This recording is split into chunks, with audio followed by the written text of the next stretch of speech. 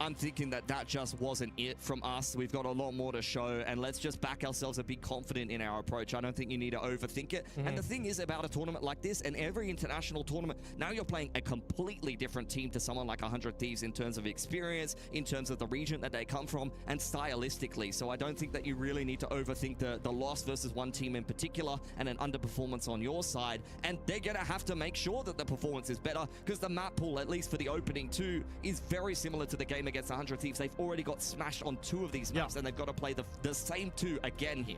Admiral, I wanted to ask you a little bit about agents. If we're going to kind of welcome in some new viewers, who has been the most important or most impactful agent? Who is the big ultimate to look out for? And of course, is it an operator or double duelist run meta? What are we looking at currently in Valorant? Yeah, I'm going to talk about EDG right now. Kung, the star player of that team, on his jet, on that operator. That's something that A-Stream Broadcast want to see a lot more. He opened up with that on the very first map, but then decided to play Chamber for the next 2 maps in the match against BBL, and kind of fell flat. I don't know if that's because of the agent pick necessarily, but certainly he had a lot more impact on that first map from the jet. So A-Stream wanted to see more jet. I want to see more jet from Kung today as well.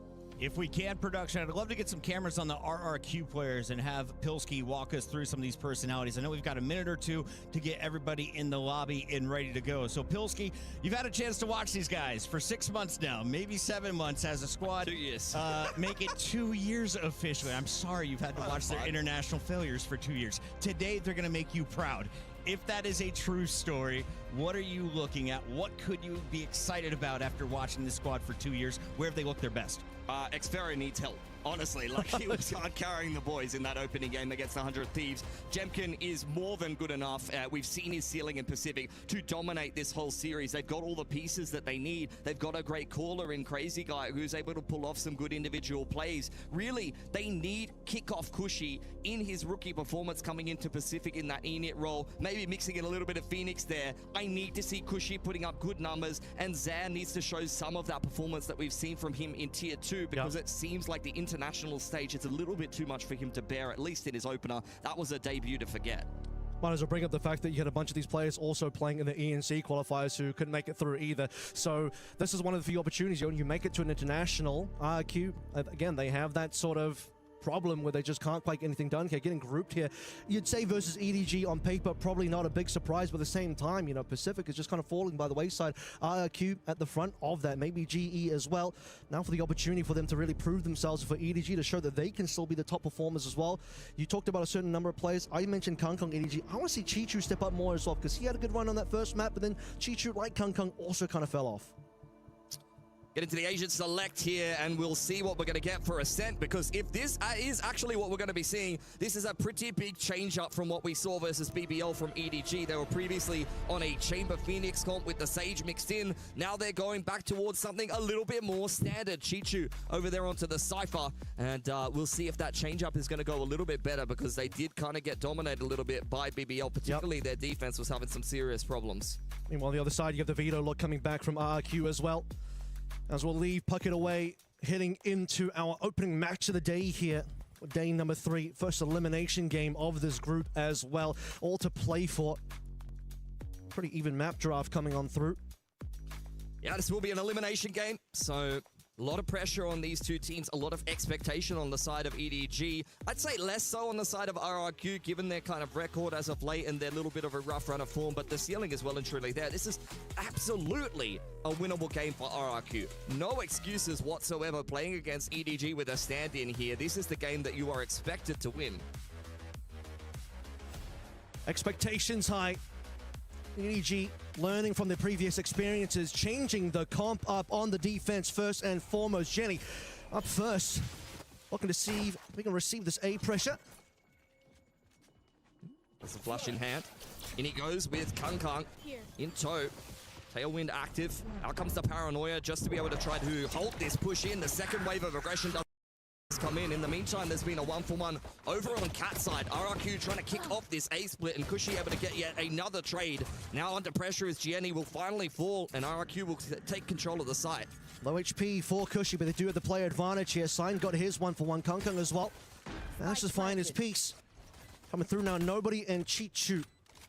Potential for 2 angled entry here. Sage will already blocking up a decent chunk of that Cat. Means that nobody and Chichu will now need to work together through the smoke. Zan up first in the corner. Let's see if it ends up being cleared or not. Plenty of players to swing off the back of Zan and RRQ. Good shock dart that will do a plentiful amount of damage, and now I believe Zan has actually been spotted. Chichu on a crazy guy. Zan falls, and Chichu will get the clean required as the last player remaining for this opening pistol. Oh, just a one-dimensional retake coming in. You can still see the Sage Wall on Heaven. RRQ with a player advantage, knowing exactly where EDG are coming from, but still can't manage to calibrate enough peaks to be able to take advantage of the fact that they were up in numbers. That is going to be a little bit disappointing there for an RRQ that would have felt like after the trade coming through from the catwalk split and the pretty nice post-plant positioning that they were setting up there should have gotten them the pistol round. But Chichu over here on the Cypher doing quite well for himself and putting EDG on the front foot here on the defense, which they struggled on, at least with their old comp, going up against BBL. It's a lot of work done from nobody there as well. Had the util to just flush out Zan and the remaining members. Big push coming through from A once more. Jenny just gonna walk on inside, and Jenny will take him all down. Shooting gallery for these players, the Bulldog and the Spectre. Just PhFerz now traveling through mid. He's gonna get hunted down, no issues. EDG gonna handle this anti-eco. Looking clean for them. And see if PhFerz is able to really get any damage done here. Does potentially catch nobody off guard for a moment, but with the classic, doesn't opt to take his opportunity. And a flawless anti-eco for EDG. A great start here to Resent, and a bit of a sigh of relief given the fact that they went 2-6 overall against BBL previously. This comp change so far. Gone a little cleaner for them. A little bit of a roll shuffle as Signed has been coming into this roster. He has been on the Phoenix already. Now he's switching on over to the Omen, so being quite flexible to try to fill wherever it's needed here for EDG. And it does seem like there's going to be some kind of B pressure here with the flash being prepped already by Jenny. It's kind of what you need to see coming through when you are basically the substitute here. You make it work for the rest of the team. Flash through to try and help. The first peek for nobody. We'll clear that angle, and a more slow approach as Kanka also just tucks himself away in Cat. See if Jemkin has the wherewithal to clear this one. Signed has the capability to swing as well, but not going to be able to do so at the moment. Possible crossfire setup here. That's a decent paranoia that will be able to help EDG, but no responsive kills. Signed going to TP away. That's where Jemkin does his best work. Just taking his time, clearing out all the angles, taking the tools at his own pace, and now RRQ going to pick up theirs as they wall off top middle and start to pick up pace into the B site. Diving in is Chichu and nobody, but they're not quite comfortable just yet. Under a lot of pressure, rotations coming in from Signed and Jenny. Nobody up first. It's actually going to be the left side downstairs. Jenny for two so far, and he's tripling up. Nobody 1v2. Still on the site, still alive. Got a good gun in hand, but Cushy's got a better one in terms of his shots. Bounce back, RRQ. Good opening pick. Pretty no-nonsense stuff. Just putting pressure on Catwalk and pivoting straight into the mid to B. Worked a treat for them, but I don't think EDG is going to be too unhappy given how much damage they were able to do. Jenny in particular, underarm flash through spawn side and gets to work with the Spectre. Now both teams a little bit lower on cash as we head into a round 4 reset. Operator already out here for Kung. Yeah, that's going to be massive. You have Jenny also quite close to ultimate Sign to follow through. Cushy already on the Hunter's Fury, so should be quite bloody round 4 coming on in. No one will be walking into Kung's line of sight to start with. And an early Hunter's Fury that will just be ripped straight away.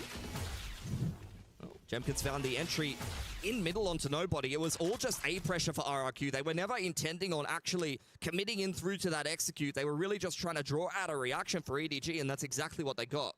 Just leaving the util onto B for the time being. Happy to play retake there. Kung fills the hole in mid. No one will be crossing that moment.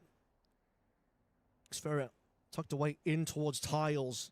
Now the patience for RRQ. For both sides. RRQ know that they have the numbers advantage. They're anticipating that EDG will get aggressive somewhere. You could see double flashes on Gianni. They've got the paranoia on Sign. All of the pieces of utility you would make a mid-round play with are available to EDG, but they're choosing to just hold in this 4-on-5 and hope that the operator can find some success. Well, this is where they're going to start burning away on the Cypher utility. Kung's already going to be repositioned. The one-way has been popped. Time starts to run low here. You see the spike is on the A side of the map, so that is going to be where the exit will be. Or the finish. And a late smoke could cause some problems. Drone out. I mean, you got to commit now. 30 seconds left to play through. A well-timed paranoia as well. Crazy guy wants to just boost up the team with the wall. but they're not getting in on the site just yet. They need to walk through Cat or somewhere, but things are just looking so difficult. Finally, Cushy onto Sign as we roll through. It's all RRQ so far. One in response, and Kong by his lonesome. He doesn't have a lot of money. What else can he do here? Nah, he's just going to save the AWP. That's a really, really well-constructed split there from RRQ. Taking their time, baiting out those last couple of pieces of utility from EDG. Wall up over the dark cover in A main. Trying to punish the flood in from Heaven's side if it was going to be coming in. And RRQ giving time for both PhFerz and Jemkin to make their way up catwalk and trade out effectively. It's meeting up those two arms of the push. Much better start here for RRQ. Looking like they're much more in control of this game of Ascent compared to the game that they had over against the 100 Thieves. I don't feel like they really had necessarily a good feel for the timing and the mid-rounding that 100 Thieves were showcasing in that particular map of Ascent. But here against EDG, it actually feels like they're much more familiar with the timings and what EDG want to be kind of piloting with this comp. Maybe it's just compositionally something that they're aware of, because let's not forget, EDG have completely changed their approach coming into this particular map. It's a completely different comp to what they played against BBL just the other day. So credit to RRQ. It looks like they're much more kind of switched on today, kicking off this attacking side. Credit to the players coming through from short as well. Really setting up RRQ for success, because time was certainly running out and that could have gone much more poorly. I don't believe Kong actually fired a shot either, or he may have, but I don't think he has actually shown operator. Which gives him another opportunity here. Post up on A, but back over towards mid is where RRQ want to play. I mean, they have smoked off mid, so it is likely they suspect it. GG. We'll get a little bit of an action here. RRQ all walking up inside of the dark cover. At least goes 1 for 1. Jemkin going down. Jenny picking out market. This is going decently for EDG, has to be said. Nobody trying to get out of dodge. It's a nice off-angle timing onto Cushy, and self-sufficiently, he has shut down this round for RRQ. Drone pushes Sign straight into the paranoia, or PhFerz rather, and the spam through the wall will get it done. That is a very nice look for EDG, and a great follow-up given how the last round went. Yeah, completely trapped them in over towards mid there.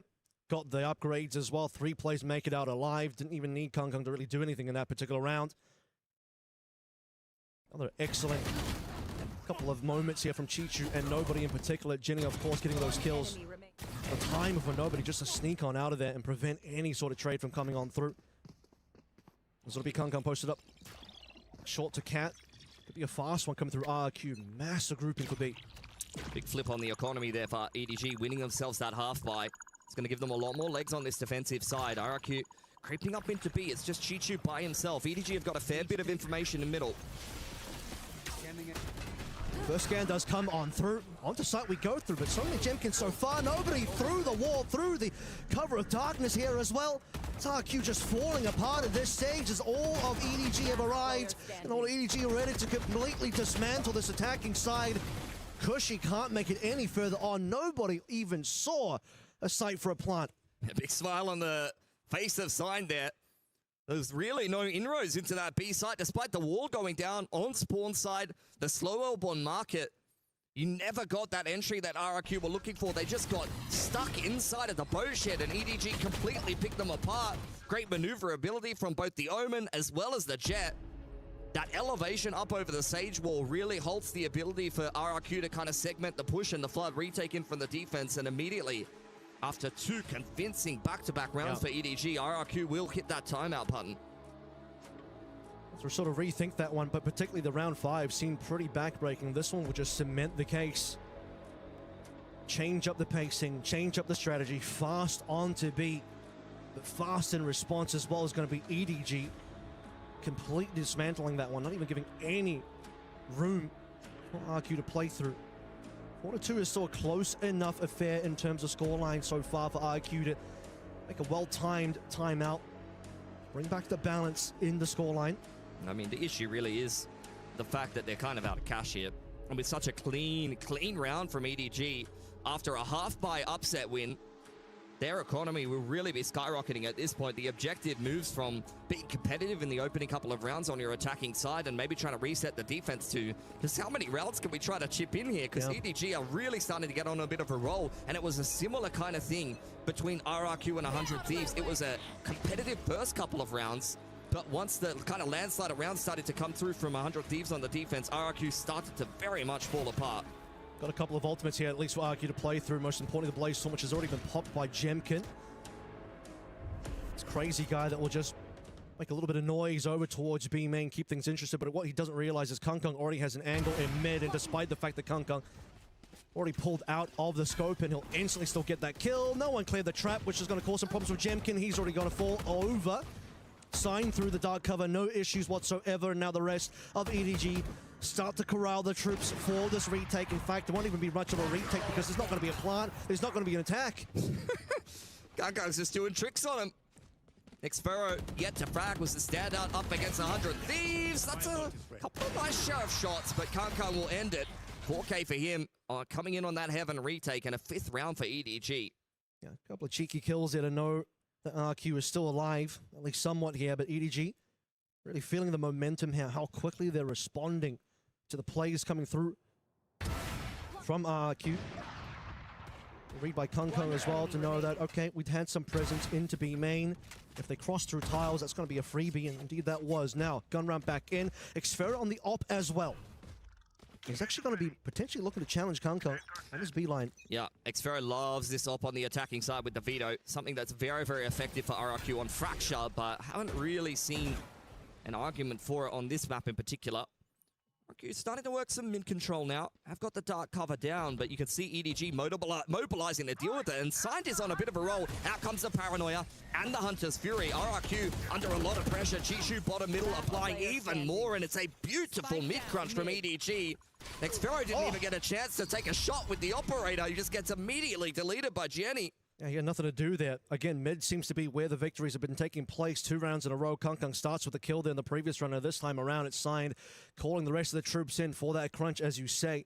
As 4 players instantly melt from RQ's side, and the economy issues will now continue. They barely managed to scrape it together a buy, including a very expensive operator that now falls onto the floor. Oh, this is just looking like really rough time here for RRQ at EWC. This is the 3rd map in a row I've watched for them where they just have not been particularly competitive. Need to wake up sooner rather than later, because EDG is definitely smelling blood in the water. Kung on the front foot here, dash active. Waiting for the contact, and again it's an opener here for EDG. And no response either. Cloudburst is nice, and Kung will double up. It's going to be spike information gained here as well. The Interceptor does nothing up against the shots from Kung ringing on through. And just a 3rd one out there to remind RRQ of just exactly what they'll be walking into, as the drone will spot the rest of the players. Paranoia does come on through to force EDG to respect this push potentially a little bit. Reminder, there's no real guns coming on through. Crazy Guy won't even bother popping his ultimate. It seems like PhFerz is happy to just play through this as well. Could be wrong here. Does Crazy Guy actually want to play through or not? Zan's down. Numbers looking terrible. PhFerz is making it competitive. Yeah, I mean, EDG had them pinned in on tile side, to be honest there. I was surprised that RRQ were even able to exit. Wall across, just to be able to cross to Catwalk. Ooh, we've got the Evolution active here for PhFerz. Could this be a big round from the Sentinel of RRQ? Deals with that trip nicely, and the plant goes down. Kung wow, with the blades punished. A little bit overconfident. This is definitely winnable now. It's a 2v2. Crazy Guy low HP, though. Doesn't have the... Well, he has the race, but he can't use because he's down. 1 versus 2. He's evolved, but unfortunately, this is where the timeline ends with Darwin. Chichu up for 3 this round. Got a little interesting in the middle there when a couple of kills came through from PhFerz. 2 players you see dead in tiles from EDG, but aside from that, EDG still in control. 7 found this half. They've officially actually won this half now. Let's just see what kind of recovery RRQ will have, if any. I don't think EDG are too swayed by that. You still see smiles on their faces. They know, okay, we overcooked a little bit, but we still won the round, and there's still plenty of cash here on the defense. I don't think they're going to be slowing down this aggression.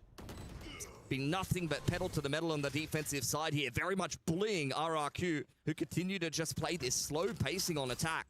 Well, they tried fast as well, and the fast didn't work out for them either, I'm afraid. So, slow or quick, EDG's had their number. And Kung as well, starting to get away with this multiple times in a row. See the respect. All the smoke immediately onto Cat. Checking over towards mid as well. But they've left behind Sign here, who's been performing pretty well so far, and he has the potential to time his way into mid. And Null Command has been popped pretty quick here from Jenny. Sign peppering away towards tiles. There's the opener that they were looking for. Jemkin finally winning an opening duel. And on to Kung. That's going to be big impact for RRQ as they look to try to open up the map. But EDG mobilizing here in the mid-round. Not confused about that Null Command. It's gone now. Nobody is aware of utility being spent over in mid in Pizza. Now confirming that with the fact that xFerz had to shoot the dart as they see each other as well. As time starts to run on out, he'll TP back over towards B main, and now for the execute. See if they can make it through this one. Smoke will cut off EDG for the time being, and the wall as well into spawn. So this is going to be one of the first few plants that EDG will manage, or rather RRQ will manage to have. Yeah, that's the clean execution that they were looking for on the B execute, quite honestly. Going to take EDG a while to be able to actually maneuver themselves into front side. You can see the paranoia at the ready here for Zan. xFerz hanging around in B main, could be a thorn in their side late as they come on in. Hunter's Fury is going to start to make them uncomfortable. Jemkin taking advantage of that.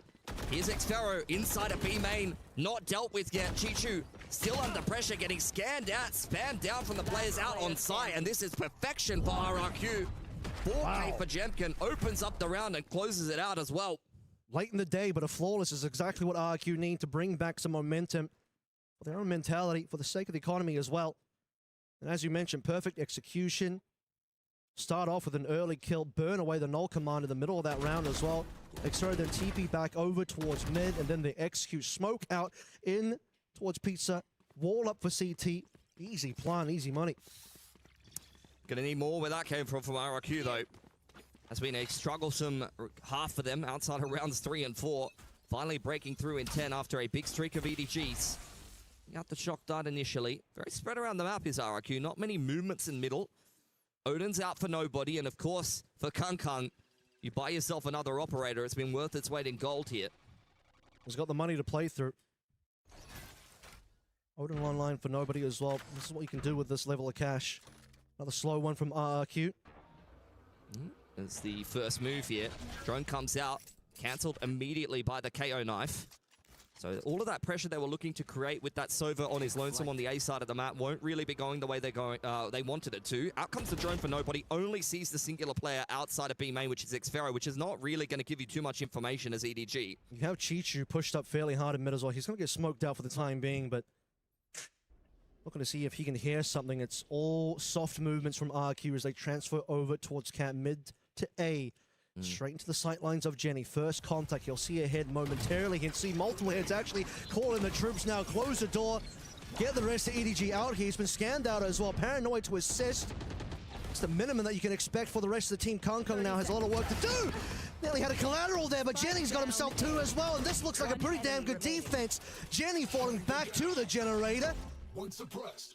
And the last player for xFerz caught out by the KO knife, and so little he can do here up against 3. 10 seconds, he's cooked. Quite honestly, playing for exits. 10 seconds left. Maybe a few more points towards his ultimate here, but with only 5 seconds, no time to plant. Jenny, battered and bruised on the backside of Jen, is probably the only player he's going to be able to take here with him here. And the plant, looking to just bait out an additional peek, but maybe not what he bargained for. Kung will take the weapon out of his hands, and EDG, yet another beautiful round off the back of just defending RRQ before they can even get into the post. And Jenny saw everything. He saw multiple players in the cross, instantly pops his fragment, and then walks on out of there, has support from the rest of the players. I thought Kung was going to hit a collat there, but Jenny does absolutely nothing. Then the final kill on xFerz, just to keep the economy of RRQ a little honest here. Let's see how honest it looks. Looks there's some ultimates in there, so a full buy, which is nice. Yep. Sage Rez is probably the one that you keep an eye on. Might want to try to throw a body at this round early on and see if you can potentially just trade out off the back of that. Nishigutiel opening this one up, and pressure will be on Sign playing from Wine. Jenny close by though, but not close enough to really do anything about it for the time being. You can't drone from the same spot again, honestly, after seeing the fragment. Oh, it's a big swing. And now, a lot of work to do here to get the rest of the players in. Nobody hasn't been flashed out. That's a good flash on the opposite side, though. Just rips apart 2 plays, but one will get raised back in. Keeping numbers good for RQ. 4 versus 2 here. Kung still with the operator. Has to slowly clear his way through. Dash up and ready to go, but he just wants to play, and he can't. Sam takes him down. Now Chichu might just have a little bit too much here. 8-4 RRQ. You'll say that this is a reasonable minor comeback in the first half, as we do, in fact, end this first half. Yeah, Jemkin, couple of multi-frags on the Jet. That is the difference maker here for RRQ, who's a little bit too quiet, a little bit too average against 100 Thieves. Not a poor performance, but it never is for Jemkin. You know, his bad game is probably just going dead even. But But you saw what level of impact he can bring on that attacking side in that half alone. A 3K and a 4K in 2 rounds that were picked up by RRQ. He's been good for at least half of them there on their attacking side. A strong showing from EDG as we expected. And importantly as well, just because I know he will be the player that many will look at in terms of his own personal performance. But when you are the sub coming in, when you are the coach sub as well, eyes will be on you if the team performs poorly, but honestly, his stat line and his impact in this game was honestly quite high for Sign. I've been telling everybody, like, you know, most people who have an assistant coach coming in, you'd be really asking some questions. Like, honestly, this guy's not going to do anything. But Sign has plenty of playing experience. I've seen him play very well against some of the best teams in the world in scrims over at boot camps and things like that. Actual scrim god. Yeah, bit of a scrim god sometimes. So, you know, I know mechanically he can hang with the best. It's just really a case of whether he's able to do that at the highest level of competition in an official. Pilly told me Sign made PhFerz cry in scrims. I will not confirm that. He has played pretty good. And I'm a big believer in Sign. I think he's been a pretty solid player for quite a while. And clearly EDG have seen some value, at least in his read on the game. But even in the server, not doing too well for himself. I mean, Smoggy is, of course, irreplaceable, but I think, you know, just chucking Signed in there and seeing what he can get done. I don't think he's underwhelmed for EDG. Yep. Even in their loss, he wasn't necessarily the poorest performer, and he's had to play a bunch of different roles. They've been chucking him on the bloody Phoenix like he's not a duelist player. Yeah. He flexed a little bit for me when he was on Dire Wars. He's mostly Enit, but he's mostly been an info Enit player and then flexing into like a bit of Viper, you know, a bit of controller. So he is that patented flex player. Here he needs to just flex to allow the rest of EDG to play what they're comfortable on, what they're going to be good on. When speaking of that, Kung has certainly shown that 9 and 5, plenty of operator kills as well, completely dominating on that weapon as we have the swap sides here. EDG on the attack side, RRQ still looking to really pick themselves up some rounds to close the gap. Yeah, double cloudburst and some armor here. Kung definitely wants to be the player to be able to create space on the entry for EDG. Crazy guy on the line, spotting out this push. The wall is a little late. Kung's in front of it. And that's a nice entry for EDG. xFerz now under pressure, pushed out by the dart. That is a nightmare scenario for RRQ. Just 2 for nothing there. You beat the timing on the wall as well if you're Kung, and now the plant comes on through easily. Kung already made his way in towards heaven. RRQ honestly have no idea, and as nobody falls, the information goes over. It's going to be Tree. They've at least got the single scan here, which is going to be interesting, but Kung with a massive backstab. Not ready for that one. Jepkin, and he'll be cleaned up by Kung as well. Yet another 4K from the highlight machine straight out of China. And I'd love to make some excuses for RRQ guys being from Pacific. I really would. But I watched Crazy Guy have someone in the 100 Thieves game contact up Cat when he was holding the wall out and try to shoot him on an eco, and that's happened exactly the same way here in the very next game. At some point, you have to hold your hands up and start to scratch your head a little bit and go, that's not ideal. We really need to tighten that up a bit. Cushy likes to get his drones deleted by the KO knives as well, so we've been there, done that for RRQ, unfortunately. Do be crazy out there for Crazy Guy. Kung is already working his way up to a nice and early Blade Storm. Would love to find a pick here, and he's got it. xFerz, goodbye. Drone into B main to follow up. Slow orb in reply here for Crazy Guy, who swings out, trying to, you know, bark as loud as he can. Down he goes to Kung, who continues to get closer and closer to his knives, and I imagine they'll probably even just give him the plant here. Allow him to enter. If he dies, there'll be knives. No one hiding behind boxes. No one in boats either. Straight through. He's going to go straight in towards spawn again, just playing in the location that RRQ are not going to be ready for. Not much to do here for RRQ. Got to once again try to dig themselves out of a poor situation. They've had really, really rough starts in both of these games here at EWC. And there's the Spectres running havoc. Off angle for Jemkin, will be backed here by Zan, but I don't even know if they're going to get a single kill. A couple of armors broken, but a flawless anti-eco for EDG. Expected Jemkin to maybe at least get that one out of Jenny, but not going to be the case. Here we are. You cannot pick a set into 2 teams at an international and get rolled both times. Like, it just can't. I think for it's RRQ, just not going to go well for you. They saw EDG lose Ascent. They kind of feel like maybe we did better in our Ascent game than they did, and also EDG typically don't play this map that often in terms of their bans. Well, they figured out that EDG just needed to make a bit of an adjustment to their lineup here. Suddenly we're off to the races. As someone once said, it's Kung Kong's world and we're just living in it. RRQ is certainly feeling the results of that. First gun round for them, though, and it's not a particularly threatening-looking bonus on the side of EDG. I guess the Blade Storm is probably something you're concerned about. The single rifle on side. Here's the wall inside of B main. Nobody knows that crazy guy may be playing on top of that, but EDG starting to chip away now. Door closed. Is she feeling the pressure here? No quick TP available for PhFerz as well to get onto that side of the map. And that side being B is where this is likely to end with the shift over of the spike. Look how far back Cushy is playing as well. Yeah, it's retake. He's holding his dart and his drone to try to spam them as they come on in. We've seen this sack-heavy playstyle for RRQ against 100 Thieves not go well for them. Jemkin's been dropped off on Wine. Rotation's coming across from Crazy Guy, but really they're just trying to look to pick the numbers here of EDG as they make their way up middle and the chokehold is activated. Okay, well that's going to be the first little bit of information here, but like you said, they're just going to play for the retake most likely. Smoked out is going to be CT, which means no further impact here. Nobody on site, no issues for EDG in the last moments to try and get this plant in, which they will do. And even through the smoke here, Crazy Guy's just going to fall off. Trying to get that spam kill off the back of the drone. Chichu, where are you off to, mate? I cannot believe that he's picked up that pick onto PhFerz. Jemkin and Nobody going 1-for-1 in the meantime. It's a two-man advantage here for EDG, who is looking to run away with the bonus and the rest of Ascent with it. Once this round is done, you feel like RRQ's run on this map is also going to be done. Cushy dropping off on 9 HP. They just have to save the weapons here. It's their first gun round of the half. Got to do what they can to maintain some available economy, but for EDG, just too easy. They walked into essentially a free site. Yeah. And then Chichu with the wherewithal, the insane confidence and ego to just walk into market. He gets a kill as well. Jemkin looking for some exits, but I don't think he's going to be given any. Remember, guys, EDG walk into this bonus round with 1 rifle, and they walk out with 4. The amount of economy that they're going to have on this attacking side when they're up 11-4 is going to be ridiculous.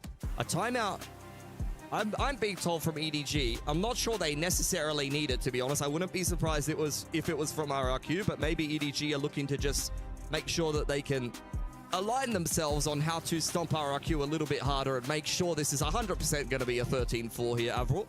Yeah, just the last few rounds here, and obviously a somewhat broken economy in the sense that 3 players from RRQ will come in with pistols, 2 with the saved rifles. Dismantling that one will be part of the conversation here for EDG to lock in the rest of this half. And once those guns are gone, I'm struggling to see where RRQ can even find rounds here. I couldn't tell you, mate. I know Jemkin has a Vandal, and that's usually good for a round or 2. Honestly, a hero Vandal on one of Pacific's very best duelists could be a recipe for success. The problem is I feel like everybody on EDG is playing just as good as Jemkin right now, and Jemkin does not have as much help.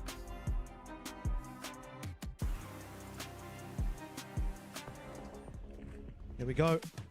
2 more rounds there for EDG. Plenty of time for them to discuss how they can keep this half flawless. They've already got the first 3. And that will be a blowout 13-4 victory if this goes the way we think it might just, but there's a little bit of a buy up here. In fact, it's going to be a 0 out in the economy. But RRQ, they'll go all in on this round. They want to make sure EDG are kept well and far away from that 12 as long as possible. I mean, they just have to get some rounds at the end of the day. KO Knife will scan the fact that Sage is over towards B main. They know the Sova's at market. Is she well aware that this is a slower looking default from EDG so far? Double setup on Catwalk. This is where RRQ really want to contest EDG, but they can't overcook this one. Kang is primed. Backed up by Jenny as well, and you see the Signed is still in top mid. Trying to make his way down Cat. Looking like mid to A for the time being, but they'll eventually be walking into this double setup here. And it's Jemkin up first. You said he'd always be good with the hero rifle. Well, he's got a little bit of help with PhFerz on the sidelines. He'll be able to make his way out of there, but still flashed up. Jenny doesn't know where he is, though. Jenny goes down here. Chichu and Nobly still sharp there on site. And, well, just the two of those players holding it strong, anchoring on B. It's enough. I mean, that's the perfect setup for RRQ, quite honestly. And that's exactly how you would want that round to go. Jemkin takes first contact. PhFerz has it covered.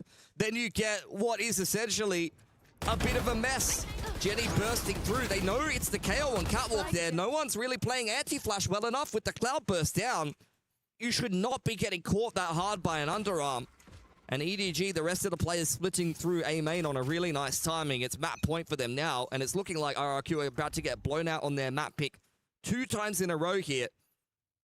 Most likely on their way out of EWC. They don't have a lot of maps to play through to survive in EWC. That's certainly going to be the case. Tell you what, RRQ at least got 10 rounds on this map against 100 Thieves. But up against EDG, it's looking a lot less than that. At least the first opening shot from Crazy Guy with this Guardian of the Kung is pretty damn nice. What else can be delivered here? Is it's going to be a bit of a slowdown. EDG still want to walk on in, and here we go. Jemkin over from Market alongside Crazy Guy in lane. That's what you want to see. Okay, it's not over yet. You can't force your way through a literal brick wall. You know, figuratively sometimes, but the Sage Wall is down there. And Jemkin, I mean, he's built like one, let's be honest. Big 3K for him on the jet. And, yeah. Every time that EDG has gone into the arms of Jemkin, he's at least had some impact, if not 1 rounds. I think, well, RRQ's got 5 rounds now. 3 of those are Jemkin. Multi-frags on the attacking side, and a multi-frag between him and Crazy Guy there to shut down the B plate. Looked competitive in the first 4 rounds, but RRQ slowly trying to find a little something here, build back some confidence in this map. As mentioned, though, likely to still move over with a 1-map loss. Jemkin wants to walk up and just through. The shot's found by nobody. He disappears. The Sage is on the other side of the map. You can't get the res going, but PhFerz trading things nicely. Neural Theft did come out just before Chichu went down there. Very tentative here. Kung waiting for an opportunity. TP away from PhFerz. Hold on. Kung might have found a gap here, and Zan's gone down to the Hunter's Fury. A is completely open. RRQ looking for the res, but Kung's already on the flank. Yeah, I mean, Zan he gets scanned by the Neural Theft, obviously, and he stays there, gets killed by the Hunter's Fury, and now Sign just traveling his way through into spawn. Kung still catching stragglers on their way out from B. At least Crazy Guy and Cushy are going to keep things competitive numbers. 2 versus 2. Pretty split as well. If you look at the minimap, everyone's in separate locations. Could be a couple of different isolated 1v1s here, and that one is going to be found by nobody into Cushy. Well, onto Crazy Guy. Has to put together a heroic 1-on-2. Open plant for EDG. Complete 180 crossfire between Heaven and A main. Even for the Beast to the east, I don't think that this is going to be good enough. Out comes the dart, scanned out. Gianni peaks on the perfect timing, and it's a stomp from EDG to open up this series. One cheeky little round at the end there for RRQ to keep things interesting, but otherwise we're back to scheduled business here. Back to scheduled programming for EDG. High expectations for this team, and they meet it on map 1. Couldn't agree with you more. Honestly, I'm just waiting for Puckett to get involved in the conversation. He's my favorite guy. Yeah. And honestly, I think I'm a little bit disappointed. I know you're a big EDG fan, though, Puckett, so you got a great smile on your face. Yes, I was a big fan of what we saw early on in this one. Is Kankan the best player on this team right now, or is he the best player in the lobby, or are you giving it to Jemkin? He's basically the protagonist of Valorant at this stage. Yeah. So Kung is like the guy. He is Mr. Valorant. He's John Valorant, I'm pretty sure. He could drop sick bars as well. If you haven't heard his rap songs, you should look him up. Are we going to play it during the break?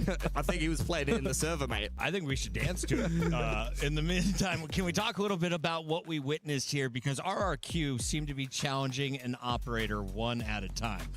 Is this a lack of coordination? Is this like a little bit of panic? Why are these entries not so clean? Because the attacks look like you said they're running into a brick wall at times. I mean, honestly, that was EDG in that round. That was EDG towards the end, but yeah. What I'm saying, what I feel is it's not just one player for EDG. Like, all 5 of them performed better. I think they were a more cohesive team. I think the macro is better. I feel like a broken record because I think I said the same thing about 100 Thieves versus RRQ. I feel like RRQ has just run into a team that's playing much better than them. Just different level. They're just not on the right level here for this international. They're not playing at the same standard that we see over in Pacific. We've seen fast plays come through from RRQ. We've seen slow ones. Both of them get dismantled pretty quickly by Sign and the rest of EDG, as we saw in that replay there and that highlight there. By the way, Sign had, I think, 4-1 in first blood, so it's not even just Kung opening up early, who himself had a 4-4 first blood, first deaths. So a lot of these EDG guys finding early value. Kung even on the Marshall round, who saw as well from Tiles, 3 for nothing.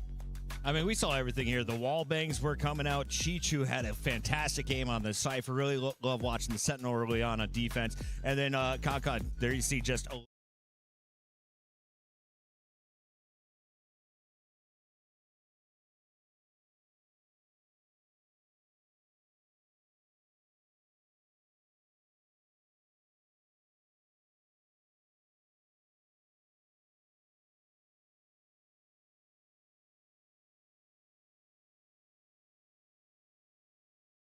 highlight what we saw on the other side. For Edward, you're playing with an assistant coach. How strong are they out of 10, Avril, and are they getting better from day one to now? Right now, in this particular game, they're looking at an easy at least 8 to 9 out of 10. Basically firing on all cylinders. Essentially didn't really let any rounds get away from them. Even taking attack timeout, if we're correct on that call, towards the end when they were 11 rounds, only 2 more required. Not usually a position you would take a timeout, but they're saying, let's just clean this one up. We've got 2 more to play through. Talk a little bit about how we're going to get those last 2. Got them pretty damn easy, despite dropping that one kind of funny round where you talked about them just rushing on the A and getting cleaned up. Yeah, sometimes you just don't get the right execution, you know, especially when you're so far ahead. You throw away a silly one, but you still put the pieces together. Let's be honest, that was so far ahead, it was only a matter of time. One other player to call out before we go to break. Jenny, of course, back on this roster for EDG. He's been off. He's now back in the starting lineup. He played a KO. It was only the second KO appearance we've had at all here in 2026 for EWC. Where else will we see a KO? And if not the next map of Breeze, what do you flex onto for other agents for him? Probably the next map of Breeze. Honestly, like maybe not this next map, but in general on Breeze, KO a very, very popular choice. A lot of people are playing Harbor KO. I'm pretty sure I saw EDG playing Harbor KO, but I got to double fact check myself there before we go into the next map. So yeah, I think KO, very solid agent right now, and the rest of EDG playing around it quite well. If not, it's all been Sovas and, of course, Fades. In the meantime, we're going to a break. I'm told when we come back, it is game 2, hopefully of 3, to kick things off. It's our elimination day here at EWC.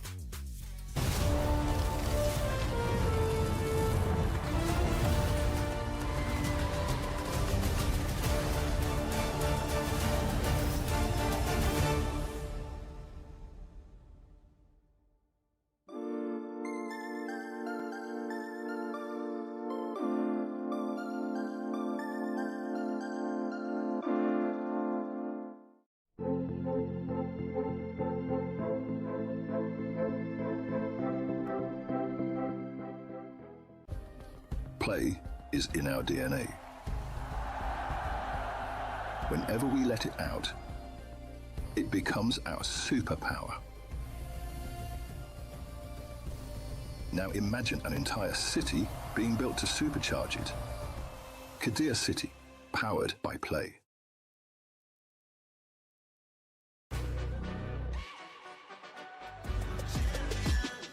This ain't no regular thing. Came for the ring, you know what I mean.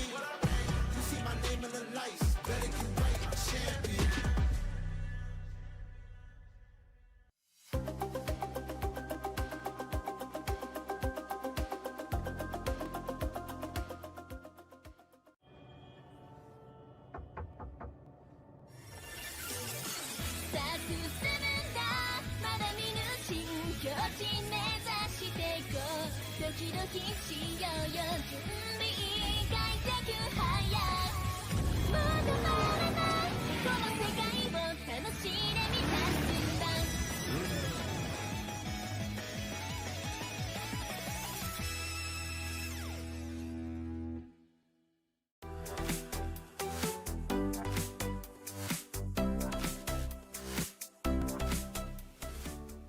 The human body was built to move. Not trapped at a desk in one singular posture for 12 hours a day. It's time your chair evolved. This is Secret Lab Titan Evo. ergonomically engineered for you. Gamers, hybrid workers, artists, backing your every move. Hello everybody, I am joined by Jemkin from RRQ, and today we're going to be having a little bit of a look around Summit, of course the new map. Have you had time to play it much? Because I know most people so far haven't played too much of the I map. played a bit. I got it in ranked mostly, but maybe like 3-4 times. Okay. So pretty decent, I would say. Did you win? I think I won 3 games out of 4, so Okay. pretty good win rate. Mostly what I see people do is they try to take mid on attack as fast as possible, and they like to do splits with causing the door. Because it's quite easy. If you have B main on here, I think you win the round. Actually, on this map, there's so many angles that like normal flashes. You can't really flash everything, but Reyna kind of fixed it. You have 2 big flashes that you can like just throw very high. So it's kind of good. It's funny you brought up Reyna, Yeah. because there's someone else who also brought up Reyna, which was something. He's going to try and convince Alex to let him play it. What about on defense? Where do you think that you'd best set up? Is it an operator map? You bought it before I even finished the question. Okay, it's an operator map. I think like almost every map is operator map. You kind of need it on defense because for enemies, if they know you have operator, it's quite annoying because there's always like not enough util for you. Most of the time you have chance to shoot with an operator, so it's quite good. A few people so far have been picking TP agents. Vito came up, Yeah, Vito. Chamber came up. I'm curious about Yoru, because I feel like on maps like Ascent, where you kind of have those fallback positions, people have been trying it. What do you think? Do you think that, because as you said, there's a lot of angles. Do you think maybe there's places you go, okay, I get aggro here, I TP back, I TP back? I think it depends. Before the the best Euro maps where you can put like cross map TPs, where you have the cross map lineups. I mean, now it's obviously harder because they make it like 15 seconds. So I'm not sure. I don't know if one flash is going to be enough. Right now, it might be a bit hard. If you want to choose something with flashes, actually I would try Reyna. I think it's quite decent on this map. You can see how big is the area. Like, you just have like one flash from coming out of a main. It just kills everything for you. Because if you play Phoenix or like other agents, it's very hard. There's so many angles. 2 flashes, like, it's not enough. Okay. But the Reyna is quite good, I think. I think it's decent. Do you think this map's going to lean more towards the defense or the attack? Maybe attack side. If attackers can take mid easily, I think it's quite hard.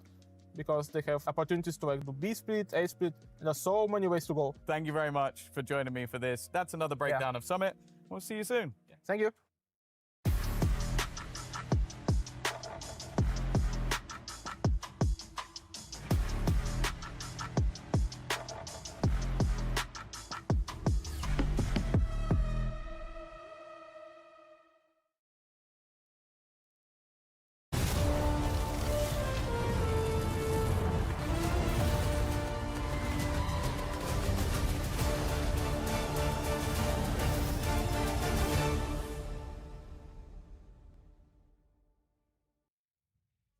Welcome back. It is Elimination Day here at EWC 2026. We start with 16 squads, but at the end of tonight, we'll be sending our first 2 home. At the end of the weekend, we'll be down to our top 8, which we'll be playing in our playoff bracket. Before we get to that, though, we got to finish our first match on the day. It is RRQ going up against EDG, and Edward Gaming just took the first map convincingly. This, unfortunately, is terrible news if you're an RRQ fan because that was your map pick. Now you're going into EDG's map pick, and you just saw the best that you can get out of Jemkin. And it's not enough to get you more than 6 rounds. So what do we do from here? We don't know. On the other side, EDG is just looking to finish as quickly as we can, right? Yeah, I mean, EDG are just outclassing them. As you would expect at an international event, this is the team that just went on a deep run in towards London. Maybe even could have beaten PhFerz at times. That was a very, very close game indeed. They were one of the favorites to win that event, and RRQ are just not playing at the caliber that's needed to be competitive here. And especially on a map like we're about to go into, like Breeze, where historically EG have done quite well on this map. They even beat PhFerz in the last showing. And, well, guess what happened on Breeze when 100 Thieves played RRQ? Was a blowout, just like what we saw in Ascent. What was the score on that? 13-1. If I remember that correct. 13-5? 13-5, sorry. We had a 13-1 yesterday. Give them a few. But yeah, 13-5, still a beatdown. And if you look at the last game, you had what, rounds 3, 4, 17 were good rounds for RRQ. There was nothing really consistent in that middle game. Can you win the pistols, though, and set yourself up for success? Is that enough on a map like Breeze? Can you roll with the economy? I mean, it will get you like 8 rounds instead of like 3 or 5, but they got to win some gun rounds and they got to have a well-rounded performance across the board. Nobody's lagging behind on EDG. No one's going to just have a poor performance. Every single player on the side of RRQ needs to step up here or they're getting cooked 2-0 out of EWC here. Yeah, my question will be for the EDG side, whether Sign is comfortable stepping into Harbor for this map, given that is what Smoggy would usually play here. Like, you wanted to know if we're going to play any more KO. That has been shown by EDG on this map plenty of times. They probably will look to go back towards that. Kunkka will stay on the jet, and that's the expectation here. Yeah.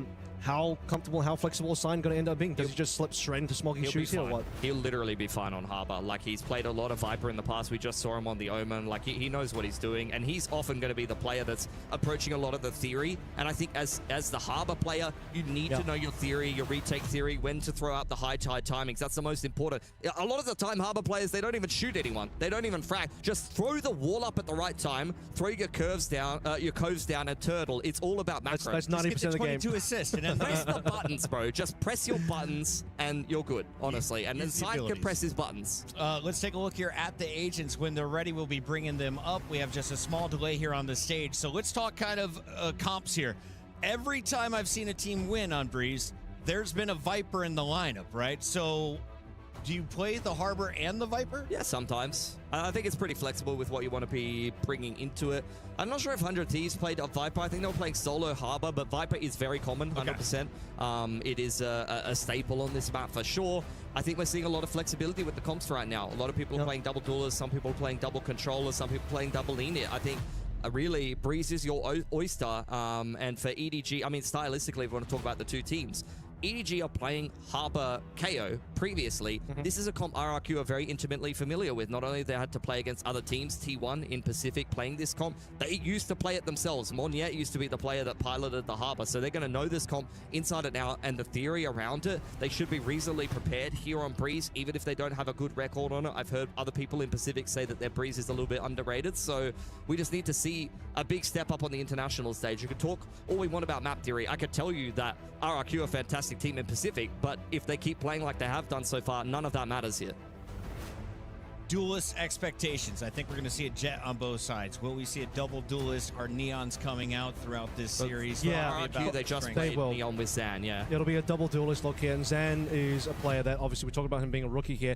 Probably, unfortunately, have to say that he had the worst performance on Ascent that we just had, so maybe a bit of a swap over towards, he's going to be the Neon, I believe, so Neon opportunity to help Jemkin out, because I think you said it already, but Jemkin needs a little bit of help out there. Neon is his specialist agent. Like, he's been playing Neon for a long time. I remember even watching Zan in Tier 2 on Icebox, they would play Neon because he was that comfortable with it. No one plays Neon on Icebox. So this is an agent that he knows very well. He kind of goes in towards that smokes role quite often as well. That should be comfortable for him. No excuses for Zan, honestly. I think it's just the pressure of the international stage getting to him. I just looked back at the stage, and EDG had 2 players yawning at the same time. One of them starting to recline, so I have a feeling this game isn't kicking off anytime soon, unfortunately. When it does, we'll be bringing you all the action as we are on 2 streams today. Reminder, we also have our Alpha stream up and running, so open up both tabs, catch all of the VALORANT action. Next week, we'll be down to just the main stream, of course, over on Alpha as we move to the STC Arena. We're backstage, though, today. They're building all around us, and as we wait for this match to kick off, let's take a moment and talk about some of the big orgs. This is, of course, going to play into the club championship for some of the teams. Is RRQ like a massive org? Do they have squads representing multiple titles, or is VALORANT their best hope to earn points? I think they do have squads in other titles. I know they have an Apex team. I'm not sure if they qualified to EWC. They have a very big presence in Southeast Asia, so maybe some of the mobile games and things like that. We've seen RRQ kind of participating in that regard. I don't think VALORANT is the only game that they necessarily need to perform in, but yeah, I'm hoping their other squads are good here, Puckett, given the position they're in. And then Edward Gaming just finished top 3, but they had their full lineup. Now you're playing with the new 5th. Yeah, on EDG, I believe we'll have plenty of teams here at the EWC. They're one of the huge orgs from China, so they should have plenty of representation. They usually play in all the big games. I'd be surprised if EDG didn't have a strong showing across the board at EWC. And reminder, if you win the tournament of your game, you are taking home 1,000 points towards your club championship. If you finish above 1,000, you're probably going to finish in the top 15. Yeah. And I think 12th place walked away with like $2 million last year. So I'll have to take a look at all of the official standings. But there is so much money being dished out. Yeah. And there are another $2 million up for grabs here in this tournament. Pilsky, for anyone who missed it, you got 30 grand for qualifying to this point, right? If you lose right now, you get 30 grand in the bank account. But you can nearly double that if you win and get just guaranteed top 9. Yeah, I mean, obviously that's great. At the end of the day, though, these teams really want to make it further. I think the storylines that prevail, RRQ, even if they walk away with 30 grand here, if they get 0-4 to open up this tournament, that's going to be an amount of money that's not really going to solve the mental deficit that's going to be caused by the fact that, again, they just haven't had a good run. I mean, RRQ, they dropped in, what, 9th, 12th last EWC, and this is looking like a very similar result if they can't pull through. So it's going to be back-to-back EWCs where RRQ kind of just get grouped, don't really have too much to show here. And for EDG, I mean, they just came 3rd in the most recent Masters. I mean, they got grouped to EWC last year as well, yeah, unfortunately. but unfortunately, they come with a little bit more strength given the recent showings. Yeah, okay, there's a bit of a lineup change, but EDG this year so far, coming off that win in top 3 in Masters, has to have a little bit more going for them. We got a little bit of time to take a look at our players, about 3 more minutes on the tech clock before we jump into this game. So kind of highlight these roles for me. If I'm coming from another game, I'm not used to Valorant, what are my obligations on the team? Let's start with the strategist. Who are the big brains, the IGLs on both sides of the stage? I mean, you got Crazy Guy on the side of RRQ, very, very experienced veteran player, was kind of coming up in the tier 2 scene, had multiple stints in Pacific. The Beast of the East, is that what I heard you call him? The Beast from the East. Beast from the East. Beast from the East. I love that. And when did he earn this tagline? Back in CS, like more than 10 years ago, playing in a tournament in like 2015 where Asia had no business doing anything, and he was trying to hard carry his team against, you know, Kenny S and Titan and some of these players back then in the day. So that's a bit of a throwback. Most players that follow Valorant probably weren't even born yet back then. Every other player in the East in Valorant's like, so I just can't get that title now. Crazy Guy just inherits it from a different game, and that Beast from the East one is just going to be gone. And Texture's like, why can't I be the Beast from the East? we saw Jemkin, there he is, and he had an excellent piece breaking down how to set up your jet on Summit. Talk to me a little bit about why you're seeing Russians so involved in the Pacific scene. You were kind of explaining to me off camera. For anyone who isn't used to the global scene of Valorant, how did Jemkin end up on this lineup? Well, some players from Russia play from East Russia, which is closer to the Japan servers, closer to Korea, so they actually came up in the Japanese scene, both Something, Jemkin. You've had some other players, Crystal as well, coming up from that scene in particular, and that's how they make their way into our wonderful Pacific region. I do think most of them go to EMEA, I think. Yeah, I mean, more Western. Yeah, the Western go to EMEA. They'll play in that region most often. And then, of course, on the other side, we've got EDG, the biggest team in China, the best squad. They came out here, qualified after stage 1. What are the expectations for them here, Avril, and thoughts on their performance so far? I don't think they expected to lose that opening round. Yeah, I think the first one's going to be hard because that's the very first game you're going to be doing without Smoggy for a bit and with an assistant coach in, trying to discover yourself a little bit more. Obviously, coming to this game, you already see the adjustments, changing the composition onto Ascent, putting players back on their comfort zone agents already. But this is the hope of China. China as a region has had some pretty mixed showings internationally. EDG has kind of been the North Star and the bright star for China. Shilai Gaming obviously has had some interesting results internationally for China as well. They've been perennially the second place team, but based on what we saw at Shilai Gaming yesterday, they might not be the ones to really do that much. All gamers, bit of a mixed bag there as well. Sometimes they might have something going for them. They obviously did beat General Mates more recently. But so far this event, they've struggled as well, so it still falls back to EDG to carry the torch. All right, looks like we may have our agent select loading up here in just a few moments. Pilsky, as we take a look, RRQ has put their smiles on. They have the vibes they need to potentially push this to a Game 3. Does Cushy go back to the solo? What's your expectation as we are loading in? It's kind of interesting to see that for me. Cushy onto the Viper. You've got Jemkin Chamber, Zan Neon as the solo duelist, XFerz playing Smokes, and Crazy Guy on Sova. That is a crazy change-up, at least in terms of the roles. But at some point, when you lose Breeze so many times in a row, you probably have to change things. And they did change their comp to double duelist coming into this tournament, and it did not work against 100 Thieves. So I think EDG, if I'm loading into Agent Select, playing the comp that I'm used to playing, and I'm seeing that my opponent has yet again done a comp swap coming into Breeze, then I'm feeling like this is going to be an easy game for me. Ladies and gentlemen around the world, lock in. We are jumping into game number 2. This is your elimination match here in Group A. On the mic, it's Avril and Pilsky. Thanks so much, Puckett. Let's get into this one. Breeze. EDG's map choice. They've already won the first map, which means it's elimination, chop and block. Back against the wall for RRQ. What can we get out of this team now? Rex, Rigum, Kion, using the full government name for this. Defensive side first. Jemkin on the chamber. Might be some early pressure coming through from the elbow, and does get a little bit of info off that knife as well. Scans 2 players straight up into the site that's been cut in half by EDG's Viper Wall. Nobody going to get the plant down, and RRQ prepping themselves for the retake, but the high tide is keeping them at bay for now.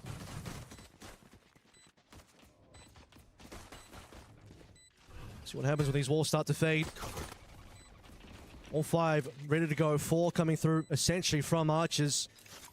Jemkin making sure no flanks will be occurring through from the elbow side of things. Zan up first. Let's see what he gets around that corner. Sees way too many players. Cushy, excuse me, 3 kills off the back of nothing.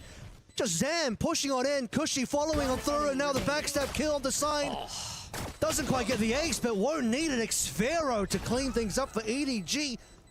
And a 3-piece from Cushy to light the server up. That's a bit more like it.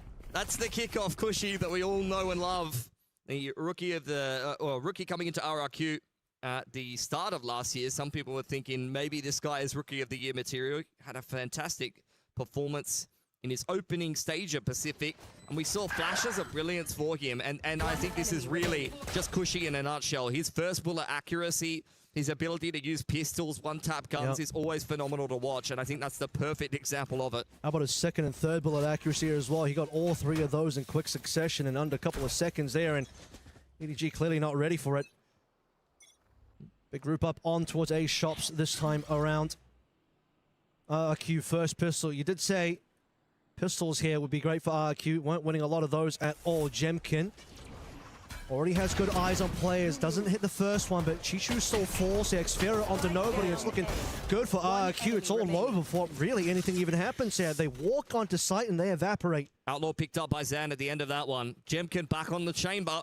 We've seen him do really good things on this agent. I think it's the perfect agent for his play style.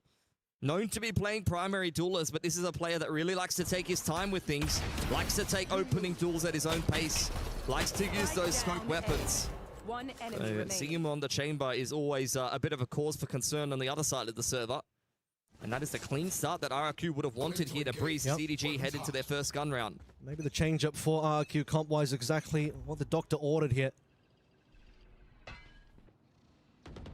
So we have Paranoia prepped and ready to go. Zan already just feels that there's players on the other side. He's going to know how. He's going to run in anyway.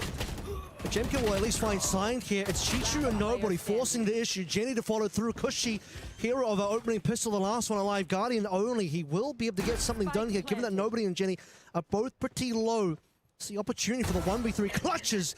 Certainly available. Positioning, though, has been revealed. Nice pick onto Jenny.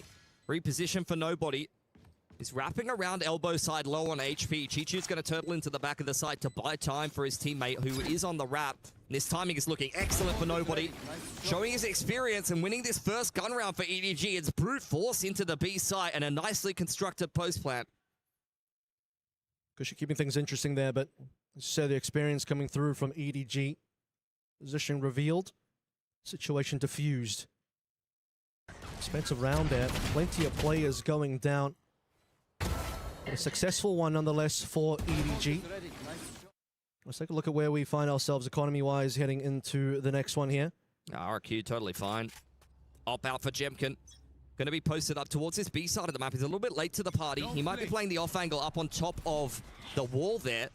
So he wants to try to get a little bit of an angle from up on high, or maybe try to take first contact here, hand in hand with Cushy to try to hold down this B pop from EDG. Deploying drone. That's going to be drone first. High tide's out. You know that's time for go for EDG. Sign leading the way here with the utility. Jemkin looking for targets. Doesn't quite connect. He's out of there at least. Cushy maybe sticking around too long. In fact, that's actually through the wall if I'm not mistaken. Just full spam from Kung. That is a bit unreasonable for RRQ trying to prep themselves for a 5-on-5 retake. Drone going forward here from Crazy Guy. Crazy Guy and the rest of the team all stacked up through archers. It's Kung that has a nice angle. He's going to cloudburst himself just to hide away for the time being. Zan popping on through, but he doesn't get the shots. falls over, but Kanga's at least traded. Crazy Guy's super low HP now with the operator in hand. Jemkin doesn't want to risk it. Both these players who end up backing on out. EDG with 4 alive, making out with the next round. They don't even need to use the Hunter's Fury. Oh my god! Oh my, yeah. That is on the other side of the wall in spawn side, by the way. The fragment to Nest catches Crazy Guy just to the bottom left of Jemkin's screen. I mean, look at that. Is disgusting, man. Not even what Jenny was looking for, but Crazy Guy gets wrecked nonetheless. And Jemkin holding on to his operator here is the only good news for RRQ. Their money is a little bit broken now. Yeah, that is a rough death to come on through from.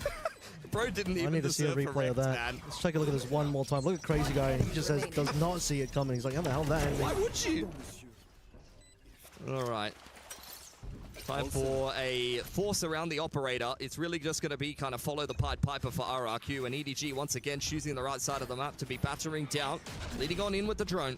Of course, if RRQ, then they want to set up the trap over towards A shop. It's just not going to be the case. That bad news delivered here is Cushy just has to play for retake. All util already flies on through. Looks we're going to come through mid. A bit of a multi-angle approach. See if Crazy Guy's flank can get something done here. Jenny will be able to be on his mark to make sure that doesn't really allow anything to occur for RRQ. Otherwise, potentially playing for exits here as well. Yeah, there's really not much they can do here. I mean, if Cushy makes it onto the site, then maybe there's a pit after plan on the cards, but with time ticking off the spike, I don't know how that's going to go for them. Oh my god, you could have put your house on Crazy Guy getting that pick. You would have lost your house. And nobody, only going 1 for 1. It's a complete cleanup for EDG. Nicely navigated in the post, but honestly, I thought RRQ was going to get a little bit more damage done. They only got 1 pick. Jenny with a jump scare there. I was like, whoa, okay, player just dropping to the left of me. Fortunately, one of those cases where you gambled over towards the wrong side of the map on A, and then suddenly it's all B again. Cushy's like, yeah, they're all here. Can only really pray for some good trades to come on through. So Operator will be the only thing still in the hands of Jemkin as a rebuy, I'm pretty sure. He just lost a bunch of money there. Game has not gone away from RRQ, but again, they're the ones that really need to be locked in for this particular map. EDG have really been conditioning B, so they're just going to contact their way into the A site. Cushy and Jemkin retake once again, as the drone and the null command going to lead the charge here for EDG. Should be a pretty easy A site after plan, and yet another 5-on-5 retake. Straight to the plant, no issues. Multiple 5-on-5 retakes. Jemkin's not happy about the fact that he just doesn't quite get... Okay, maybe not. He's not happy about the fact that he'll get Kang now. I was going to say, he's not getting these pre-entry type of kills. A couple of decent tags from nobody as well. Cushy falls, and just more falling over RRQ. They're not getting anything in response here. 2 versus 4. Now Jemkin has to start thinking about saving again. It's Vera with 1 on the way out, traded quickly by Chichu, who's on the warpath. Jemkin doing his best to hold on to the operator, secures the 2 at a 4, so we'll have one regardless of how the outcome of this peak comes through. Cheeky movements for nobody. Signed from up on high. A lot of angles to deal with here. So far, Jemkin passing the test, but that's a little bit too much for him. And nobody removing the operator from RRQ's hands. Gonna have to burn that ultimate into the next if you want access to one. They're going to have to for more than that, because you have to look at the economy being potentially broken here. It was a big buy-up coming through RRQ. And that first kill to Kankan was basically the only moment of success coming through for RRQ's entire retake scenario. Timeout. RRQ, once again, it's the same story here, unfortunately. You get a back and forth opening couple of rounds, and then it really feels like the other team starts to pick up a lot of momentum and starts winning rounds more and more effortlessly. A lot of kind of easier rounds for EDG.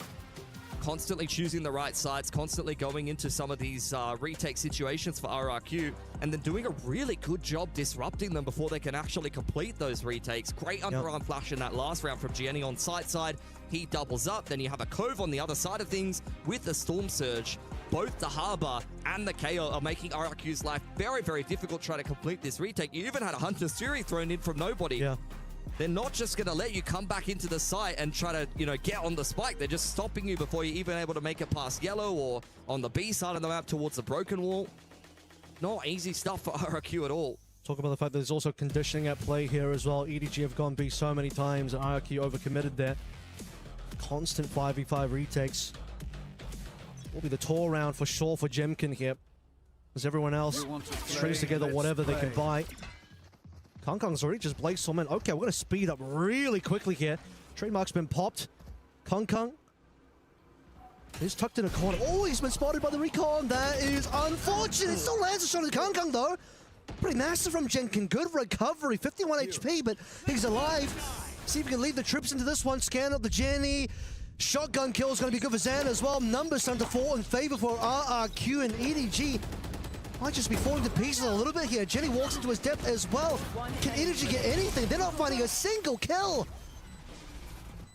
That's rough for EDG, I'm not going to lie. Very easy on the way on into the A site. And from there, it's really unable to disrupt RRQ despite what should have been a freebie onto Jemkin. He hits a nasty quick scope onto Kangkang, peeking out on towards the double box. I think you've seen Kangkang go down in that exact same position a couple of times now. And the follow-up is even better, despite the fact that the Harbor Roll comes through from side. I was thinking like, okay, we lost a Jet in an aggressive position. That happens. Now it's going to be Harbor Roll coming straight through and EDG is just going to mop them, right? Not the case at all. Great retake for RRQ, and that's exactly what they needed to get back into this game. Thrifty win is exactly what the Doctor ordered here. Successful tour de force round. Bladestorm and Reckoning taken off the hands of EDG as the scoreline starts to even out again. Jemkin doesn't get scanned out. Gets flashed a little bit. Oh, no, that's not what you want to TP to, unfortunately. That's a big scan coming through, but EDG will still walk on in. Chichu, even on the other side of the map, is able to just get a kill, causing problems. It's an awkward exchange, but it's one that EDG comes out in front of. Secure control of the site here. Zan and xFerro would burn the overdrive to try to get back in on this retake as they've thrown a progression smoke for themselves. Still the paranoia here for xFerro at the ready. He's got another smoke that just came off cooldown, and there is the Cove and the Shock to try to zone them away from the backside of site. Okay. Gotta go. Shocking. Wanting to go in deep here. Oh, Zan, xFerro as well. Zan's still alive, not any longer. It's perfection. Literally the Storm Surge and the KO Knife dump straight on the perfect position as they try to complete that retake. That is just one team dumping all their utility where nobody's standing and the other team responding perfectly. Had a lot of the right pieces of utility to complete that retake for RRQ. Paranoia and the relay ball clears out all of the left side of site, but it's just a perfect Storm Surge from side there. Yep. Zan ends up holding on to ultimate as well. You just get one back for RRQ, then it's straight back in the dumps again as EDG control it. Viper's Pit for this round as well for the post plants. Slow one now. We've had a couple of quick rounds. This one will be a bit slow from EDG. Just to wait this one to see if RRQ want to make some early moves. Jemkin going to be first up to bat here. Needs to deliver on this A side of the map. Has a rendezvous up on top of the double boxes. Drone going to be the first contact for EDG that does spot out the chamber. He's going to get Hunter's Fury out of here as well. It's a defensive Actually, never mind. You're right. It's defensive Hunter's Fury to try and slow things down. That EDG won't just be able to walk on in. Jemkin would still like to find that opening, but the high tide cuts across the entire map. We've heard the shots come through from the operator now. And there's the Viper's Fit to cover the plant itself. Full 5v5 here. You also have nobody covering the big flank, and a couple of members from RRQ might want to look in that direction. Yeah, you can see Kushi starting to activate in that part of the map. There is the attacker side, Hunter's Fury, once again looking to disrupt this retake. Chichu striking first outside of the pit. Pressure on nobody on the flank. He's just playing with his boot, really. Wide swing does get punished by Kushi. Kangkang going forward, but the pit is still up. How do you navigate this pit now? 3 players in deep, nice and quick, and Chichu's just making it work inside the pit. The Viper strikes. And now it's a Viper versus Viper with a little bit of help from Harbor as well. Kushi won his trade outside, in towards spawn, on the big flank. But what he's trying to do now is stay alive, and Chichu's looking for him. He'll just manage to find him for the ace as well. Kushi, goodbye. Chichu will not be denied, and neither will EDG. I think Kushi wanted him to have the ace as well. He whiffed a good 10 bullets on someone not even looking at him. Oh. Bro deserves it. Take it, my man. No, honestly. That is what Chichu does best, though. It looks like RRQ are making serious inroads into completing this retake, and then they run into Chichu inside the pit, and the rest of the story was history, honestly. Side makes it out with an operator as well to hand over to Kangkang. And RRQ Money's not looking great. Overdrive there for Zan. You do have a bunch of rifles to work with as well. Well, here we go. You talk about the overdrive. Not going to waste any time. Zan's going to be working his way through the map. Oh, some good damage to come on through. Oh, my God. Sign eventually falls. Sign was looking for that kill as well. Would have been a good one. So, you do have players on lower HP than they would like. But, however, it's EDG with less HP and less members. Nobody struggling to stay alive there. Zan doubles up. It's sloppy, but RRQ making it work for themselves. 2-man advantage. Kang looking to take matters into his own hands, but with the spike in hand, where's bro going? Nest is honestly a little bit outrageous. At the same time, though, when you're down 3 on 5, someone's got to make a play somewhere. Probably not with a spike, ideally. Oh.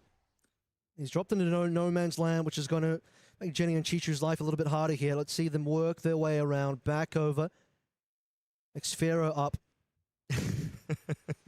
I mean, there's money here for EDG, so I expect them to do something. They're not going to just walk away from this one, but... They're just trying to get some damage done, I think, honestly, at this point. Well, they're not looking the right places. Looking left and right, but Xfero was in front of you. There was one correct answer out of 3 possible options there, and they both picked the wrong one, but it is what it is. I mean, that was a round of all time, honestly. I'm watching RRQ whiffing multiple times, but still getting 2 opening picks. Then Kang. That kills. I mean, look, I don't even... You can't question Kang, all right? He is the protagonist. You even said it yourself. Protagonists lose sometimes. Act 2s usually end up pretty bad for them. Yeah, that was a character-building moment for Kang. It is, yeah. He's coming... Return of the Jedi next, don't worry. There you go, null command and the drone to kick this one off. Straight in towards the B site. Xfero and Zan are hanging around in this neck of the woods. There's the dash on in. Kang takes a little bit of damage, but once again, another 5v5 retake. Yeah, it's just going to be a slow one coming through RRQ. See what they can round up here. Plant's going to be easy. No real ultimate to speak of here as well. It's going to be super relevant. Here we go, fast lane, following through the drone as well. Opportunity now, Zan leading the way. The same peak he's done before. This peak ended up winning them the pistol, and Jemkin says, let's do that one more time. Repeat that level of success, 3 versus 2. Sign will even up the numbers a little bit more, but Jemkin's on a bit of a roll now. Just nobody off site. Double shock's available, but he's gonna get the kill. Oh, he's so close. Jemkin will quadruple up and shut down nobody's opportunity to clutch it. That's about as close as it gets. 11 HP on Jemkin. A very committed one-and-done angle there for nobody. You got to respect it in the 1-on-2. Could definitely be jiggling and doing all kinds of shock bolt lineups, but at the end of the day, RRQ able to scrape their way through that one.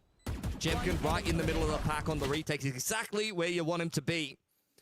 And a much, much closer game here. RRQ now actually starting to show why they have a little bit of chops on Breeze. The record is abysmal. I cannot argue with that, but I'm telling you guys, they are better than that. And I think they're starting to show it. Well, RRQ certainly have a better run of this map than they did against 100 Thieves, and Jemkin's making sure that's going to be the case.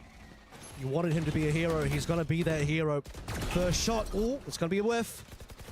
Hong Kong's happy to have his life available. Zan sliding through the wall. Easy one around. Jemkin as well to side. Perfect. This attack has fallen apart nice and quick. Spike's gone, and nobody will at least try to do something here. Chichu saw as an opportunity, but that opportunity is starting to fade quickly. He's only got a Guardian. Yeah, freebie onto Pushy. But now RRQ well aware of where he's heading in from. Dark cover thrown out there. They're zoning him away. They know exactly where the spike is dropped. Straight up into the dark cover here. Chichu looking to throw hands as best he can, figuratively and literally. Poison Orb going down. Clears out all of the close angles. Can't count him out, let's be honest. Chichu is a big game player, but that's a great angle for Jemkin to end a pretty good half for RRQ, has to be said. Another good game. 14-6 on the chamber here for Jemkin, and this is now doable for RRQ. This might be the first map they're able to win here at EWC, but they've got to have a good attacking side to back it. 6-3 was what we had at one point in favor of EDG, so that one certainly could have still run away from RRQ, but a nice little 3 in a row at the end. The last 3 rounds possible, RRQ got all of them. And that final one from EDG, unfortunately, was very lackluster, completely blown out, with no opportunity for Chichu to really even get any chance of a clutch. Of course, you had that 1v2 as well, where I could see that one going EDG potentially, with a couple of more sharp shots to land on Jemkin, but Jemkin's 4K on that round would not be denied. Yeah, you had a few plays going the way of EDG as well, though. Chichu inside of that pit. That was definitely looking RRQ favored, so a little bit of give, a little bit of take. The main thing that I'm focusing on the side of RRQ, though, is that Zan has had moments, Kushi has had moments. You're getting the well-rounded performance that you need here. You're getting significant role swaps, and some of the players stepping into the roles where they need to have some impact. Zan on this Neon, going to be critically important. Playing solo duelist now on the attacking side. He needs to have impact. He needs to make space for the boys. He's got the weight of his team and also the region on his shoulders here. As one of the Pacific teams finding themselves in the lower bracket, currently fighting for their lives, and they're certainly fighting. This is a close map no matter which way you cut it, which is a nice turnaround compared to what we saw on Ascent, where you have a repeat of that one, and, well, RRQ just go home with the tail between their legs. Prepping in this second half. RRQ back onto that attacking side. This is where you're going to need to have a good game plan. This is the third map of Breeze in the last 3 where they've played a different comp. They were on the KO Harbor before, coming into EWC against 100 Thieves. Tried that double duelist, that did not work. Now we're here with a bunch of role swaps. Jemkin back on the chamber that we saw him piloting at the start of the year in Pacific Kickoff, and looking very, very dangerous. But he's going to have to be self-sufficiently able to find some success on this attacking side. Yes, they can set him up in some post plans, but there's definitely going to have to be some dry walking on the chamber and abusing that rendezvous if RRQ is going to go the distance here. He's had some good op rounds. He has had some good tour rounds as well. Just that one tour round that ended up working out for them. That's what I'm talking about. Okay. Go, go, go! And testing the waters, quite literate against the harbor as well. Yeah, it's just making his presence known. Jemkin will be sneaking his way up the doors. No. It's going to be a complete disengage for RRQ. Back in towards spawn side, looking to clear out if anybody got on that elbow info line. Jemkin's been dropped off in middle and might get a little bit of a sniff at signed here. Kung's about to get the backstab, though. Jemkin has to be a little bit careful about this. You could already tell that Sign has really sniffed out Jemkin. And finally, Kung's just going to take him for the back of the head. Zansky to roll on in, gets a double scan of those plays, but Chichu actually through the smoke is going to be the play getting the kill. Nobody was stunned as well, but it's Crazy Guy on the opposite end that's going to be able to get the triple. Kushi to follow through, and it just seems like another repeat of the opening pistol. RQ are looking like in sore spot, but a quick 4K puts things now on the back foot for EDG instead. A knife goes through, double information, but a double peek as well, and Jenny cannot face up against that. Where did that come from for RRQ? That is ridiculous. Round was going nowhere fast. Perfect Viper Wall across the site for EDG. You get the spam kill through from Chichu. They lost Jemkin for free. As Kung flags him in middle, you see it there on the replay. And then Crazy Guy just has one of these rounds. Double right click. Free gun, by the way. That is illegal. And of course, on the opening pistol, on round number 1, it was Kushi that did the same thing. He got a 3K after Zan opens him up on the retake for B. So it's not just a Jemkin show for RQ, at least in the opening pistol. The scan will actually end up going through here. Watch for contact over towards A as well. Just clearing the trademark. Waiting for the elbow walk, RRQ, but the wall will go up first before Chichu makes a little bit of a move. Walks straight through it for a moment, but doesn't want to push the issue. I mean, a lot of teams just play a really slow attacking anti-eco here, so EDG not wanting to just feed any kills in the opener. Jetty certainly swapped his HP out for clearing the utility over onto A shops. He's got teammates now to work with. Kung with the second time is going to take that very aggressive angle over towards mid, but it's the activation now for RRQ. Sign tucked away into that first corner as well. They'll be sure to clear it, but that's a decent util coming through from Jenny. Does it do enough damage? Doesn't look like it. Kung Chichu, the last one's there. Kung's got a double up here, but he's still got more work to do. Paranoia's been good so far. Chichu manages to get Crazy Guy, and now suddenly Jemkin 4K for the round. Every time RRQ gets pushed, Jemkin has been stepping up. Even though there was not much invested in that round for EDG, it was necessary for him to multi-frag on the Marshall. That's going to go a long way towards working up his tour de force. Perfection from EDG in that round, really. Has to be said. Kankan got down middle on a pretty deep info line. He had Chi-Chi hanging around in elbow, which allows them to 3-stack A and set up some of those flash plays. So even on the pistol, very dangerous. And that severely weakens this bonus of RRQ. It's really just Jemkin, 18 and 7 with the hero rifle here. Full gun bias coming through from EDG now. Again, the scan will come on through. Sova versus Sova over towards A. Movement from RRQ. Heading towards elbow right now. And also have Chi-Chu. One suppressed. Neon spotted. Good information for EDG. They can hear all of these footsteps. Orb is up. Snakebite at the ready. Jemkin will be pushed away to fast lane. Where are you going, Zan? That is not what you were looking for on the entry. He just walked through, ran through, I should say, the snakebite into the loving arms of Jenny. That's a freebie, one for absolutely nothing. Kung up next, and he delivers. Yeah. No problems there. 5v3, feeling the roughness of this round now for RRQ. At least xFerz will respond with one. Yeah, it's a decent pick. Crazy Guy's still in spawn, though, with naught but a classic. Signed, next up to bat. It's a good peek. Spike down. xFerz was already a little bit low on HP, so that's an easy little cleanup over there. Crazy Guy may want to get his hands on that Guardian, but even if he does and tries to pick up the spike, there's 3 players already there. 30 seconds left. Okay, well, just a sheriff upgrade for now.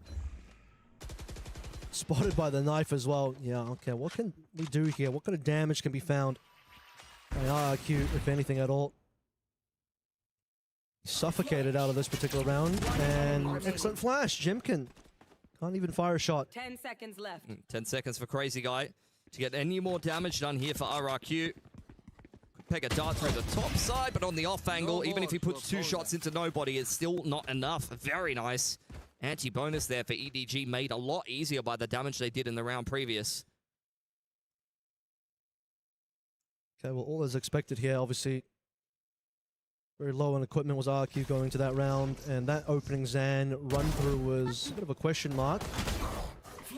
Really set the tone for the rest of this round with everyone just getting picked out one by one, and a very slow last couple of stragglers from RRQ to be picked apart here, operate in the hands of Jemkin, though. That's what we want to see. Yeah, still plenty of legs left in this game. Even if it was a bit of a disappointing bonus for RRQ. Jemkin going to be doing exactly what I was talking about. Dry walk with the rendezvous.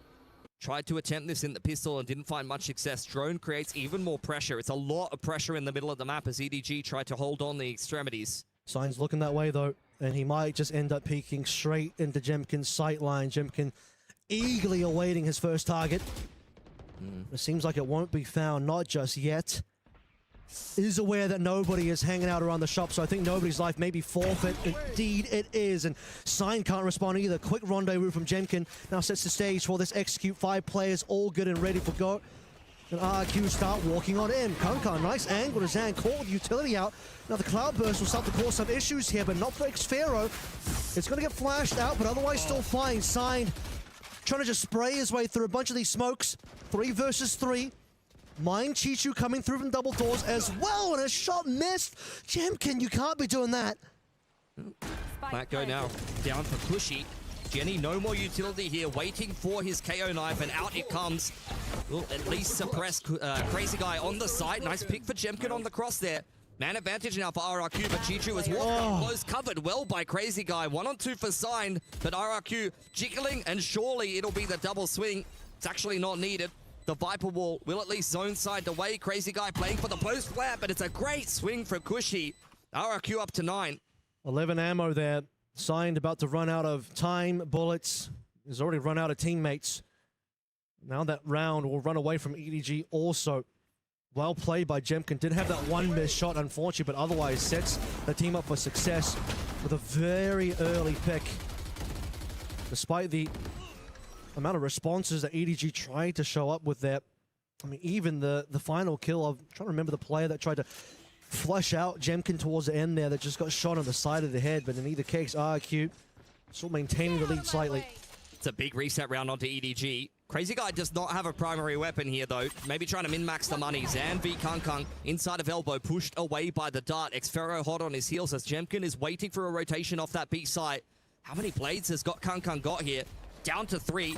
Gonna have to be precise, and of course he is. Beat comes through from Zan, but cleaned up by Chichu. That's a great start for EDG. Good assistance there. Chichu as well is going to get extra. Crazy guy wanted to pick up a weapon, and he'll just find his death, unfortunately. Instead, it's Jemkin 1v4, their operator in hand. He's only got 1,300 in the bank, so question mark of what he can even do here, if anything. This is going to be a pretty successful half by eco-ish round for EDG. I mean, this could be a death blow for RRQ, quite honestly. Their money's at least decent, but we're really looking for a clean anti-eco here to try to cruise along the rest of their attacking side and move up to double digits. Has dropped off his op. Yeah, he did. You don't want Gung to get that. Yeah, so he's not gonna end up saving because I think he'll get hunted down. So he's dropped that gun away, and now he's just gonna make a play for it. See what his headhunter can find. I mean, he's got the 2 of the force in the next round. He really wants to stop EDG from getting their hands on as many guns as possible. We'll catch nobody with a dart in hand, but with 20 seconds on the clock, no spike in hand, there's really not much Jemkin can do. Triple face potentially coming on through. Don't walk out one by one, EDG. That would be very poor for you. But as Jemkin tries to just pick up that rifle, doesn't quite have the opportunity to shoot down any players. Otherwise, that could have been a very interesting finish for RRQ. Yeah. That was a wrinkle in time where that was a little bit of a different play unfolding before our eyes. But credit to EDG here with one of these deep 5 walls in middles. You have to go and snip that out as the attacking side. Just what you have to do on Breeze. Yeah. You cannot let the defense have all of that mid control just because they put a big green wall on your screen. And sometimes when you go and try to retake that map control, that's where you get punished. We've seen a decent tour de force round come through with Jemkin before. He'll have to do that again, but into the Viper's pit might not be what RRQ are looking for here. Yep. That is going to be the Hunter's Fury going over the crazy guy. Actually pretty huge for maybe dismantling the Viper's pit. We'll see. It could be. Science taking some space on the other side of things. This is a really, really nice info push here, and he throws out a cove as well, looking to clear out the trademark. First blood, and it goes to Signed. Trademark or no, Signed walks out of that 130 HP. Crazy guy, and the rest of the squad led by the drone here. First horse shot went out as well. Jenny up first on the double doors. Know that trouble is coming his way. Has to just start dropping in some utility because players are making their way onto site. He's got a couple of good shots though. 2 players down. Kung with his own operator. He bought it with his own money. But a Jemkin still alive. 3 shots on the tour. 3 players left alive. Multi-angle approach. Signed down first. Position nice and revealed. Is it sniper versus sniper? Kung is not looking at the right side of yellow. Nobody creeping up on double doors. Spike still on the that's That's a really nice angle. Nobody now in a 1v1. Jemkin swinging around. That is massive for RRQ. He almost pulls off a 1v3 in just the round previous. And just as dangerous to give RRQ the double digits that they were looking for, but maybe not in the fashion they expected to get them. It's a Tour de Force victory round, and since we're in France, might call it the Tour de France as well. Jemkin, another successful, unbelievable clutch as well, coming on through to keep RRQ in this one. We talked about the fact that at the end of the previous round, before the one we just saw, it might be a back-breaking round loss for RRQ, but instantly they bring themselves back into action. And guess what? Jemkin finds themselves a free operator as well. This is just the Jemkin hard carry that we've all been waiting for. He's putting the team on his back, but Gianni already silencing him. Out comes the Hunter's Fury. Is it out of range? It's not. Zan in the time, mid-time. He's taken down a pick in middle. And the res comes through onto Gianni, so a man advantage now for EDG as RRQ looking for a reset. Okay, well, crazy guy will pick up that lost operator. See if he's got the sniping chops in and about him as well. Has Chichu right behind the wall. Has he crept in here? Losing Jemkin that early is certainly going to hurt. And now you're going to lose crazy guy as well, and no chance to recover that op. So instantly, EDG bite back 4 versus 2, with players looking for weapon upgrades as well. Look at the low HP on Zan and xFerz. Off angle here, looking pretty good for Chichu, but it's a little bit quicker for Zan. Opens up the middle of the map. Fast lane, applying a little bit of pressure, as well as the dark cover to follow up. xFerz, though, low on HP, ready for the push. Okay, EDG, perfect patience. This is exactly what you're used to seeing here for xFerz. Spike in hand, signed on the off angle. Kind of selling this one a little bit here. EDG had the player advantage. They don't anymore, and they have no eyes on where xFerz went. Sign just hoping to at least even up on terms of the weaponry. Jenny's got himself a rifle, but on the wrong side of the map, Plant is definitely going to come on through. It's going to be a 2v2 full retake and confusion on the faces of EDG here. Yeah, Plant for yellow. Zan is going to hang around on spawn side. The Harbor ult could be really, really key at trying to clear out all of this. You've got a KO knife as well. That's going to be great at trying to read the post-plant positioning here of RRQ. Zan on a big wraparound. It's an incredibly important round for both of these teams to set the momentum here. But like you said, Reckoning has to be the first port to call. There's the knife. That's going to be the spot. Again, low HP at first. Up Zan! Doesn't land anything, Jenny. Will find his mark, and now xFerz, he's just been ulted down. And the Reckoning comes for RRQ. EDG keep it within one round. That is exactly what you wanted to see there on that retake for EDG. That is a very difficult 2v2 to dissect. They're completely out of position, but the KO knife gives them the information that they need, and the Harbor ult is perfect. It is Zan who had to hit his shot on the cross. That is a whiff that is illegal, unfortunately. He needed to be able to find that impact, especially with how sharp he just was. That was a crazy shot up through tunnel. Yeah. Can't hit them all, unfortunately. And to be honest, that round started to really fall back into RRQ's favor when multiple members of EDG were just kind of caught walking through the map. And now suddenly, Jemkin and the rest of his squad out of cash.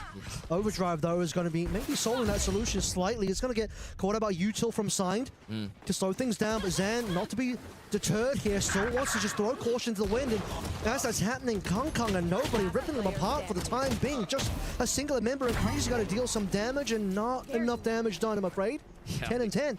The overdrive just takes a little bit too long to get involved. As soon as Zan finally peaks, someone his overdrive runs out. He just has to classic him. That is brutal. EDG, though, that's a pretty nice looking anti-eco, has to be said. RRQ under the press now as we head up to 10 apiece. A very decent amount of money with an operator coming out here for EDG. Same can be said on the side of RRQ. Very much anyone's game here. Double up, Chishu still on a Bulldog. It's Viper's Pit for Cushy as well. Nothing else to really speak of here. A slow start for RRQ. Waiting to see what EDG want to move into first. Drone pressure on B. Crazy guy applying it. How patient is Kong on this off angle here? This op duel could really decide the round as the wall goes up. Drone also came through on the B side as well defensively. Now Kong wants to walk forward, and here we go. Opportunity. Jemkin wants none of that one, just instantly TPs out. Cushy's already trying to make his way onto site, but Kong eventually finds Jemkin anyway. Just two members left now for the side of RRQ. Both of them on site, and they want to go for the plant. That's at least going to give money. No, he doesn't even do anything with that. Plant has been a fail, and so is the rest of the round for RRQ. That's a big round for EDG. Money is completely kaput for RRQ. Have to take a save, and that will secure series point if EDG can just complete that anti-eco cleanly enough. That was a very, very nice round indeed. Viper wall makes all the difference. It's kind of unsettling. Jemkin over in mid, who was looking for that lurking duel with that operator, trying to kind of cut the map in half for RRQ as they apply that pressure to B. They are looking for mistakes for the rotators, and unfortunately, those never come. Kong had his number. And on the rest of the map, the rest of EDG had RQ's number as well. Couldn't even quite get the plant down. 2 versus 4. Probably wouldn't have expected much, even if the plant did come on through. Might just be looking at the victory path now for EDG. I mean, they're not ahead by so much that RQ can't make a comeback, but it's the economy problem that we have to start talking about. It's going to have to be another heroic round with a half buy or a win in OT at this point. EDG, I mean, that was really one of the final nails in the coffin here.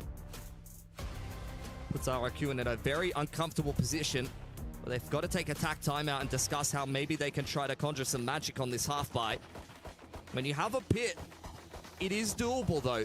You just need to get yourself into a messy situation where you could get a couple of entries, throw down the pit, and then a post plant is winnable. And that upset with a couple of guns picked up could be exactly what RRQ need to get this game done. Gotta say as well, how far away is Jemkin from getting his next tour, because that might be able to bail him out. Unfortunately, too far away, and now Crazy Guy will make this round opportunity a little bit further away for RQ as well. The rest of this attacking side will make their way through onto A. And now nobody on the rest of EDG to receive. That's a good shot from Zan, though. Chishu, despite being stunned, will respond instantly. It's going to get paranoid out, but slowly everyone's starting to make their way in. This is looking like a little rough one of xFerz. Last one up, doesn't even get a shot with the Stinger. He's got the Bandit in hand, and this Bandit's going straight to jail. A great defense for EDG. Second round in a row where 4 players survive. Kang finds his pick on his side of the map. They easily stack 3 towards A and shut down any offense from RRQ. Not that they had much to work with in that round. The tap timeout will mostly have been discussing this gun round here. What has RRQ come up with? Extreme back against the wall. You'll say it was a good showing on the final map of Breeze if it ends up being that. But EDG, like the favored team.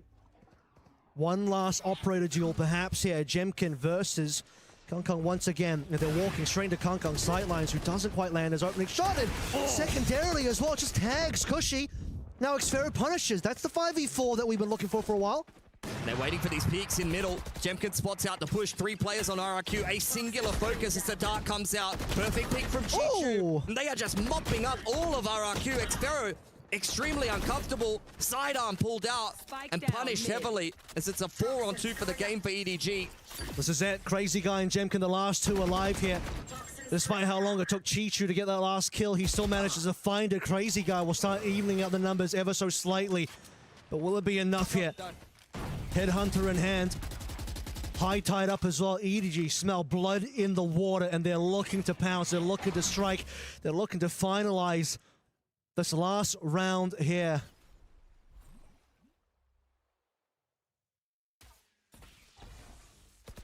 Patience being shown.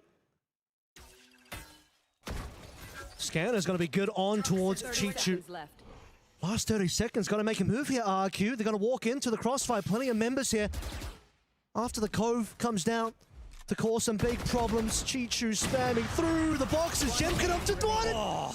How has that happened? They've completely clutched that one up. The 2 of them together, Jemkin and Crazy Guy. They've just wiped the floor with EDG's crossfire setup. I think it's honestly just a case of poor timing there for EDG. The Viper Wall was up. We heard the KO flash in our ears. I think as soon as EDG went for that push to try to disrupt whatever was happening for RRQ, that's the point where they peak together. Gianni walks up, you hear the flash there, and RRQ, that's the perfect timing. And the reason why it works is because they've created so much pressure cutting sound that they could be walking up through elbow, and EDG is forced to push. Well, suddenly, game is alive again. Pit going down over towards A is going to force RRQ. Well, they were already on B. A little bit of a safety drone being thrown out there by nobody as well, just to make sure they have full control. And now Kang on the elbow, on the angle. Ready with the operator shot. He won't miss this time. Zan falls instantly. In the meantime, RRQ applying pressure to B. Nobody's picked up his Hunter's Fury on the other side of the map. Cushy could go down here as well, but that's when the dash has elapsed for Kang.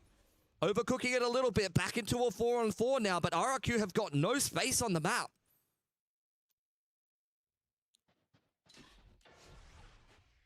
Opportunity for Kang there, would have loved to have doubled up. RRQ keeping this one going. Where are we going to TP to? Right back over towards spawn, it looks like. A little confusing for the side of EDG. Yeah, forces nobody to have to go and clear out spawn. Gianni also watching spawn side here as RRQ takes some space in middle. Mid to B is looking like at the moment. Jemkin will hold doors. Signed on the hunt. He's moving around. He's basically clearing through all of this elbow side. Not looking over towards mid just yet. Starting to run out of time here. Crazy Guy. Completely unknown kill on the Jenny. And nobody can't respond here. Going for the plant now. They've completely dodged away from the Viper's pit. But Chichu still has an angle to work through. And now suddenly a 3-angle approach. EDG can work their way in as a final opportunity to plant is about to elapse. Hunter's Fury could be really deadly here. You need to plant now. There's no time. Oh, they might have just got it. What? He's fat-fingered the Hunter's Fury. He fat-fingered the Hunter's Fury at 3.5 seconds, Kev. That is... I've never seen that in my life. And now they'll never live it down. But with that, a fat finger to end the entire map, to end the entire series. Again, you'll call this one a close map, but that last ending was about one of the worst ways you could possibly finish your run here at EWC in 2026, and now the first team to be exiting and the first team to survive the lower bracket. It's EDG winning against RRQ. I don't know if he had time to plant or not. Maybe it's just desperation looking for the picks, but at 3.5 seconds, surely you just try and throw it down. And you just hope that you have enough time. You just have to plant, dude. I'm not sure which it was, but that is unbelievable. I've never seen anything like that before. Well, what a way to end, man. What a way to finish that one, Puckett. Strong stuff at the end. Or was it? Mitch, I'm hoping we can get a replay so we can walk back through these final moments. Before we get to that, though, can we talk a little bit about round 23? Just to stay alive, I was impressed by the patience, the calm from Jemkin and crew in that 2v3, the 2v2 at the very end. Why did they have to stay in the middle, though, and challenge RRQ? People in the tower were just saying, why don't you just run away from the bomb? Just hide. For EDG? Yeah, for EDG. I think they kind of were like just trying to bait out the plant and punish it with the Hunter's Fury on spawn side, right? Sorry, the round before that. The 2v3 in mid. Because they, like I said before, I think the EDG were concerned that RRQ cutting sound behind the Viper's wall were going up through elbow and like flanking them. So that's why I think they went for that push at the time. It doesn't end up working out. The underarm flash comes through. That doesn't work out. But for EDG, I mean, I think they're taking their lucky stars. They got that game across the line. That definitely could have been OT. Yeah, I mean, I still can't believe what happened in that last round. You had just a tiny amount of time left, but RRQ really left themselves like no room to work with either. The VOD. Like, I actually have to go and look at the VOD to see what how many seconds. That was crazy. That was a much rowdier game than we expected after watching RRQ get obliterated on this map the day before. Looking much stronger today, but it wasn't enough. What are the final thoughts on this Pilski as we're getting ready for an interview on the stage? I mean, sad for RRQ, but EDG, they'll move on in the group. I don't think it's going to be easy for their next opponent, though. 100 Thieves and BPL on the A stream was looking very, very close indeed, quite honestly. So EDG have got their work cut out for them. I mean, it's a good comeback from EDG, but RRQ, I think, unfortunately, is just another case where they go to another international, they get a group, they don't win a single game here. Do they even get a map? No, they didn't. No maps won. Sag. You kind of called it, though. Not going to lie. Day 0, green room. He's like, RRQ International, don't expect any success. You throw me under the bus again. It's like, it's my region. Like, these are my boys and my children.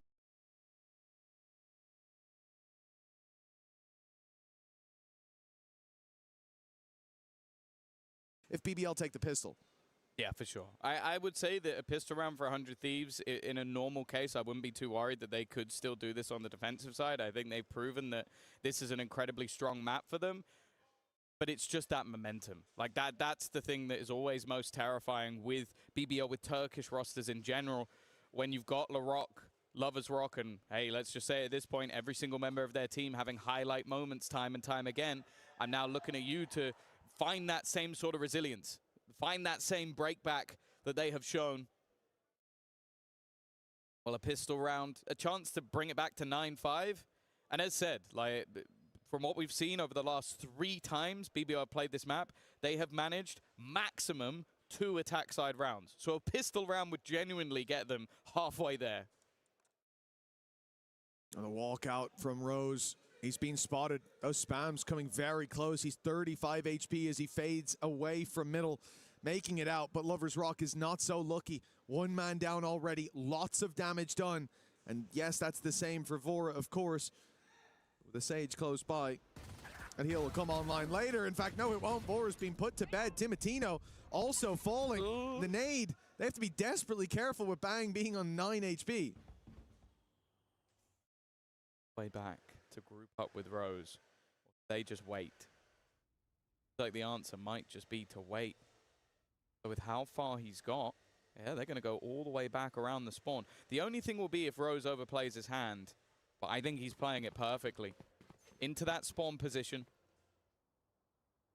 Cryo. Definitely got some doubts, but do you check to your right?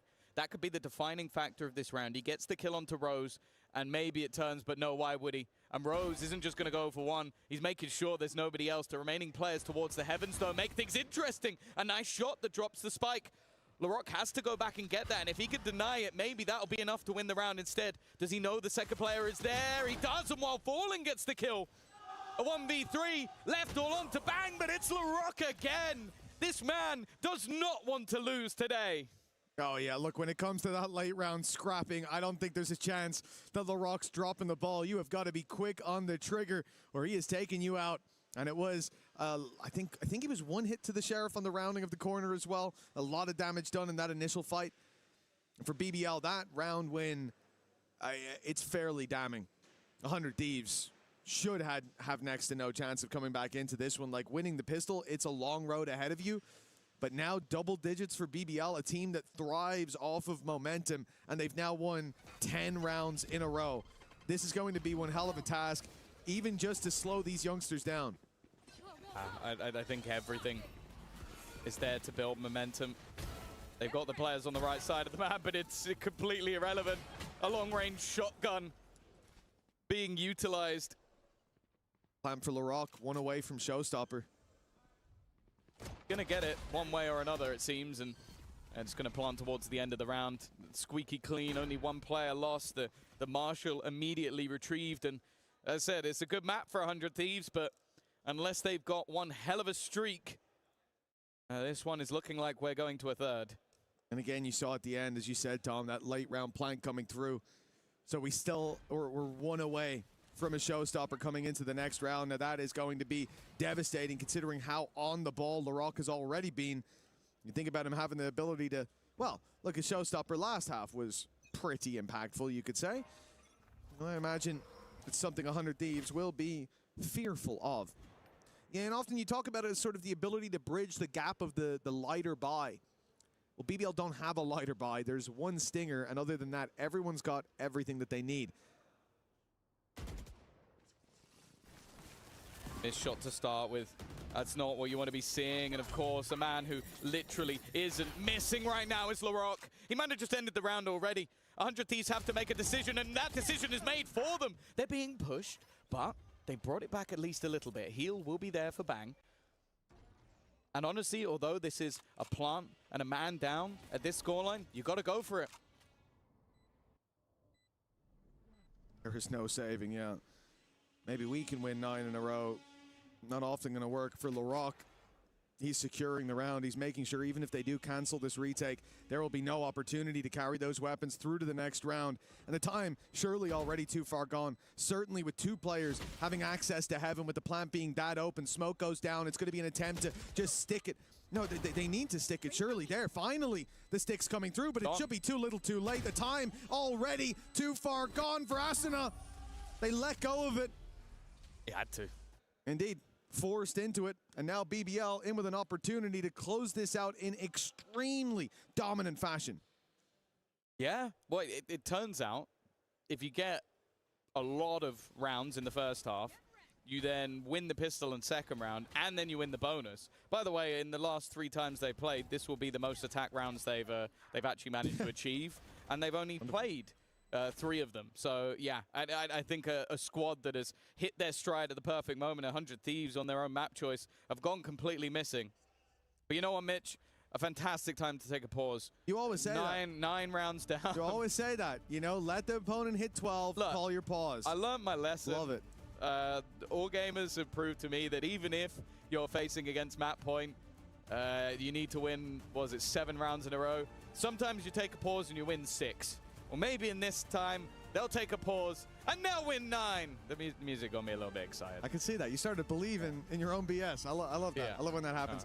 It was a stun from Lover's Rock that really got them into that site. The relay bolt that hit, Vora was completely caught by it. And the beautiful thing is, Lover's Rock doesn't even care. He ran past him and said, LaRock, didn't you need an orb, bro?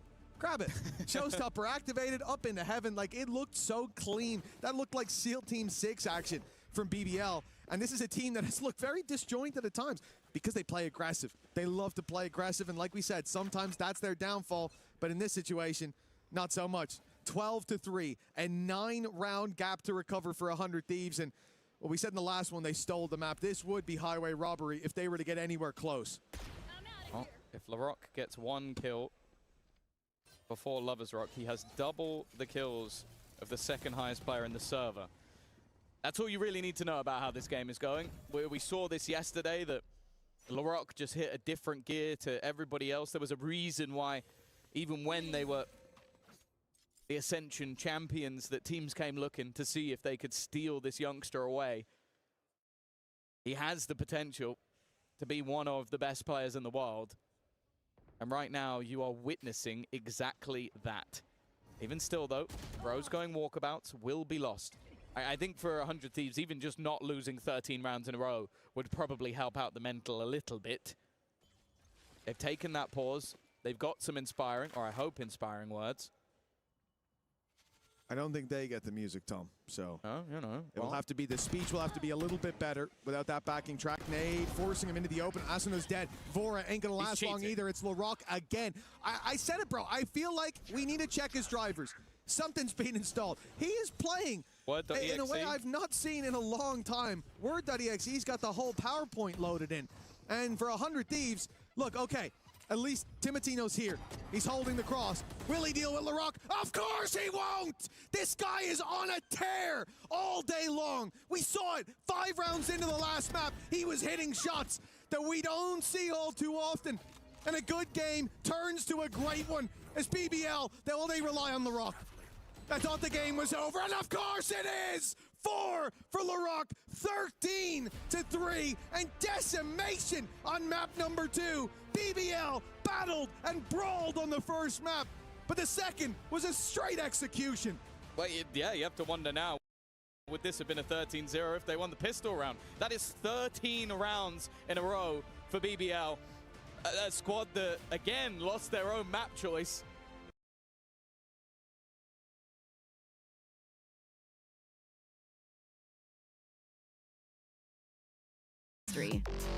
Greatness deserves a stage. Lenovo Legion. Reach your impossible.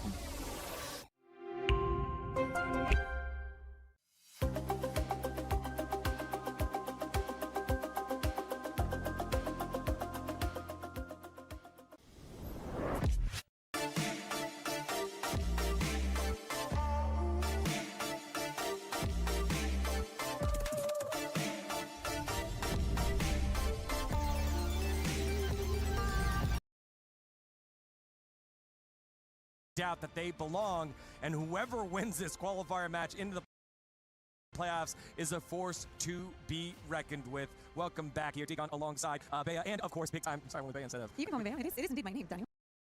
Oh, that's true. That's also my name, and that's Morgan. This is Morgan. Professional, you might guys. know him as Tyler as well. He also could be Tyler. Depends on the day. Yeah, true. BBL came and did not care whose name was on the other side. LaRock popped off here. I mean, they got LaRocked. It's that simple. Yep. That was an insane performance from him. Absolutely unbelievable. He ends 29-8 in a 13-3. That's phenomenal. You don't see numbers like that. For them to do it on 100 Thieves map choice as well. Coming into this, we said, this is going to be tough for them. Wow, it's going to be a difficult mountain to climb. 100 Thieves been so good. BBL went so bad here. But it doesn't even matter when they play like this. They didn't stand a chance, did they? Oh, I think that first half, how easy things were being for Lovers Rock with the operator, how seamless it was for LaRock, for Loita, for Rose, for all of them to push and eat that terrain. And I was sitting next to you being like, I knew that the defense was not going to be a problem. I didn't expect the 9 rounds in a row. And then when we swapped onto the other, the fact that BBL was able to carry that performance onto the second half and close it with those 13 rounds in a row. Do not get me wrong. Like, you forget that pistol, this was a 30-0.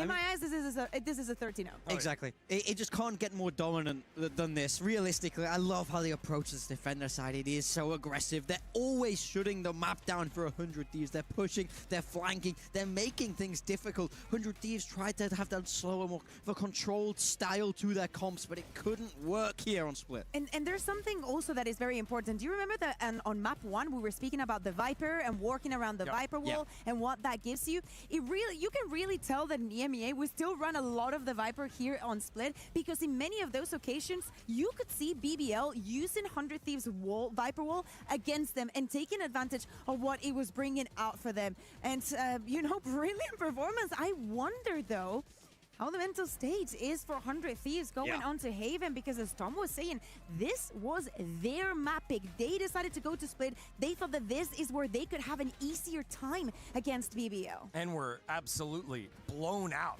No question about it here. What is that? The aggression. What is that? LaRock is hitting every shot, and you just open the wall. One by one.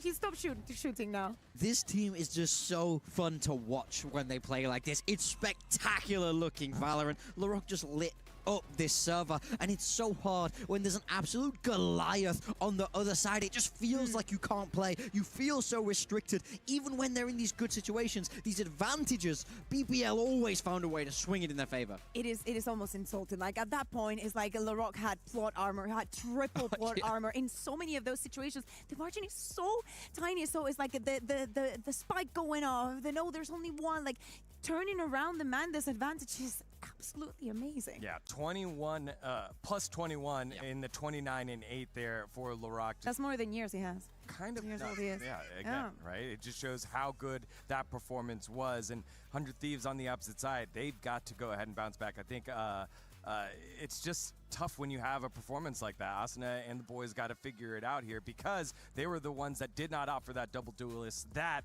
BBL did. And you're thinking, okay, you know, we should be fine with it. Okay, we lose some rounds. We got 3 at the start.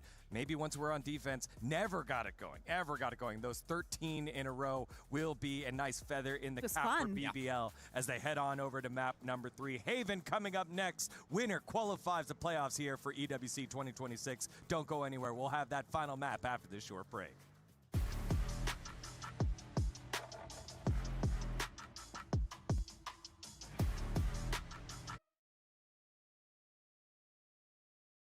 Hello everybody and welcome. We have got Rose and Loita here for a little game. We are going to let them choose from a bunch of 10 sprays in their hands to respond to a bunch of prompts. If they both do, you've got to be up tomorrow at 5 a.m. Okay, wait. Let me think. And now look at each other's. I was thinking maybe I should choose this one. These are the 2 perfect answers for it. Yeah. You get to the venue. You're ready to start scrims. Okay. But hold on. One of the other players is missing. They overslept. They're still in bed. Oh, okay. Okay, mine is ready. Okay. Mine is ready too. Yours is ready too. All right, boys. Please show the camera what you've chosen. And now let's take a look at each other's. There's a first point on the board. First point. Yeah. How would you feel if you got here? You arrived to Paris, you're waiting at the luggage belt, and your bag never arrives. Just think basic, Loita. Oh, it's a very similar vibe. Take a look. It's a similar vibe. Like, guys, I don't wanna use bug for this game. I don't wanna choose this one every time, you know? Yeah, yeah. Loita, stop it. Okay. How did you feel when you first found out that Neon was going to be nerfed? I found it. Yeah, me too. Show the camera how you felt. And now take a look at each other's. Let's go, boys. Yeah, finally, Riot, finally. Oh. How would you react if you asked somebody to drop you in a buy round? You want a Vandal, but they give you a Sheriff. Oh, take a look. NT. Sage comes in and revives you, but you're in the sight lines of 2 enemies. Lock it in, boys. Show the camera what you've chosen. And now show each other another on the board. Brimstone is like me. This thing. Yeah. You make it to a grand final of an international event, and you see your opponent is PhFerz. Okay, I'm ready. Okay. Oh no! Rose just had that! He just got it back! No way! Alright, you're about to go into an official match, and then Riot drops a patch, a big patch, the night before your official game. I think this one is obvious again. Of course it's that. Ooh, take a look. Come on, Rose. bro. Come on, I knew no Rose way. wasn't gonna like that. Alright, boys, for the next one, you're in scrims. Yes. There's a quiet moment. Just outside your headset, you hear that one of your teammates just farted. How do you react? You should know that, man. Loita's picking the crying one again. And now show each other. Yes, Let's absolutely. go. Finally, You were finally. doubting yourself. Yes. You're on the finish line. You're going to turn back, bro. Oh. How do you feel when you find out that next up, you've got a content piece with Janiro? I'm ready. Okay? I'm ready too. Boys, please show the camera. This one. And show each other. Well done. Yes, half an hour, as I said.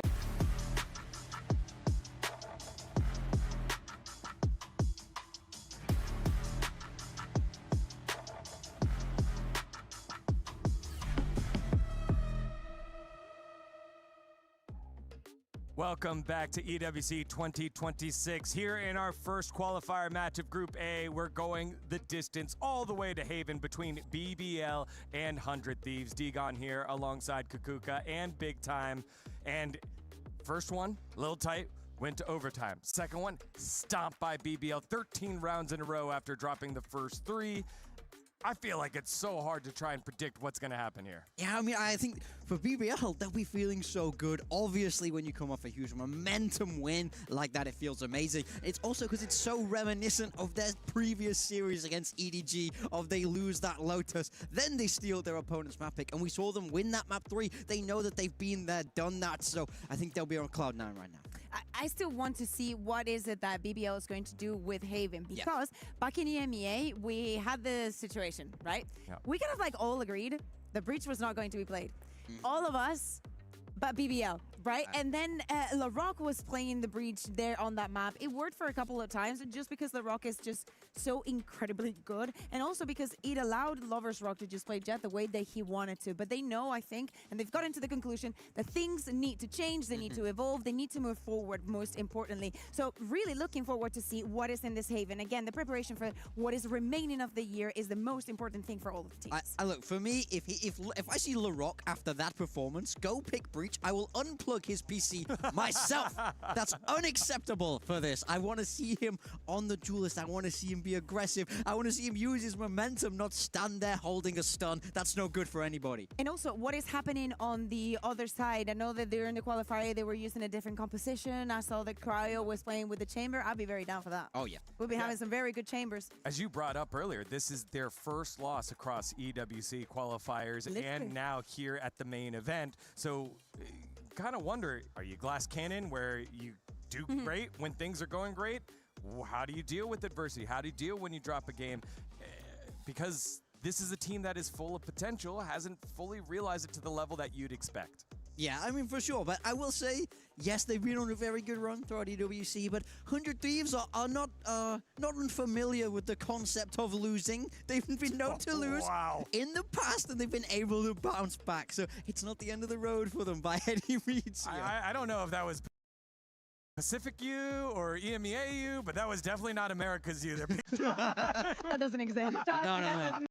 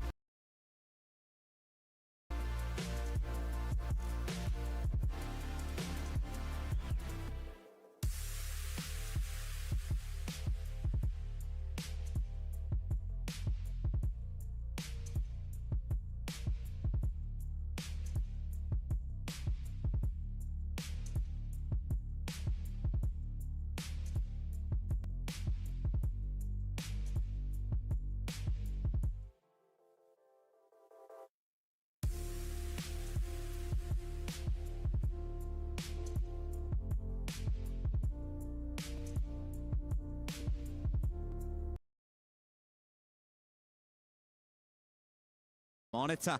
But over on the side of 100 Thieves, still waiting for the final picks to come in Cryo, here. come on. I understand that you kind of think of this team and you think of a stopping power any seriously any stopping power, maybe a way to gather that information. 3 out of 3 maps. BBL starting on the defense, and it's been looking so good for them. Definitely the favorite side for them so far in the tournament. Yeah, I mean, look, I understand if they want to swap Cryo to this Cypher, it makes sense. It's good against that Neon and the Phoenix. No verticality there, and it's also good for helping to contain and get information on those defender side pushes that BBL are so known for, but it does mean you're losing out on that firepower. His chamber is electric, and I can't help but feel like 100 Thieves need a hero to get that momentum for them after a disappointing map 2. I mean, all that I'm looking for here is the middle brawls. That's what I want to see round after round to see who comes out on top. Mirror match in terms of composition. Asuna moving away, played that Sage on the last map, specific to split. Now back onto the Phoenix. He and the rest of 100 Thieves try to continue their successful ways against BBL, who have been on fire. So easy on the eyes to watch with their gameplay. Let's see how they do it with 3 different sides to attacks on Haven. For the call on our final map here, let's send it back on over to Tom and Mitch.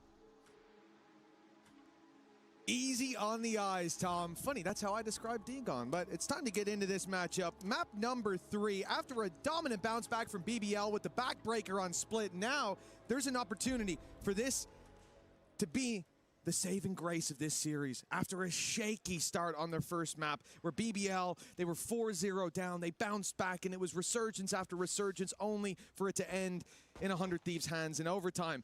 But after a dominant map win, the question now that you said you never ask of BBL, can they bounce back from a loss like that? We now ask of 100 Thieves. That was their choice, and they lost 13 rounds in a row.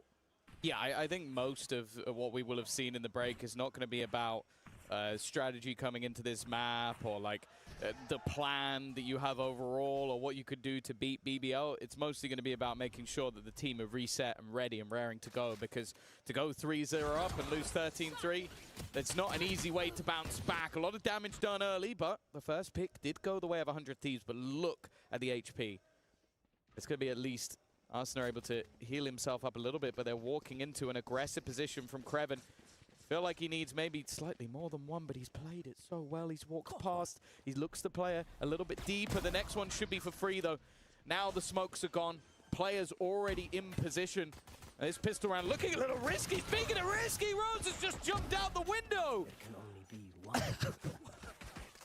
That I couldn't believe when I saw him stood on the edge of the ledge. I thought there's no way. I thought he was going to wait for his teammate, not just jump. The thing was, the timing could not have been better. The second that he dropped, his opponent turned away. Look, Asuna, the literal second that player emerges from the smoke, Asuna has just turned to look at the spawn, and so Rose gets a double for free. 3 in the pistol for the IGL, and, well, we had our conversations about slow starts from Rose. Anything but that. Lights out in the pistol, and that's 14 rounds in a row for BBL now, when you think about that last map. For 100 Thieves, this probably isn't where they have that road to recovery well paved.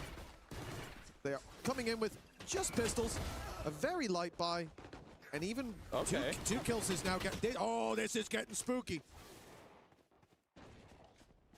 And they've made it interesting, that's for sure. Lovers Rock's position has gone completely under the radar. And, well, eventually, he is going to be dealt with. An incredibly costly round, but now it even gets to a point of an opportunity. Never mind. Kreven there to save the day, make sure that that one doesn't get too far out of control. And although it's incredibly costly in a good round, it's still a round for BBL. And I kind of want to give you a little bit of information. You know what's good about being in the venue, being around the players, is sometimes you bump into them, maybe on your way to the bathroom. And one of them, who was running, as he does in-game as well, was Lovers Rock. And as he ran past me, he went, how was that, watching the best player in the world? Talking about his teammate LaRock, obviously. Yes, yes. And my response was, are you sure he's not cheating? Because that performance, I think he ended up on like 470-something ACS, 29 kills. I don't think he's had to do anything yet. That was the hero op. That's the op in this buy. I just don't know what I'm watching sometimes. He's not the best player in the world in this team, was he? They go from being Such a well-oiled machine, 13 rounds in a row with, yes, some shakier performances, but a lot of aggression that was tempered on Split. We talked about how different Split and Lotus aggression is because there's less space, there's less avenues, and this time he shift walks through a smoke with an op. Yeah, listen, Rose is pissed right now. Decent damage, all things considered. Wow, it's like, what is this guy? Lloyd has Larocque got his hand on his mouse. A wrap around now, 30 HP, a chance to make this incredibly close. That's 3 kills already. A third found, but a fourth might evade him. Bang! Flying under the radar around the backside. It works out, but that is way closer than it should have been. The good thing is, finally, the streak of 15 has come to an end. Oh yeah, that's the silver lining. I'm pretty sure they inted the beginning of the round and then just basically were like, okay, now give Loiter a chance to try and clutch that one out, because yeah, they just got wrecked in the initial phase, and then this guy, it's like he toggled, just starts wall-banging players with a Sheriff, like the individual aim. But yeah, I genuinely, it does feel like it's important. If they had lost that round, I would have basically just called this series done. Instead, there's some vulnerabilities on the other side, but they actually don't need the operator in this round because of the fact that so many players died. There's now light shields on 4 of the 5. You know, we've seen things slipping at times for 100 Thieves. Now, BBL are the ones slipping behind enemy lines with 3 players. A very fast rotation into that back lines, but to run it back, it's unavoidable at this stage. Rose was in an awkward position. The first man past the trap, good kill. Cryo falling means the trap now gone. Loida has backup coming his way, 2 already found. Bang! He was about to take that fight on short, but realizes he has to group with his team, but they have no safe haven to fight from. Down below in hell, they've got trouble for Timotino. He's able to at least get one, but stuck in the backside, surrounded. How he's still getting out with more. That's a huge round from Timotino, right when they needed him most. Pressure from all sides, but he fights back on every front. Yeah, he's jumping up, celebrating as well. He's getting loud. He should be for that round. I think they need to. That's one of those ones where it felt like it was slipping away from them. The fact that, again, Loiter, he actually catches Asuna as he is coming back from his ultimate, and it looked like that round was about to crumble away up until Timotino clutches it out, brings it home, and levels them up 2-2. No crazy streak of rounds for BBL in this scenario. But you always have to be careful versus those pistols. We saw it. The way they started that streak was with the pistols. Rose isn't shying away from a fight, but Cryo puts him down.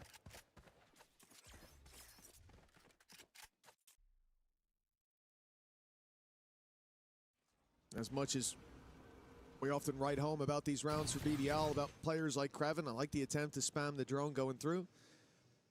Considering they're spreading out like this, playing the default, it's not somewhere I'm anticipating a lot of impact. Interestingly though, the Cage up close with a trap down below. They're never going to see that coming, but it doesn't get the reveal off in time, so no punish, and now the reveal in the corner leaves Kreven isolated and dealt with. Loida dove on the backside. As we said, not a whole lot to work with when it comes to this round. In general, you see how quickly they crumble in the heads-up duels. The backstab from Asuna. Oh, I was going to say that one should be even easier, but 5 HP. Lover's Rock gets a chance to make this a little more costly on the exits if he wants. I do think, though, as this round goes on, 100 Thieves are just going to leave if it comes down to it. They're not going to be baited into going down to the spike or anything like that. So in terms of actually getting damage, it will be difficult. That's a good start. No one else one-shot, though. Unless it's a headshot, of course. Now waiting to try and die to the spike, but you know that 100 Thieves want those orbs. Arsner in particular. It's a little bit close for comfort, but he is going to get that extra orb towards the Phoenix ult. An important one at that. Looking like already they're back. 3 rounds in a row. Seeming a lot more comfortable on Haven. And again, another map where we have seen some struggles for the side of BBL. I would say that going into this map, it is intriguing that both Split and Haven were in there. They've already proved us in one avenue that Split, clearly they put some work in. And also if Larocque I think hits the highest ACS of the tournament so far, which is actually pretty close, because I think Starzo had 450, but that only lasted a day. Oh, nice early aggression from the defensive side. This is what we were waiting to see in previous maps. It took them a while to pull it out, and now a full-on blitz of mid has left 100 Thieves scratching their heads. They looked a little bit overwhelmed by what just came their way. And you'd think after 2 maps of facing BBL, you'd get used to it. It's crazy that you can win 3 rounds in a row and then lose a round in 10 seconds. That is what it's like playing against BBL. They use a Hunter's Fury, and then they just run at them. And even though they lose the opening pick, I don't even think there was a split second in any of the players' minds like, should I fall back? No, it's like we have committed to whatever the play is. I think it makes Rose's job as an IGL easier in circumstances like that. Not easier overall, because sometimes his players just decide to swing everyone, but in a round where you plan to push, everybody is on the same page. Yep. Early fake being sold by the attack inside. But with the trips not being hit, that ruse, well, it is going to give them Rose. Rose goes looking, and there was a rotation coming back from other players. In fact, the question will be, will Lovers Rock be there in time? No, the Molotov will deny. Well, crucial time and in a post plant with a Hunter's Fury online, and a Sova sitting towards long with his back protected as well. This becomes a very difficult round for BBL. Dealing with the first players on site will be one thing. As long as Vora isn't peak, because he is peaking right now. He's giving a chance, and Lovers Rock does not need too many chances to walk away with the kills. Now the trap down already. Flank will be a concern, but everyone's coming straight from the spawn. A heads-up duel with LaRock now on the flank around. Timotino had no idea there was a player behind him. They've managed to section this down to just one. The Hunter's Fury practically useless at this point. Caught in the corner. He's brought into a 1v1, but that flash saved the day. With LaRock having just enough time here to take this one across the line.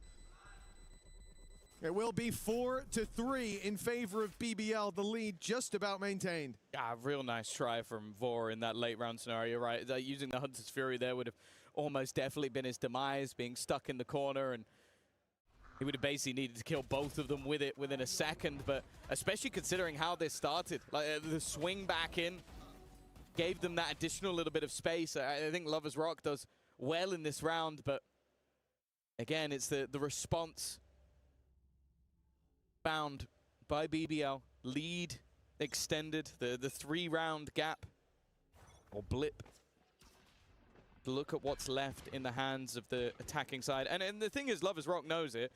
His sniper is in hand for that exact reason, although he has missed one of the players, but there is a drone. Is the drone... That could be a problem. Looks like they're going to commit to that fight. Molly from LaRock cancels drone out. Other side, Rose is the one to take Timotino down. The man who has been so reliable in those fights, but for 100 Thieves, a good chance in Garage, but the setup, the cage immediately activated. Well, the flash catching Krevin, but that's neither here nor there. This has pretty much sealed the deal of the round. It connected a W already, and another flash should guarantee it. Look at that, he couldn't see a damn thing. The thing is as well, I was looking at that from Lovers Rock perspective. He missed both of his shots. I was like, he's going to run in with a shorty. What I didn't realize was LaRock was going to do exactly the same thing out of the door. So I left him with nowhere to go. From a 3-round fight back to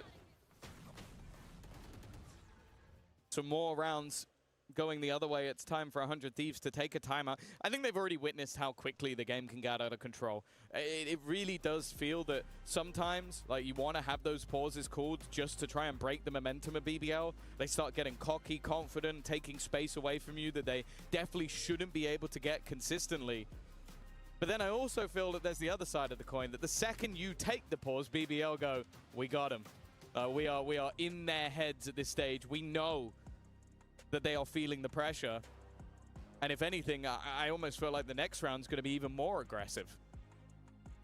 Well, it has worked. It has worked every time, on every map. The aggressive plays, sometimes it's a little bit too much for BBL, but it is feast or famine for these guys, and often the table is plentifully filled. At this point, there's no reason to change it up. And look at the minimap.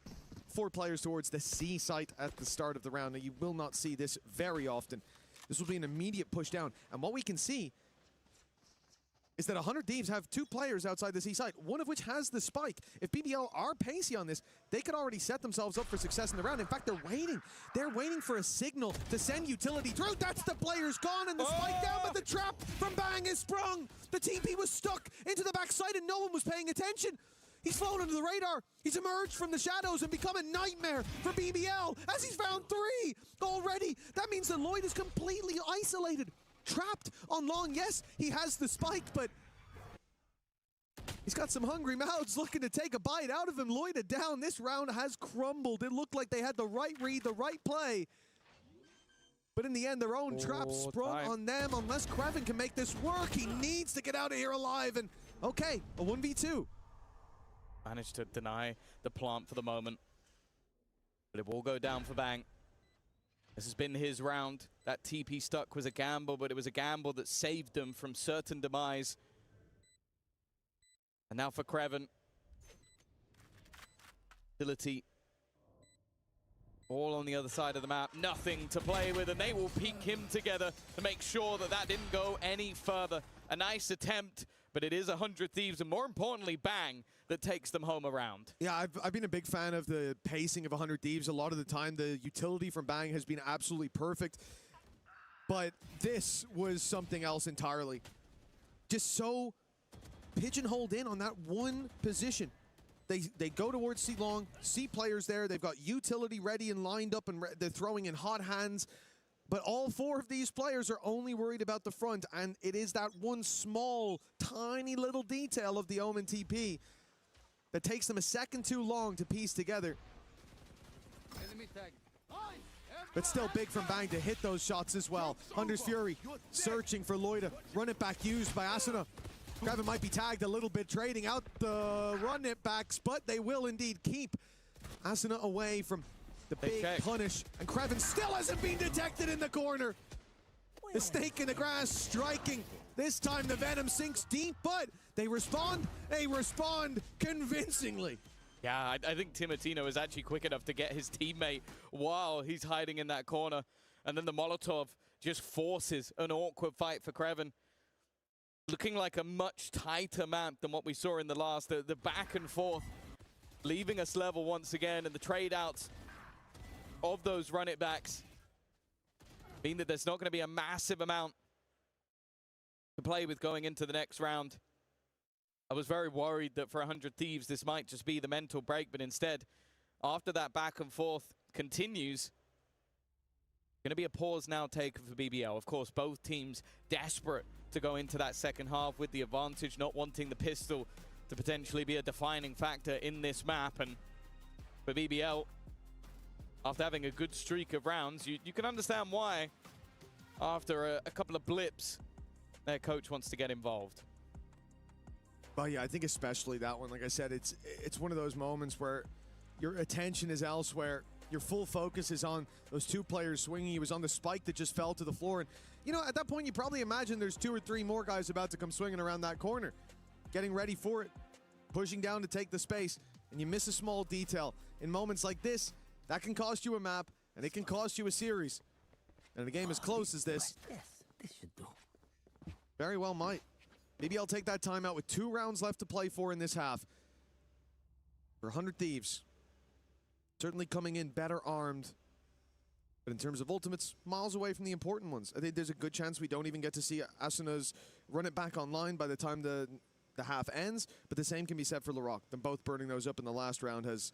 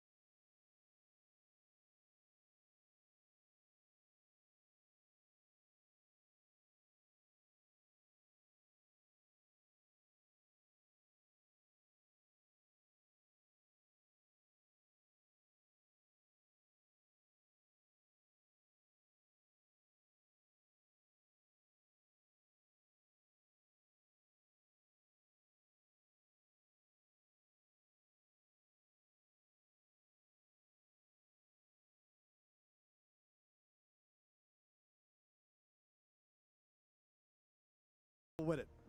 I did my scissors rock method. It always works. Against the best in the world? I shouldn't say that. Now people know my against method. the best in the world. No, not against the best. And that's it. He's proven it there in the States. You need to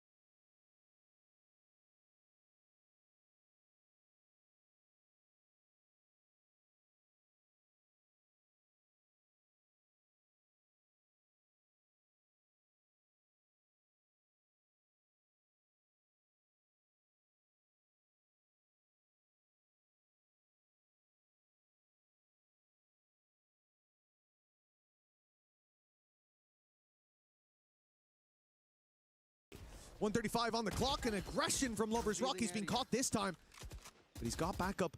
Rose, the second layer to him. They're suspecting it. The Molly's caught him. He's dead to rights. He's taken full health bar from the hot hands. Oh, that's a devastating way to kick this one off. They're in a 5v2. Yeah, a little bit of karma, maybe. You've given the game away with how aggressive you're going to be, that your opponents are starting to just throw utility into smokes. I have the spike. But either way, looking like they might continue in towards the remaining setup.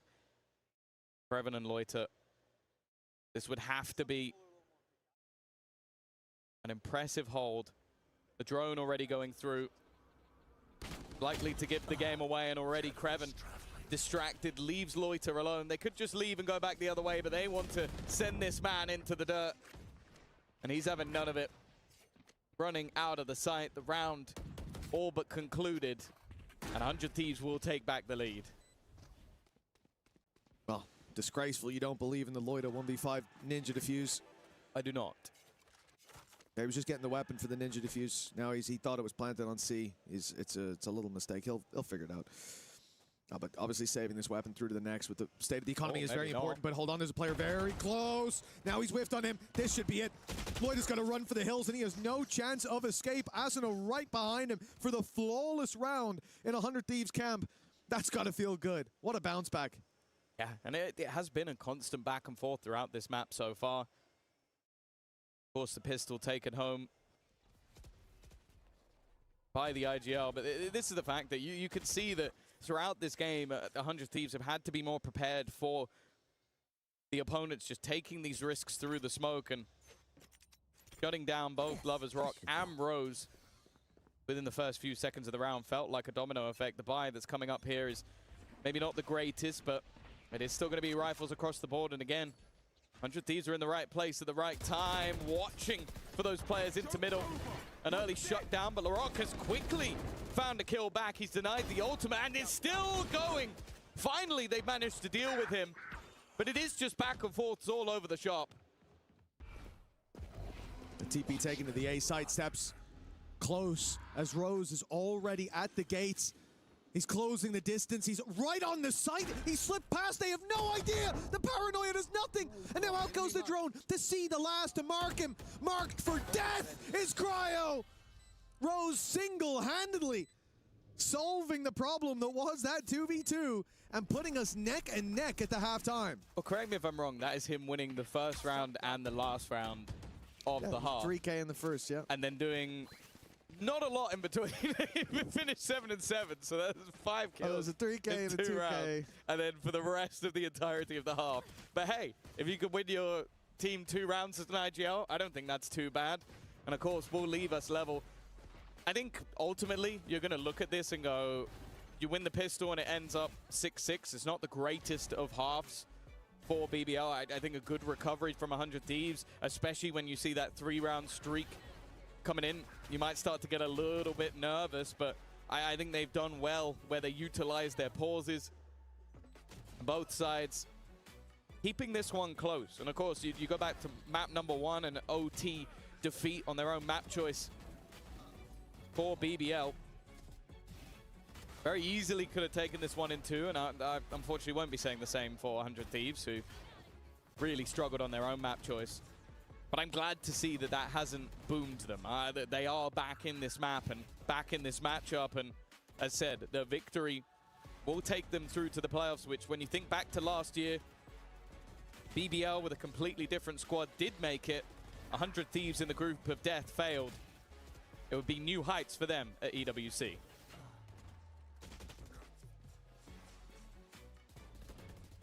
Yeah, I think the main one in BBL's camp, just the fact that this is a roster that after those changes come out to the Yoru, we see them fade a little bit, right? They have to take time to adapt, but they don't have time going from an international to a regional event. The meta shifts multiple times, and playing keep up, playing catch up is more so the issue. They can prove that they're still a team that can make those deep international runs with just one map here. It'd already be solidifying themselves amongst the upper echelon for what wouldn't be the first time this year. That's when you call it proof as opposed to circumstance. We certainly know they're capable, but after that second map, gotta be honest, I thought it was a definite. I thought they were a shoo-in to take this across the line, but 100 Thieves have dug deep. Timotino's been very impressive as well today. I think especially on Lotus, like his raise there was fantastic, or sorry, the Waylay was fantastic there. Raise on the previous, and now here on the Neon, finding that impact again. But Kraven last 2 maps for BBL has stepped up. He's been such an important sentinel in terms of staying alive, but now putting up that impact as well. As Sheriff is starting to sing. Although here, he has got the bandit for the pistol.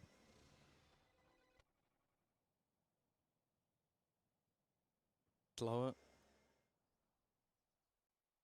Patient start from the side of BBL. Maybe expecting some aggression on the other side as well. Of course, you do have that double duelist in tow, but it's Timotino's gone walking out. But that's more of the bait. There's a second player up close, but he's been caught by the cam. Good spot. But they're not done fighting this just yet. Continuing that brawl towards the A side. Maybe trying to force them back into the utility. Yeah, this is all just a ruse towards that A site, right? Sending the drone out towards long. The cam's been checking the entire time. They want to take any early information, any silent alarms that could start ringing out of the hands of 100 Thieves. So they don't know that there's no one on A long. They don't know there's no one close on A short. And as a result, they don't rotate to the other side of the map. Which means that all alone is going to be Cryo. Although, actually, support coming through. Bangs on the quick rotation. Run through the smoke so quickly, and Bangs found 2. A shock dart kills come in, and all of a sudden, Lloyd is the last man standing. It looked like BBL had managed to strike with a surprise, but 100 Thieves, and especially Bang, looked more than ready for that play. Oh, for Loiter. It then becomes an impossible clutch. Not enough time to do anything, and another high-impact round from Bang. A triple kill over on that C site, and honestly, it's looking like his site at the moment after the TP play we saw earlier, and now holding on that side of the map. But even just the way he danced around his own utility, had that additional support as well, and an important victory to grant them the lead. And I think for Bang, what's important to highlight is like this guy's been in a position where he's had a lot of impact so far down from the utility, from the survival.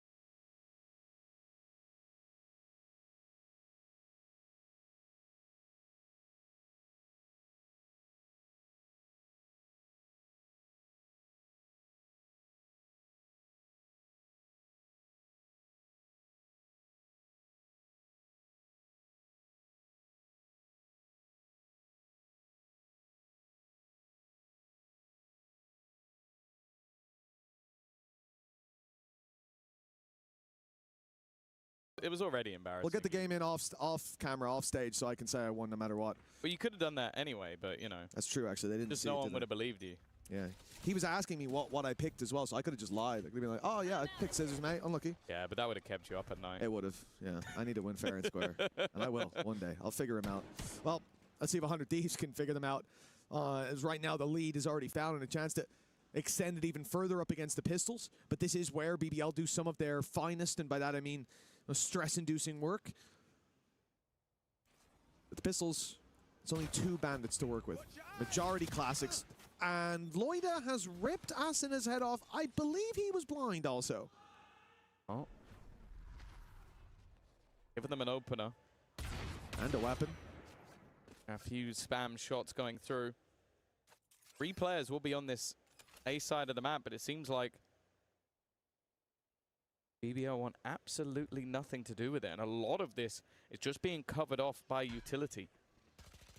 Go, go, go. Already spamming a couple of bullets towards the dart, trying to hold players to that side of the map, and it has done exactly that. But now they need to get running. They need to get moving. As Cryo's here completely alone. Bear in mind that Spectre has been put into the Neon's hand. A good trip will get 1, but it's an immediate trade back. Solid work from Larocque. The plant being baited to try and get somebody to try and swing if they were close. Instead, though, the shock dart will come through. Do quite a lot of damage, in fact, to Larocque, but he still stands. Plan found for Larocque as well, 2 away from a run it back, and this is an all-out aggression from the attacking side. They're going straight into the spawn, but the stun back in return has at least bought a moment of reprieve for this squad. It doesn't last long. Lover's Rock. Some of the kill feed says Bang killed him after he died, which is, it must have been instantaneous. But what a play from BBL to come into that round having as little as they did, 2 bandits, find the opening. And again, I'm pretty sure Larocque was flashed when he found that opening. Or was it Loida? Loida. Loida, yeah, I'm pretty sure he was blind. That's crazy. He eats the flash and just pops the headshot. Anyways, fair enough. And that Spectre's what ends up closing the round as well. So that is a bitter defeat for 100 Thieves. They get the start they were looking for, but it really does feel like nothing is separating these 2 teams. Well, now you get that massive injection of cash. You look at the investment into rifles for the side of Standing ahead. BBL. Of course, the only freebie is Lover's Rock. There's going to have the Outlaw, which, to be honest, would have been his weapon of choice. I like this push-up, though, from Matino, but unfortunately the trip is going to be in his way. No sneaky play to be had. Hoping maybe there was a way under it, but he's definitely too tall for that. Another for Loida. That walk out of the smoke almost got a lot for Asuna. Damage, but nothing to convert into kills. The problem with having the pistols, of course. And the rest of the squad now just going to sit back and wait. Let the spike explode and avoid giving any orbs away. When you look at the orb play for BBL already, the ultimate economy, the main man who would want those already has them. Larocque would run it back for the next round, the full buy of 100 Thieves. And especially on the attack side, like, well, obviously on the defense, in terms of playing the retake, it's going to have a lot of value. So for Asuna coming into the next round, if they can find an orb, if he finds a pick, that's going to be huge. But Larocque can get them in. And the problem is, Larocque could probably just run it aside anyways, and I'll give him a pretty good chance of taking it. If he's has the opportunity to go at it twice, it's a different story altogether. But that's what he was doing on the last map, on the Rays. He was just dropping down off high angles and then while landing, having enough time to correct and insta-headshot people. Like, his performance in the last map was phenomenal. And yeah, he's been a little bit quieter in this one, but with Loiter stepping up, Kreven up there as well, they are now in the lead. Now, the investment into the Odin is a new piece for them to deal with. But it seems like they found their gap. They found the place where they want to put the pressure on, and that is the seaside. Goes here. Oh, this is a nice The response from 100 Thieves is mid-control. The Odin spam is just to break that window wall and maybe do a little bit of damage, but nobody's there. BBL are playing a very direct game straight into this C site, but already the rotates are there. 100 Thieves have the read, and that Hot Hands hasn't reached fully into backside. Run it back now, online. Larocque already tagged down to 46. The flash, though, might get him an opening. Never mind. Bang and Vora. With Rose and Lover's Rock down, they might think about leaving this site, running for the hills, and that's exactly the port of call. Problem is, the cam saw them. And Loida gets spammed to death, leaving LaRock to do it all. A 1v5. Hey, listen, I said second lease of life. This guy would be dangerous, but not against these odds. Yeah, fantastic hold. The initial delay, the catch of the flank immediately, and then just the pace at which we saw that rotation come in from 100 Thieves. Even though they left one man alone on that site, they felt incredibly ready to make that move back in. Look at the time they actually pushed the backside. There's already about 4 players ready and waiting for BBL to try and make that move. Even still, it's another investment, but really does feel like this is going to go all the way. Neither team really able to find a steady footing just yet. There they are. Oh, Timotino has taken a lot of space and hearing a lot of steps. The rotations are already coming towards this A site from 100 Thieves. It's Timotino. They shouldn't expect him this early to be tucked in that corner, but they've seen him. Rose spotted the edge of him, but unfortunately couldn't land the shot. And so BBL now, having lost all that space in mid, you can't really just commit to the A site. You know the rotates have probably happened. You have to kind of re-clear that mid space so they don't have an immediate flank on you. And with no information towards the C side either, BBL are playing this round blind because of how this round started. Still, now they've been spotted. They've been seen around that middle area, but it does seem like 100 Thieves are playing into the retake this time. You have the run it back available to you. Maybe hoping for a kill off the back of the trip. Instead, he goes walking out. I'm surprised by that. It looked like a retake setup instead. Damage being done onto the ult, but even still, they've got to be careful. And advantage still held. Timotino, the first to make a move. Creven's shot not connected and bypassed by his opponent, leaving Lovers Rock in an impossible scenario. An easy clean.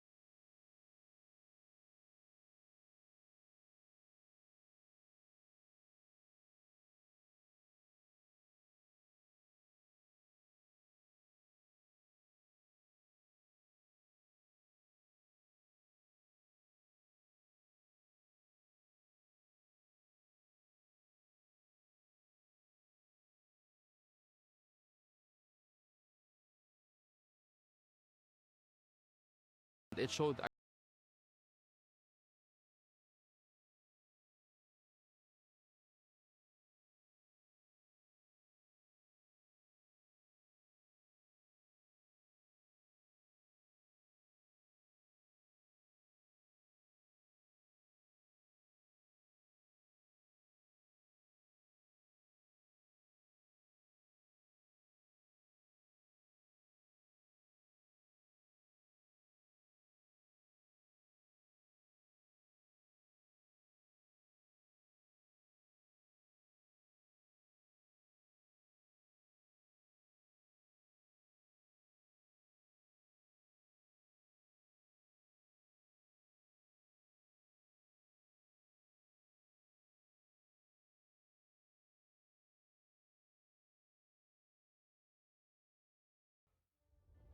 Ninth, 10th during kickoff, 11th, 12th during split one. I think we got a very honest response there by Aves in his rookie season as the IGL here in KC. But then they go first, second, and knock out Fnatic from EWC qualification, which is just absolutely nuts. It was crazy. I was watching for a moment. I could not believe it myself. You know, when they started winning matches and they won one, fell into the lower, and I was like, oh no, KC, not this feeling again of yes, you can do it, but you're just literally one step away from the door, but you just can't cross it. And it's good to see that from one side. You're saying that, and he's also speaking about his rookie split as an IGL. But also, we need to think about the fact that that is a role that is completely jinxed for the side of KC. So. That is bad news. And apparently, we have the map beat already. Yeah, we see KC take out Split. PhFerz banning Haven. They love to ban Haven there. What? And a Sunset pick. First. Man, this makes love sense. this. I love this so much from Common Core because PhFerz came straight from London, straight from the very final of it. They haven't had as much time to prep for this event at all. With Sunset coming into the pool, I can, I promise you, you can probably count the number of Sunset reps on one hand. Oh, and Fracture! We're going to get one? Is our definitely on this. This is our first Fracture. Yeah, PhFerz with Pearl out of the pool. Yeah, Haven is the next best option, especially if you're going up against a team that has succeeded a lot on a Haven. And I love that you're saying that about of course, PhFerz does not have time to prepare the Sunset. They did have a good Sunset though with the Vi on the Sage. Please, I'm playing for that one. Please, the Vi on the Sage. That will make me so happy. But at the same time, think about this. If you're KC, you know that you're the underdog. It is PhFerz. You've played against them twice. You didn't win.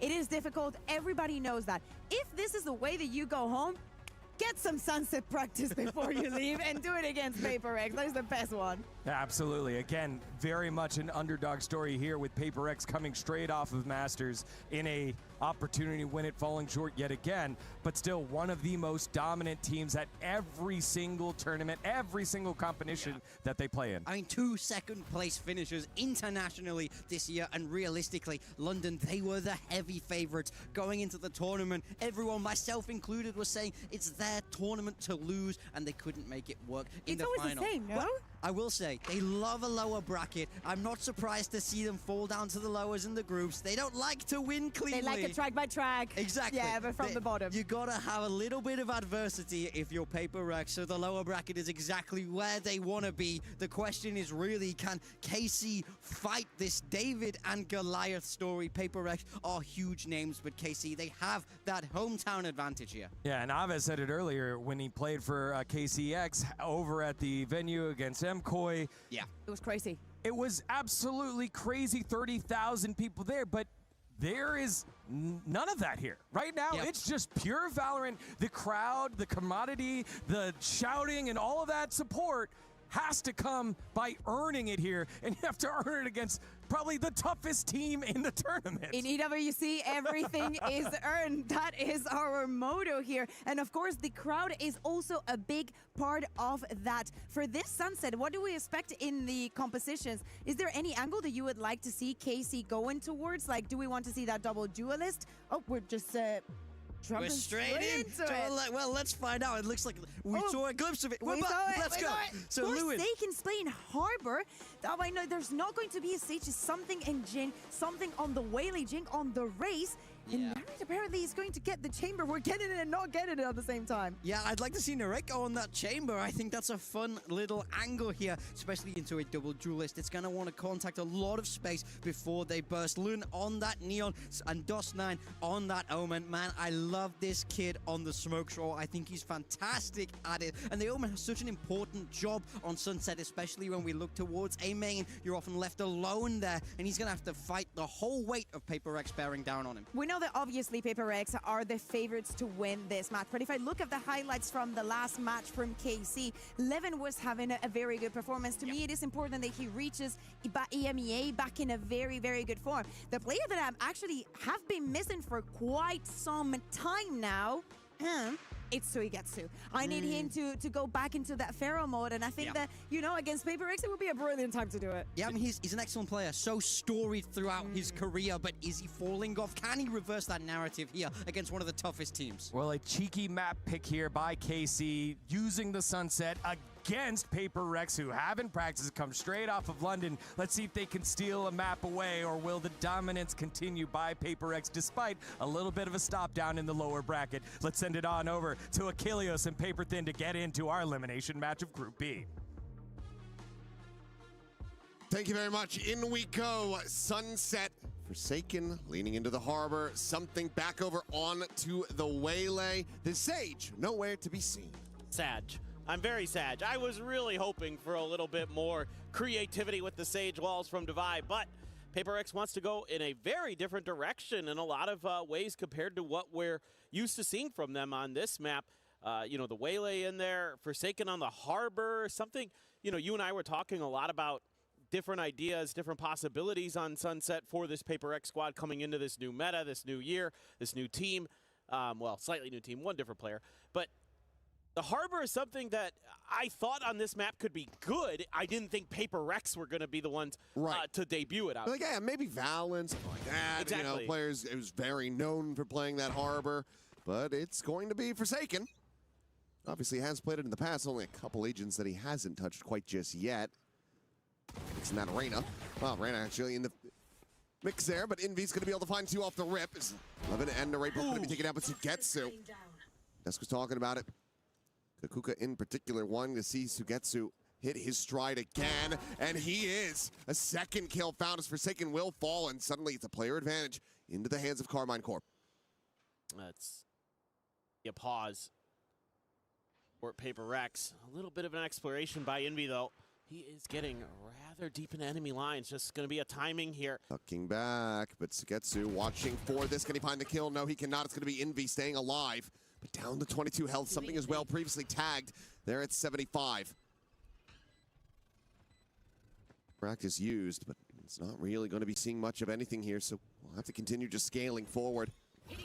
Saturate to the corner. Nothing to be found. Both players of KC playing here in main. Ready for the swing, the paranoia to fly. Does not connect, but it's going to be Dawes9 with the Sheriff to take down Envy. Now everything on something, and the time is just going to be gone. Finds the headshot. They know he doesn't have it. Held up the half. He'll get some decent ult charge, but cannot get the round win. KC take the opening pistol on Sunset. This is incredible work. I mean, a good read early from PhFerz that there was going to want to be some kind of mid-exploration from the side of KC. They've got the stacked numbers there, but Sugetsu, one of the players who devastated PhFerz on that FPX team at Masters Copenhagen, and everybody's going to remember that breeze where he absolutely went crazy. He starts things off with a bang once again for Carmine Corp. Old rivals facing off. Carmine Corp grab a couple rifles here, a lot of rifles in fact. Narrate, the only one who doesn't have one, he's got a Marshall. The Prowler out, it's just a hell of a lot of gunfire. No bodies on the floor quite yet. Well, triple push from PhFerz, wanting to try to take this space. Wall's going to get raised. Tuck back through that one here. Sugetsu will look to try to take them down, but avoids getting overwhelmed. Doesn't end up suffering any damage. They're already taken on PhFerz's side. They just go their separate ways. I mean, PhFerz is being very aggressive on the map, but again, something he's red, and he is. He's dealt with by Sugetsu. Forsaken, under pressure, down and dusted. Yeah, unable to get that Nearsighted out onto 11 fast enough. Will end up falling to the wayside now. Just these 3 remaining players to try to put a dent in. Need at least 2 kills to really start getting any significant damage to the economy of KC. Push in, look at the try to just take down this Neon, but he's able to hold his own. The Paranoia as well, going for the assist, and DOS9 able to find Device, so it's a flawless anti-eco for KC to start things off 2-0. Yeah, this is huge for KC. They invested a ton into that round. I mean, there was a Bulldog, there was a Phantom, there was a Guardian, and there was another rifle in the mix. Can't remember exactly which one. It might have been another Guardian or a Bulldog, but regardless, you carry that all over, and PhFerz did grab a few pistol buy-ups into that, so now the Marshall won't be a one-tap, but still scary, man. Ton of weaponry there. PhFerz didn't find any value. Usually, if they're grabbing those sheriffs, they're going to find at least a kill or 2. Will do any damage. Getsu wary of some kind of push out. PhFerz, a little bit of contact, re-clears it, sees if maybe catch him trying to lurk around, but that's not going to be the case. KC now just laying out their plans for this B execute, which is relatively wide open. Forsaken tries to delay a bit with a wall and does take one down. 11 dead on the entry. Ducks back, sees it to be avoided. Smoke's now going to be set up. Seems like it's just going to be a matter of time, and there you go. Before he tries to go for a timing spray. Will be avoided. Sova drone may be able to spot out a little bit here as Jing going to be the one under some pressure. Blast pack attempted, but cannot pull the trigger on that one fast enough. Sugetsu, however, will get out traded. Something is able to find that kill in Devi. Takes down DOS9 as well. Just there at the bottom of mid. With the right falling, that leaves just Aves still with an opportunity to find some more damage. Something is at 10 HP. Quick jump peek into the refract. Forsaken here, but will be able to steady the spray. Finds that elimination, and overall, it's a very clean anti-bonus from PhFerz. Yeah, that's exactly what they needed. They're giving up a really clean anti-eco to KC. You can see some of the early ideas for PhFerz. Stack up, be aggressive early. They're always pushing the map somewhere so far. There's always somebody either going up mid or going through A quickly. I like the backup plans they have in that previous round. 3 push out A, have the harbor at B, over watching mid, and then can use that wall to stall things out a bit. Helps when Forsaken gets that big first kill, but Narrate going to be upgrading to the operator. Onto that chamber, looking for that first kill, and he gets a tag. Gets a tag, but does get taken down. Rather just Sugetsu. Just a rendezvous out to safety for Narrate.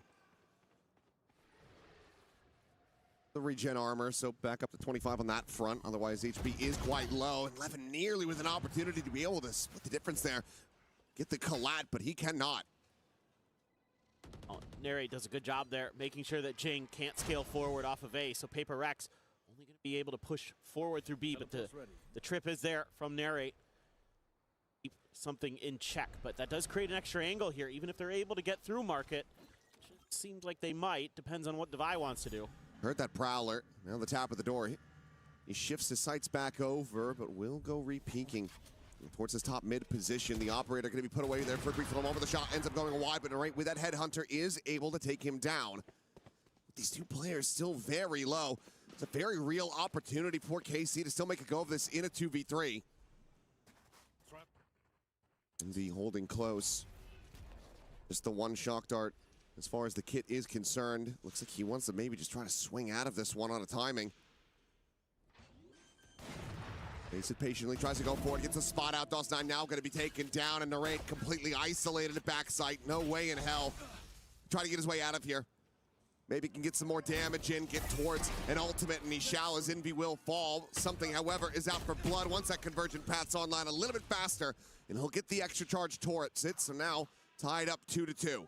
Yeah, it's really good map awareness from PhFerz in this round. It could have gone very differently if they don't read that, you know, with that push up through mid, top, which direction it ends up going, because after they kill Devi, it's pretty wide open back there, but they send the 2 towards A. They read that nicely. I think because, you know, they feel like, okay, we've got something on the other side. Let's stick with our 2 setup, rely on him. He's still got full health. You know, Envy and Forsaken already a little bit beat up. Guess correctly, and that's going to be the operator into something's paws. Here's some noise. Push out. All right, immediately going to be dispatched. Paranoia now going to be sent. Double dash over to the side, and Forsaken scaling forward at alley is able to intercept Sugetsu, so now the Viper gone. This is why they slam the door in the faces of KC. DOS9, however, little headshot, cheeky little scale forward, but something just leaps around the back, quickly gets the scope through. As the spike stranded over towards the defender's side. Levin not too far away from being able to recover that. Forsaken, eyes on the angle, but not on his rear. Aves, if he swings out, would have a very easy kill, but instead we'll send the Prowler. That's the alert here that PhFerz needed. Be kicking himself in the VOD review on that one. No way to know. They're in the moment. Spike is going to be recovered. Aves pushing his way forward onto the site. Headshot to the back of the skull onto something, but now Devi as well, striking. Arriving on the scene, the Haunt going to be sent out. Aves, quick on the draw, is able to find the one. Lob it on that snake bite, and that's all to draw the attention away while Jing swoops in from the flank. Two players surviving, the op going to be carried over. PhFerz now find themselves in the lead. So much of these rounds coming down to just who's going to kind of outguess who on where they've maneuvered to on the map. It's getting very chaotic. Everybody's just trying to kind of find that extra space, find that extra angle. I mean, first it's DOS9, he gets shut down. Then it's Aves, who eventually finds one. Or a re-wrap from elbow, and it's a little bit all over the place right now, it feels like. A ton of ults as PhFerz. Same for KC. Showstopper going to be sent off the rip, looking for that stun. The lob in, but now the Rendezvous will take him out to safety, even though it's a short hop. The Hunter's Fury, however, looking to hound him down, has him low. It's going to be Forsaken having the kill. That's two invested off the rip. PhFerz get themselves into a decent enough position, but it's just the one player committing the ult in to try to have that operator online. Everybody else still going to be having armor as well as Vandals, so a 4v5 still possible for KC, but something scattered out by that Prowler. Quick little exit, double dashes out towards safety. While Jing pushing forward, and he's not going to press the issue. Rare signs of restraint, but then we'll just get taken down through the wall. DOS9 able to find him there. Aves not quite going to be able to get the catch on Devi through that market door as it does get slammed shut. Yeah, that's why they're going to slide something up to top mid to watch that. Case got a pretty good read now how this round is going to look. A lot of their base is covered. Forsaken. Face your A fear! little bit of a delayed reaction there. Unable to find that kill, but Envy very much slotted forward just outside of main. He's able to find a kill. Now they hear the sprint coming their way. The Neon, the slide in, breaks the aim of something. Weapon's going to be grabbed as well. Levin wants to try to utilize this as well. I've got an overdrive behind it, so I might as well go for it. They go pushing into his angle, which given they are sprinting, he's going to be able to have the read here. Slow things down. Here. Levin should absolutely be favored. Just holding on this corner. No way to try to break that aim. And it will be Devi taken down. Envy now to try to clutch it, but as he swoops in, Levin with the recovered op will have his number, a 3K, to tie things up. Well, this is just a great late round call from KC. They realize that the B site is a little bit overstacked and that Neon gives something fit. It's a good early set piece from PhFerz, using that showstopper to reveal the position of the chamber. They know where that rendezvous is going to be set up, so then they follow up immediately with that Hunter's Fury. But KC better just when it mattered most at the end of the round. What looked like a good start for PhFerz and maybe themselves pretty far ahead. Oh my God. Straight into this, and Envy lucky. Be able to skirt back away from that one. That he committed in with a drone, almost certainly would have died, but he also did have something there for the covering fire, so manages to find the punish. Get the early start here for PhFerz in the round, and Devi will expound upon that as Levin gets taken down outside of market. AC still quickly trying to scale forward into the B site. They can still situated, just jiggling back, watching that main angle. Yeah, KC knows that if they just play really patiently, you might catch somebody from PhFerz making a mistake. Forsaken, though, does get the reconfirmed. They're still in market. Now the door to be shut. The swing to come through, and something to have the shot off is going to be taken down. DOS9 is the one that was previously spotted, so something knows there's a second player, but still just can't quite get on the angle, but Devi absolutely does. Spike now down on the floor. Narrate would be able to buy another operator into the next round, but in all likelihood, we'll have to just try to save this one so he can pass another weapon over to his teammates. Yep. This should just be round over. But some good little adjustments here from PhFerz. An extra layer to help out Envy over there on A. That first kill, that could have been a real problem. But again, we're starting to get a feel for the tempo and the pace of PhFerz. I like that they match the pause. You know, they don't try to get over aggressive. They're not trying to push a bunch of space. You know, when KC has kind of claimed just a little bit of real estate of their own, they just hold the line and a little bit of jump peeking.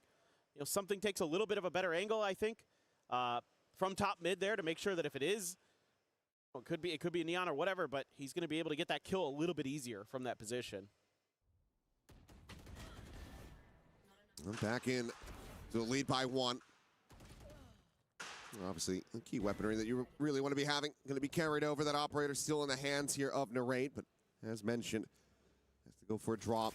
Pass a weapon over to one of his teammates. Levin does have that overdrive to back up the Stinger as well, so could be seeing a bit of a pacier hit here for KC. For now, won't reveal onto 1, but look at the triple scale forward coming in. Look at the Dritz try to set up with that convergent path. Jing now bounding forward. Levin completely slowed up inside of the snake bite, and PhFerz have an absolutely gorgeous spot-on read. That is incredible. Using that toxic screen so nicely, and the timing, the coordination there, brilliant. Oh, it's 9-0 he can do at the end of this one. Something had him held out of Boba. My goodness. And after a round like that, I think that if you're KC, you probably wanted to call a timeout here. PhFerz are starting to have a very strong understanding of how you want to pilot your attacker's side. May just be time. Just go ahead, pump the brakes a little bit, and try to get some extra thoughts here for the players to try to make use of. It's really nice for PhFerz to get Jing going here. He really struggled in their first match against NRG. You know, something that we haven't seen too much from him since stage 1, since London. I mean, he was incredible. You talk about how good his Raze is, best Raze in the world.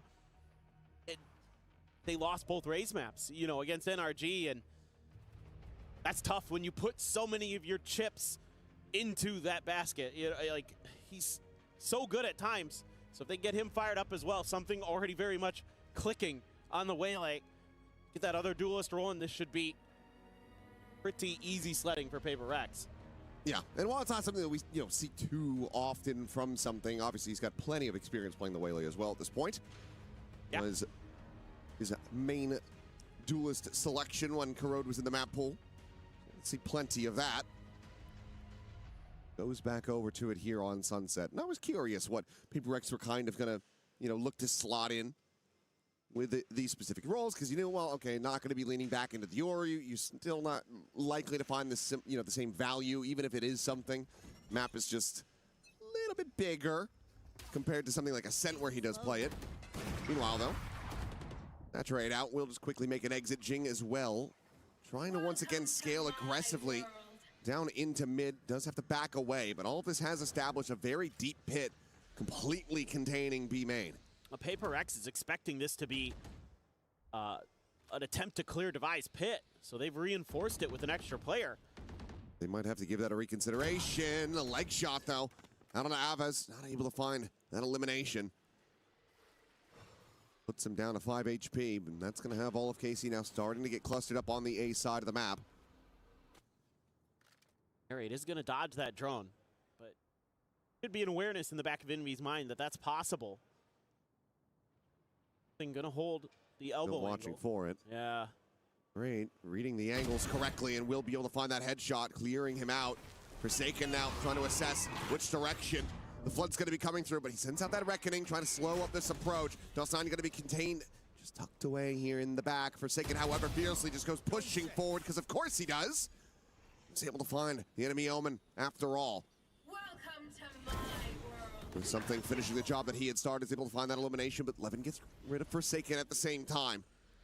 Their own pit now placed, fanning out towards the back of site, as well as absorbing some of Alley. KC get this into a 3v3, and now decently favored to close out the round. And you don't have a ton. You have a couple mollies. Oh my God. Oh. Do they realize? Paint shell going to be sent, but no swing wide enough to actually get the spot out there. There's a bound around the corner out towards safety. Divine out, arriving. The rendezvous placed, the leg, spotted, Narrate. Just showing a bit too much. 11 re-arrives over on the street side, cleans up Jing, gets it back into a 2v2, and the time is starting to bleed away.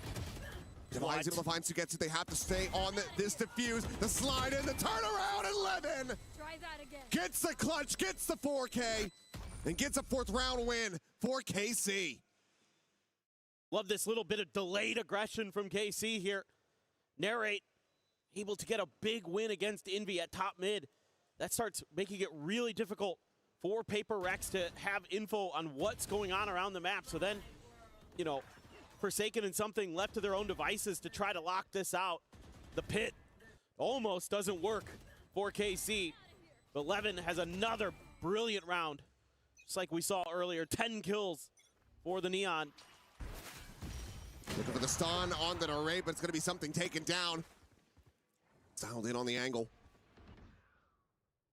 It's a big early punish. Is Envy as well. Now will fall. Forsaken having to backpedal away. Eats a little bit of damage to jump forward, though, right through the poison orb. And Narrate will be able to find him with a headhunter. And the wheels are starting to come off. PhFerz, they were cruising. They were looking steady these last 2 rounds. Now, they look shaken. Operator not to be recovered. Jing just to play back, maybe try to find some kind of exits, but KC can just fan out over towards that defender side and keep all 5 players alive. At this time, I wonder if maybe that push from something was ahead of the dart, or the dart landed just a little late. Feels like a little bit of a timing thing there. Gave KC an opportunity to get that win and get out before the rest of PhFerz could do anything about it. Regardless, good awareness from Narrate to be leading the charge with that operator like that. Not an easy task. I'll find you. He's able to shut down something who's been having a really solid map so far. Devi? I think it's time for a timeout in the PhFerz camp. He's done it again. Yeah, that's...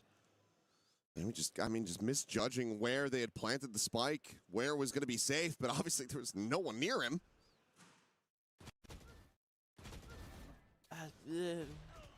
Yeah. Okay, no timeout. Why not? We'll just leave it, but this is going to be pushing them lower and lower as far as the cash is concerned. Bank can be broken after this round if they're not able to find the win. And I like KC's adjustment here in the macro, saying we've had a couple rounds that A has been successful for us. Let's try something a little bit different. PhFerz initially just trying to make sure that 3 in a row won't be what they get just from that A side initially. Oh, something gets identified crossing there by Narrate onto the Devi. He sees a lot. That it does. Relay bolt could be sent out. Space now getting taken. Paranoid does not connect on to Devi, but he's going to go swinging out, takes the fight, and does manage to win it for 1. Something now up and over into market, but Jing is also going to be struck down, so player advantage and something spammed to 5 HP.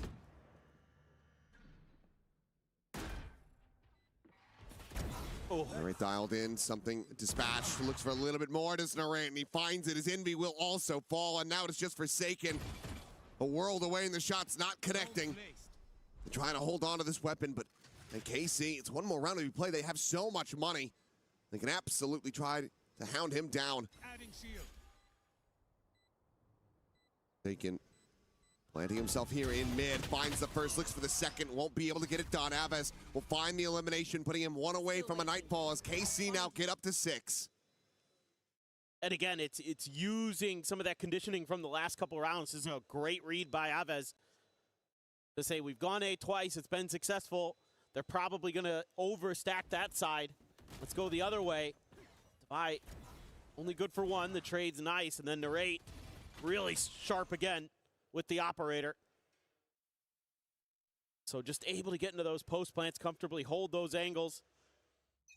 PhFerz never getting much done. Sugetsu's lurk as well, really impactful there. Able to just go ahead and force back Narrate far enough to get the showstopper online. Taken, trying to use that one way to get himself positioned. That showstopper going to be in the back of KC's minds. That's why they have retreated for now, and look at this stack. Massive push out into mid yet again from PhFerz. This is kind of where they've been finding the most success. Will that continue or not? Sugetsu doing damn well to be able to come away with one. Critically for PhFerz, though.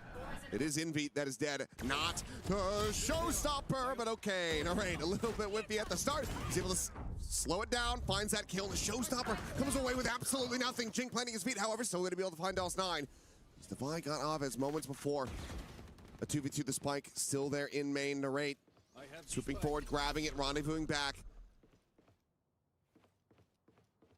Peek in, see if they go on this push. He will just make his exit. Jing now, ooh, puts away the gun right as the peek comes in, but Levin will decide to just back away. Jing quickly swooping forward, trying to find that elimination, but the damage is just not going to be coming through. Narrate now with a swap of the guns, has the tour de force behind this Vandal. Jing tagged to 30. EC being well suited to make this a 7-5 half. Just narrowly, Narrate's able to get there, get that spike up. This is going to be all the more difficult because Jing wanted to try to catch him in their rear. Oof. Timing again. Away from the alley. Jing not going to have the spot. He does have a paint shell, but Levin, okay. Hearing a bit now, we'll just take that fight forward. We'll be able to have that elimination now. Devi, a 1v2, the time working against him. Narrate not quite on the right angle. So kill is going to be found, but Levin, can he just play this correctly, play with his food? Will just push forward before the half can come in. It's going to be 7-5. KC out in front by 2. Yeah, really impressive stuff.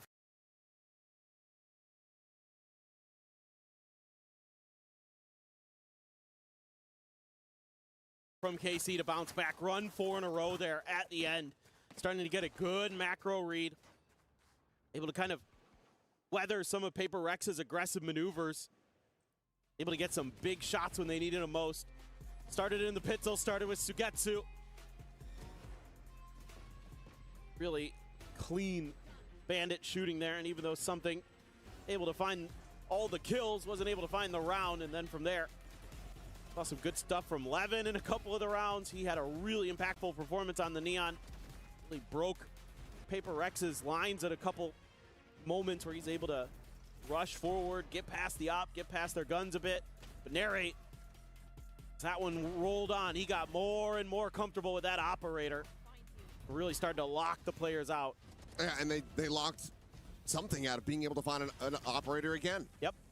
Just never were able to get that money rolling back through, never able to take it out of Narrate's hands, carry it over into the next round because it was that 4 rounds in a row that were collected by KC to close this out. So, I mean, I think something went killless like 4 in those 4 rounds in a row, or maybe he got 1 in there, but it wasn't many. Because he was at 12 for a long time during that half. He'd gotten up to like 12 and 6, and then I don't think he found another one after that. Yeah, was doing a lot of the early lifting, but then all of PhFerz started dropping the spaghetti. A lot to be a little bit concerned about if you want PhFerz to come away with this win on Sunset. 5 from the defender's side, not going to be too terrible. Obviously, as they are going to be running that double duelist, now shifting over to the attack.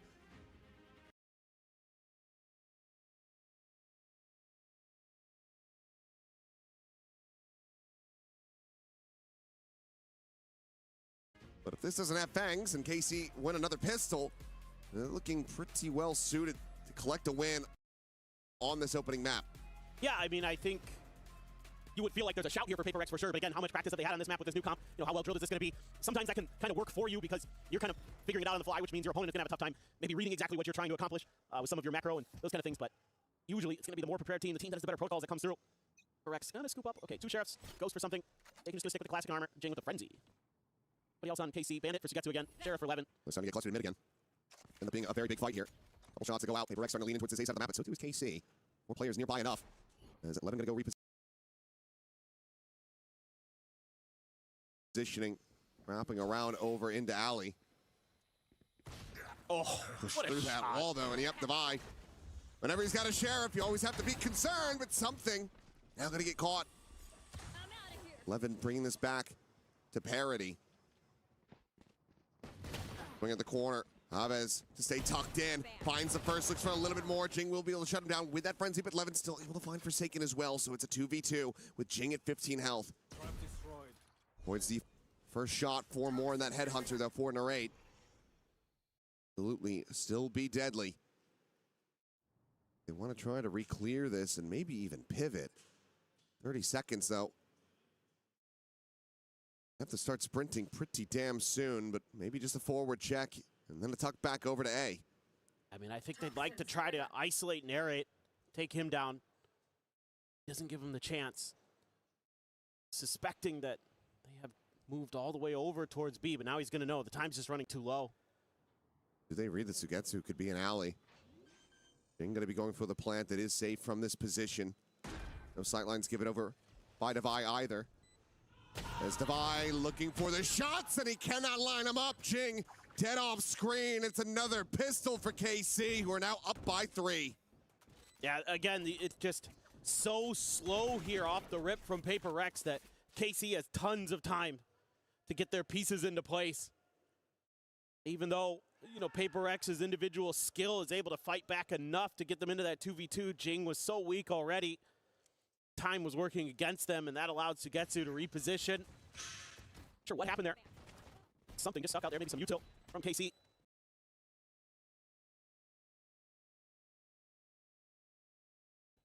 The C's or something got players from PhFerz caught up. Now, only a couple bandits and a sheriff this time.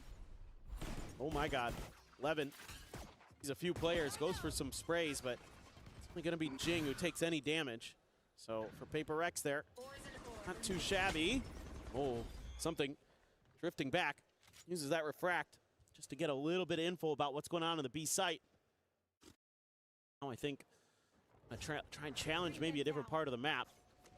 Prowler here doesn't confirm. They want to go for a bit of a market split, but DOS9 able to offer up quite a bit of damage, but still suffers a hell of a lot in kind. 4 HP remaining on this Omen. They're going for the full push up now through up into this smoke, and Aves with that stinger ready to greet them. Paranoia as well. Gonna be sent through, but Devi able to find the one. Something gets the right click in. DOS9 gonna be taken down. Levin eliminated, and PhFerz. Oh, it just feels like you can never really count them out. The Sugetsu will get one, but nothing more. It's a Thrifty. Go ahead and reply right back after dropping the pistol. This is so crafty from PhFerz, and again, the combos on the fly when they're gonna throw something one direction, another's gonna push out at the same time, and that's so hard to react to as KC. Aves there, just stuck in a bad position, and 1v2, a Bulldog in hand. 5 bullets and a Headhunter. But this is one of the most PhFerz rounds. The last 2, I think, is a very good TLDR for this team.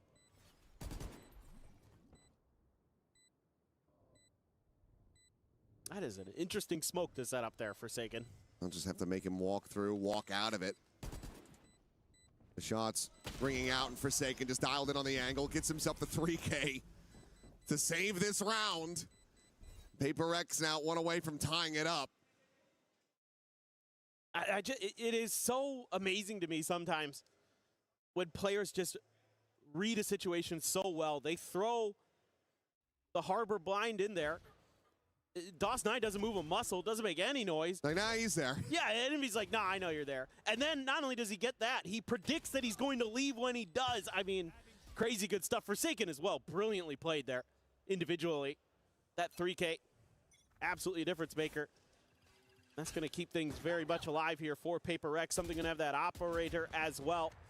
So let's see if he can match a little bit of what Narrate was showing us with the chamber. Over on the other side, doesn't have the funds to get into it yet himself. 1 away from a showstopper is Jing. It's Devi taking this contact fight outside of market in mid, and he will get overwhelmed. So gets to the one to collect it. It's Forsaken now going to be spotted, just trying to set up this wall as they go for a faster hit onto the A site. Gonna get slowed down. Trademark on the one side, Boombot still having to clear through alley. Jing's gonna go up and over. Ends up getting slowed, but nothing to be spotted. On reveal, so they know exactly where the rocket would be coming from. He's just gonna lob it over towards Street, where no one will receive it, but Dawsign's still gonna get caught. Now still isolated here. Behind the box on site, the scale forward from Levin, but Envy has him outdone. He's looking for the next. Forsaken gonna be swinging in, draws the attention, and Envy collects it. A third kill for him. As Jing is able to find Narrate, and now it's just Sugetsu having to backpedal, having to run away to save this weapon. The op will be carried over, and PhFerz will tie it up 8-8. Envy. That's definitely a Envy round. No doubt about it. Getting that first kill up onto the player on the box at back sight. That was really instrumental. Making sure that that retake could never really formulate. There just wasn't any legs to it after that. It felt like KC just was trying to individually make a play here and there to cut things down, and PhFerz holding the line quite nicely. I mean, there's nothing Devi can do there. That's a really tricky spot to be in. Maybe if he had kind of held that angle just a half second longer initially when he was looking through the market door, he might have gotten one, but tough spot to be in. Good read by KC initially there to get that man advantage. But further as that one went on, PhFerz individually took the round over. Boombot to make sure that Jing can get more, and oh boy. Sugetsu, yeah, it's just a death squad on the other side. Ooh. Clean fadeaway shot there from Levin. He wants to go in for a little bit more. 2 bullets remaining here in the cylinder, and he can't quite line it up. Jing finds Dawsnine behind him, then cleans up the Neon. This thrifty attempt not getting nearly as close here for KC, at least not at the moment, as Jing, he might have just activated, was down at the bottom of the standings, and now is slingshotting his way up towards the top. Nothing more for Narrate to do. Well, you especially don't want to give Jing another ult charge. He's nearly to another showstopper. It's 3 away, and that's why he's the one sprinting on the prowl looking for this chamber. Taken not too far off as well. In the end, it doesn't seem likely that they will be able to find him, but PhFerz will find themselves back into a 1-round lead.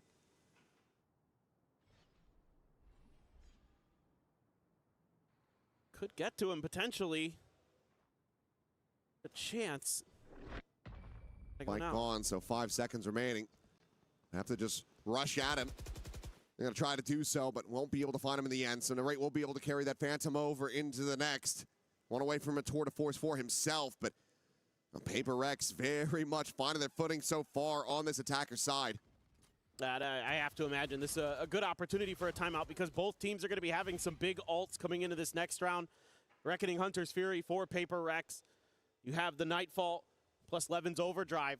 So certainly here, Zeitz wants to talk about this a little bit and make sure that they get some value here, because this is a pivotal round in this map. You win this one, as KC, you're right back into it. You've got a really good chance to keep things at least very close. But if PhFerz wins this one, you're back to losing money. You've just wasted an ult cycle, and it's really getting scary after that.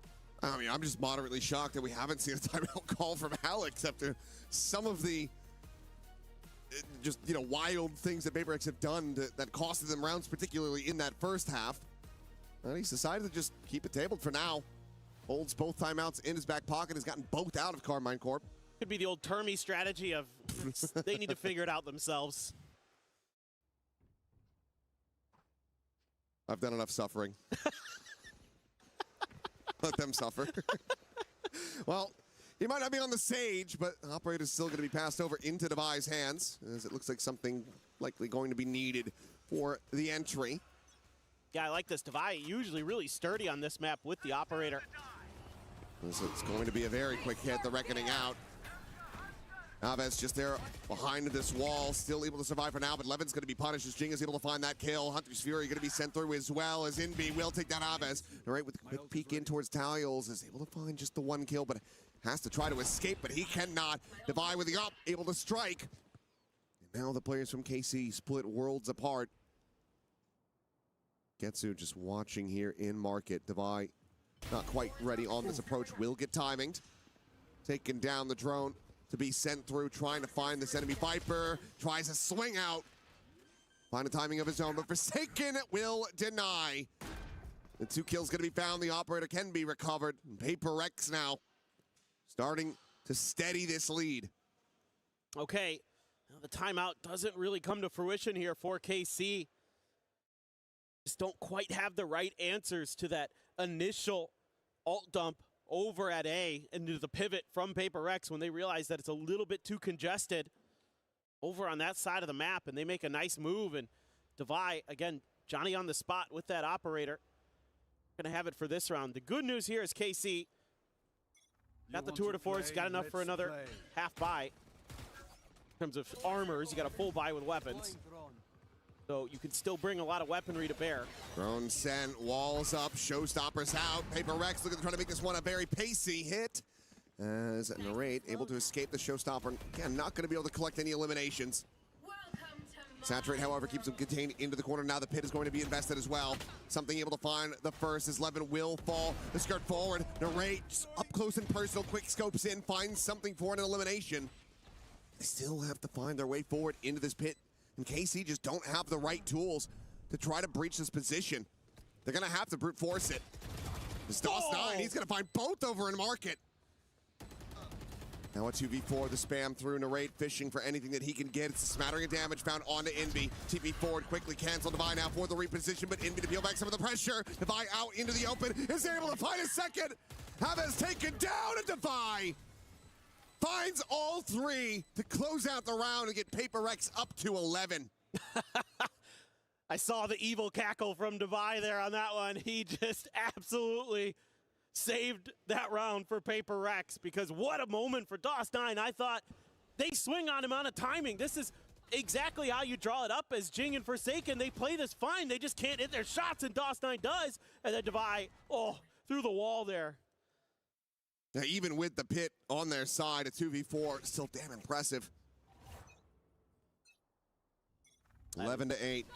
The buy, a bit fractured as the overdrive is going to be coming through, and something left on a bit of an island, but no, still finds a headshot.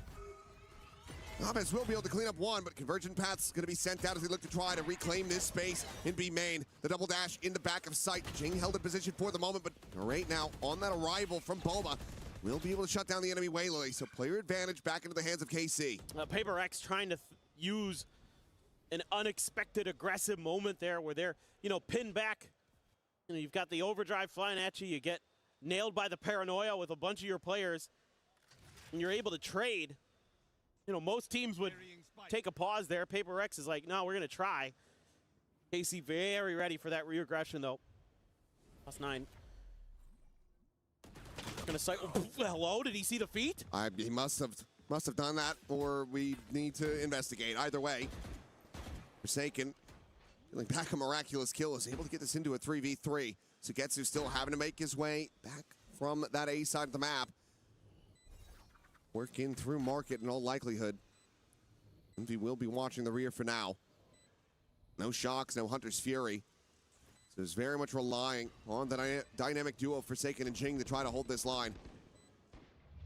Drop down from Narrate. Swing at the corner of the gun barrel. Nearly spotted, but just has the read. But Forsaken on the counter swing is able to find 2 kills on 4, potential 4th. That's going to be a necessary one if he wants to clutch this and take them up to map point. He's considering the reckoning.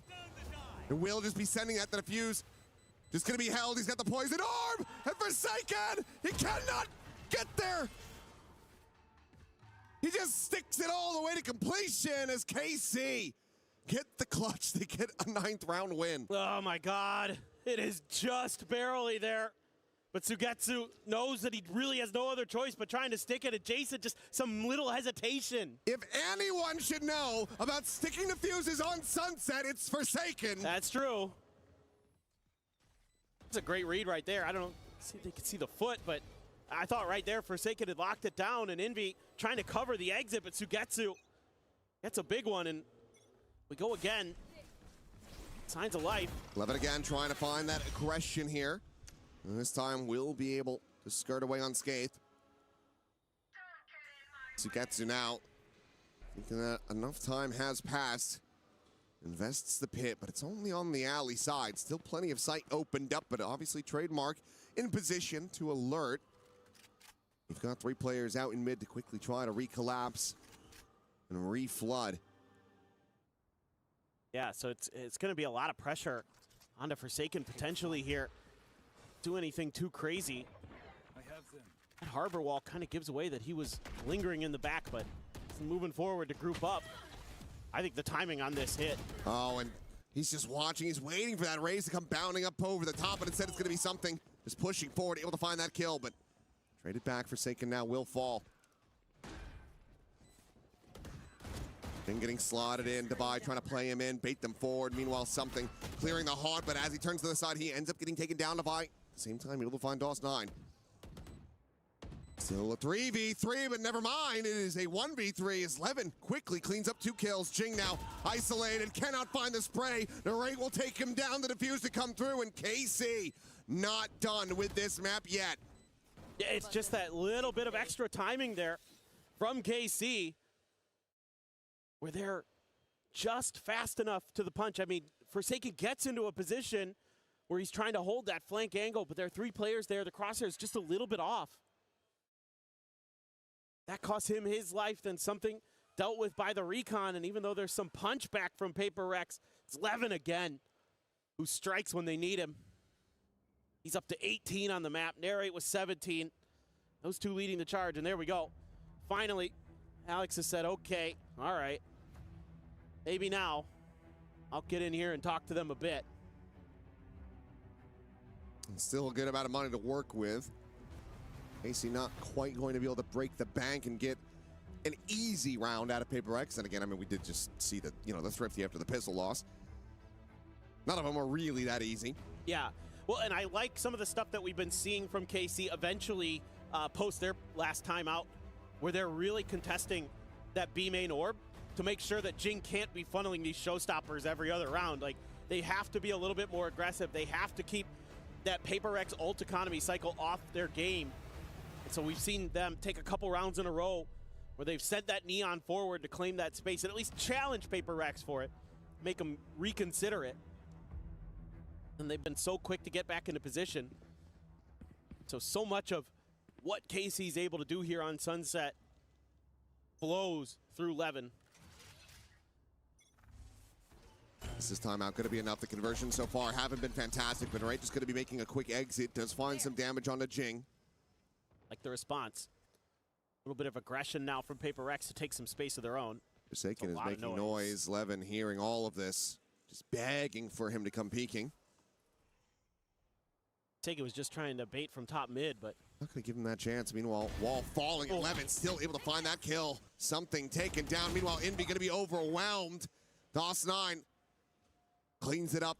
Now it's a 3v5. Forsaken still convinced that Levin has not left his position, and he would be right for that. Brings back 1 to try to give them a chance. Left scratching their heads, wondering where the hell is going to be the best place to try to take this spike. Oh, God. It's Forsaken. A bit of a rough timing there. Sugetsu able to find it. Now, another 2v4 would be necessary for PhFerz to try to take this up to map point. That was really nice timing from KC. They knew exactly how long it would take him. Aves looking for Jing. Puts him down a little bit lower. 30 HP. Just out of range of being wall banged, but it's still going to be caught. DOS9 able to find it, and Devi can't even pull the trigger. Narrate so damn fast with it. As KC tied up 11-11. And now we're getting to the point where PhFerz's economy suffering a bit. So his next round, so important here in this map. I mean, you have enough, but for the buy, and could have had the knockout blow. Levin there, tucked in nicely. Just nobody on PhFerz really reading the map right now with these multi-man pushes. Isolated players getting caught. KC really making some nice reads, and it's got a ton of energy back into them. They have that Nightfall there. 1 away from a Hunter's Fury for Envy. It's going to be the closest ult for PhFerz in this cycle.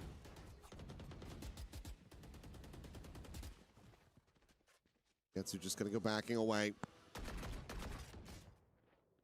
Still this three-player lean. Forsaken with the spike. Solo at the moment. Looking for this peek, and Narrate gets a little antsy. Sends out those shots. Makes his exit with the rendezvous. Going to be put into a tough position. See if they can get this execute to go. Clear the drone. You know Narrate's back there. Dash forward into the cubby. The wall getting set up. Some shots out there. Warning Levin, rerouting him as Hunter's Fury through. Will get the tag on a one, but cannot find that elimination in the end. Nightfall now going to be going out of Sugetsu. Quickly scales in behind this. All of PhFerz evacuating the site, but something still here at Market is able to find the first as Sugetsu gets taken down. A little bit of ring around the rosy there that Levin comes out on top of. Cleans up a kill onto something. His shock dart's going to be sent in from Envy to try to delay, but he is tagged down low. There's 8 HP remaining, but Devi refills the space from Market, finds the kill. Levin dead, Dust 9, now having to do it all. He cannot find it. Ching comes out on top, and PhFerz now move up to map point. Oh, this is a nifty little idea from PhFerz to have an extra little layer there. They're able to get something tucked into Market. He strikes. There's so much attention on site behind that Nightfall from KC. They just kind of tunnel vision in that direction. A little bit of a in-ear issue there. Sugetsu maybe having a quick issue with the headset. Having to get that checked out. The Nightfall effects lingering on past the round. Yeah. It's the next big thing in gaming. Mm-hmm. Death play. Now, look to get this rectified quickly, but KC, they're going to have to get this done in overtime. It's all very extended one, I believe, over on the other stream between Vitality. Taking that one. I actually don't even know where that went. I mean, they're still on stage. I have no idea. At the moment, that looks like Energy doing pretty decent. I was a 16-14 on Ascent. Wow. Well, you got two Titanic teams there on that stage, so really to be unexpected. That one I knew was going to be a long series, one way or another. All right, this one absolutely could be as well. If sure. KC are able to close this out on Sunset. KC have had some really nice rounds, some really good reads. Individually, some stellar moments from the likes of Levin and Narrate, who have been really, really instrumental here, keeping KC flowing. PhFerz has had kind of a little bit of everything from everyone.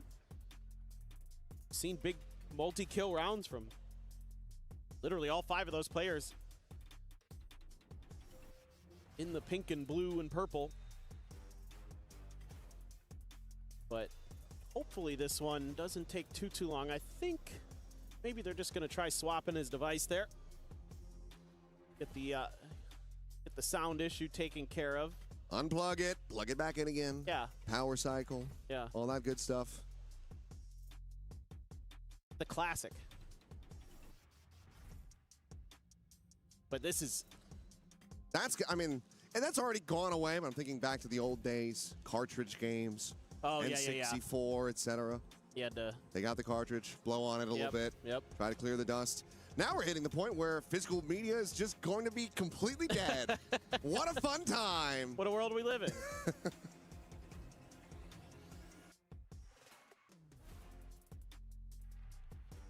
I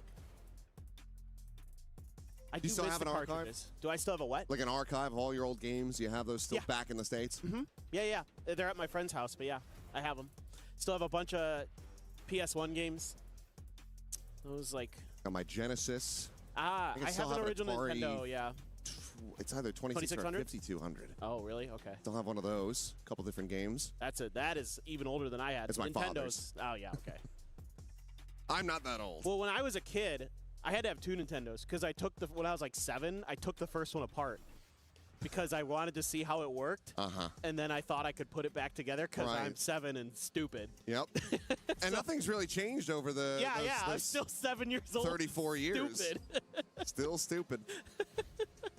maybe a little bit wiser. But it looks like we are ready to go back into the action here, so enough of us yapping about yesteryear. Back in a flash. See if KC can try to take this into overtime. Prowler to be cleared, the spam to connect, something.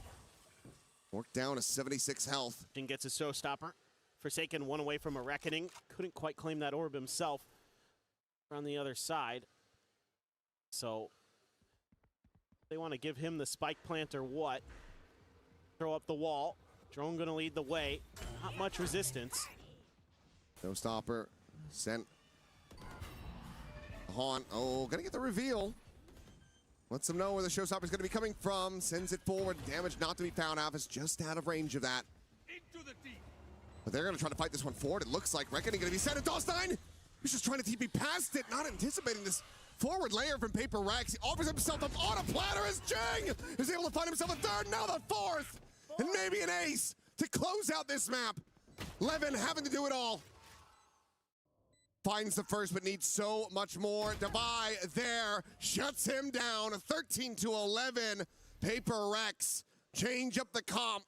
They come out on top here on KC's pick of Sunset. It certainly looked a little uncomfortable for PhFerz, though. A map that used to be very much one of their hallmarks, but this time around, KC had some really nice ideas, some good mid-rounds, some good individual moments, but PhFerz just a little bit too deep in the long run on that attack side. Some of those ult cycles catching in favorable moments and able to get lots of value out of it for PhFerz.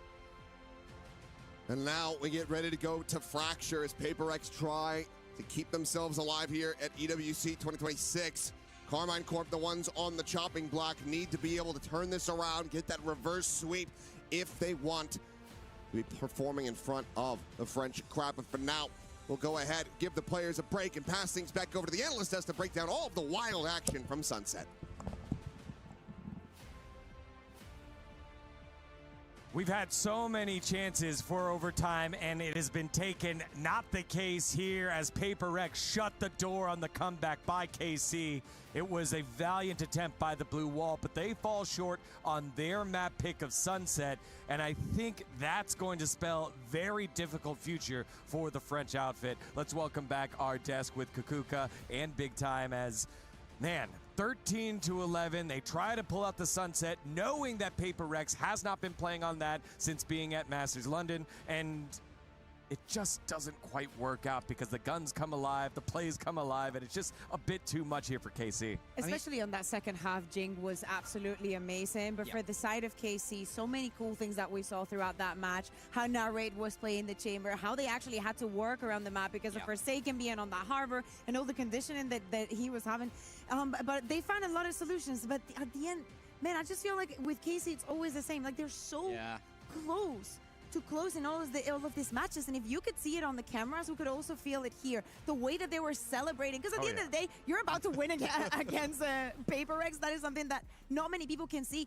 But when we looked at PhFerz, man, they were stressed. They were really, really stressed. There was no celebration after winning rounds. Yeah, very much. I think for me, I was impressed by KC, and I was definitely a little bit disappointed with PhFerz in this first half for sure. Yes, it was 7-5, but it felt like they were only really winning on their set pieces. That was where they were at their best down middle. Those aggressive W gaming plays are what they were known for, but I thought they were struggling in a macro aspect. Then we move across onto that second half. The attacker side is where they really begin to show their true form and light it up. KC fall away a little bit there. They put in a good shift. 13-11 is very, very respectable against one of the top teams in the world, but they don't manage to convert, and that's your own map pick, so things are only going to get harder from here if you're KC. But one thing that has happened a lot here at EWC, you lose your map pick, you win on the other team's map pick. We've seen that happen a lot in the first 2 days. Way more than it should. Yeah, again. But I think this one's a bit different with Sunset being the one out of the pool, and you know, I mean, you could definitely tell that the PhFerz is still thinking about, you know, the way that Sunset was playing. I think that you could tell that KC is way more intentional with their Viper walls and how they're moving around the map. There is some sort of level of preparation into here. I mean, it's not like PhFerz didn't know how to play this map. I think that they were brilliant on it. Devi also had a couple of rounds like this one, for example, in the Viper's pit that made absolutely no sense. So many of them, as we said, very small margins. It is good to see, though, that Forsaken can bounce back from the performance that he had against NRG, because he had a couple of maps that did not look good. Yeah, very much so. I think, you know, when we talk about this PhFerz team, you talk about how stacked it is across the board. It really does feel like on any given day, any one of them can win them games. So they don't all always have to be at 100%. They're a roster that's talented enough where if one drops off, you know that there's star power elsewhere, but it does feel like they need everybody here in this tournament to start converting. They are in that lower bracket, and that was a very, very close map one against heavy underdogs of Carmen Corp. Things are not going to get easy for the second map on Fracture, as Paper Thing was saying, and of course, if we know KC, it's not going to get easy. But I liked also seeing Levin, as I said before, coming into the map. To me, it's important that when we go back to EMEA, he has the confidence that he needs to prosper and to be good at other duelists.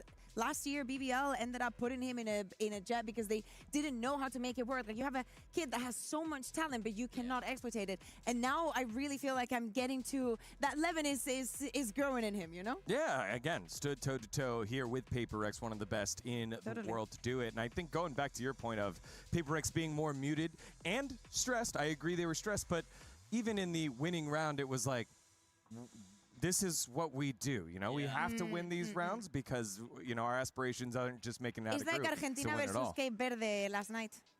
Almost the same.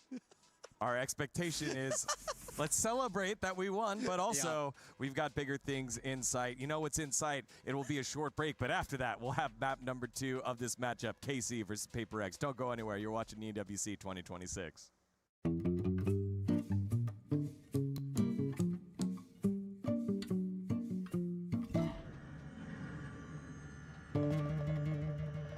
Door goes down, door goes up.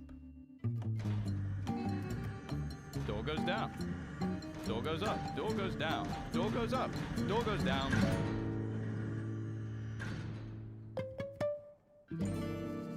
Oh, shit.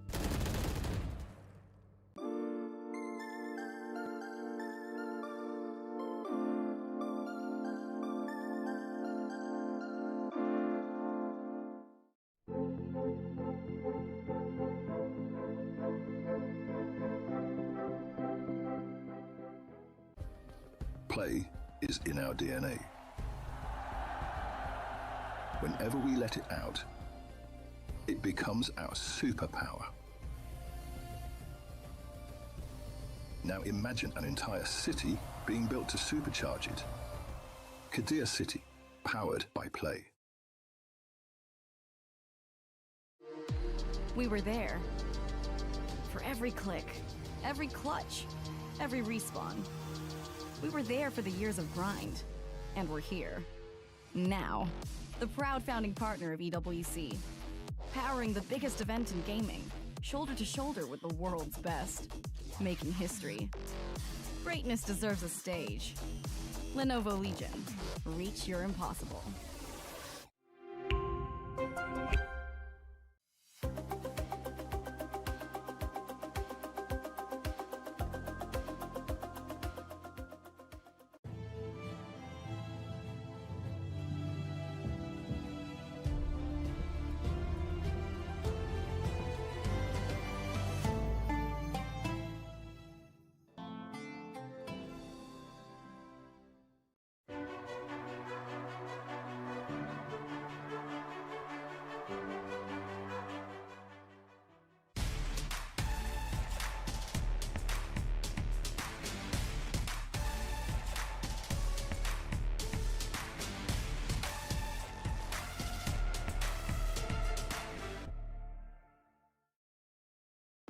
Hello, everyone. Welcome back to EWC 2026 Valorant. It is 1-0 PhFerz over KC, but KC made him work for it. Welcoming back our desk, it's Kuka and Big Time, never playing Big Time, as we need to see something special, some extravagance here by the French outfit if they're going to step up against the best of the Pacific. I'm very true. We're moving across the Fracture, which is PhFerz's best map by far. Cast your mind back to the Masters London final. That That's the one where they absolutely dominated Lev despite losing. And then when we saw them play earlier on this week against NRG, that was, of course, the map that they won. They play their own individual style, this Sky Breach comp, which on paper you go, that shouldn't be PhFerz, that should never suit them, but they make it work so brilliantly, I will say. I think KC have their work cut out for them here. Okay, what is one comp that you've seen PhFerz play that one you can see any other team play, and two that you've been like, oh, but they don't make it work. They don't make it work. They can't make it work. They could lock anything and it would be fine. Nobody plays Yoru. Something loves Yoru. They're great in a sense, you know? I feel like that is always the story with PhFerz. And they deserve it, honestly. They've earned it throughout the years, the reputation that they have. For the side of KC, Fracture is not a good map. You know, it's just not a good map. And that's going to be tough, just given all the different entryways, all the different calls that can happen here with a team like PhFerz, so creative in their setup.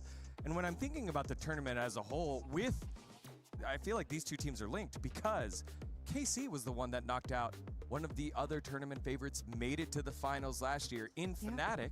In fact, Fnatic knocked both of these teams out last year. And now, PhFerz are going to knock out the team that knocked out Fnatic before even getting here at EWC 2026 if they get that victory, as they are so favored to do given the recent history.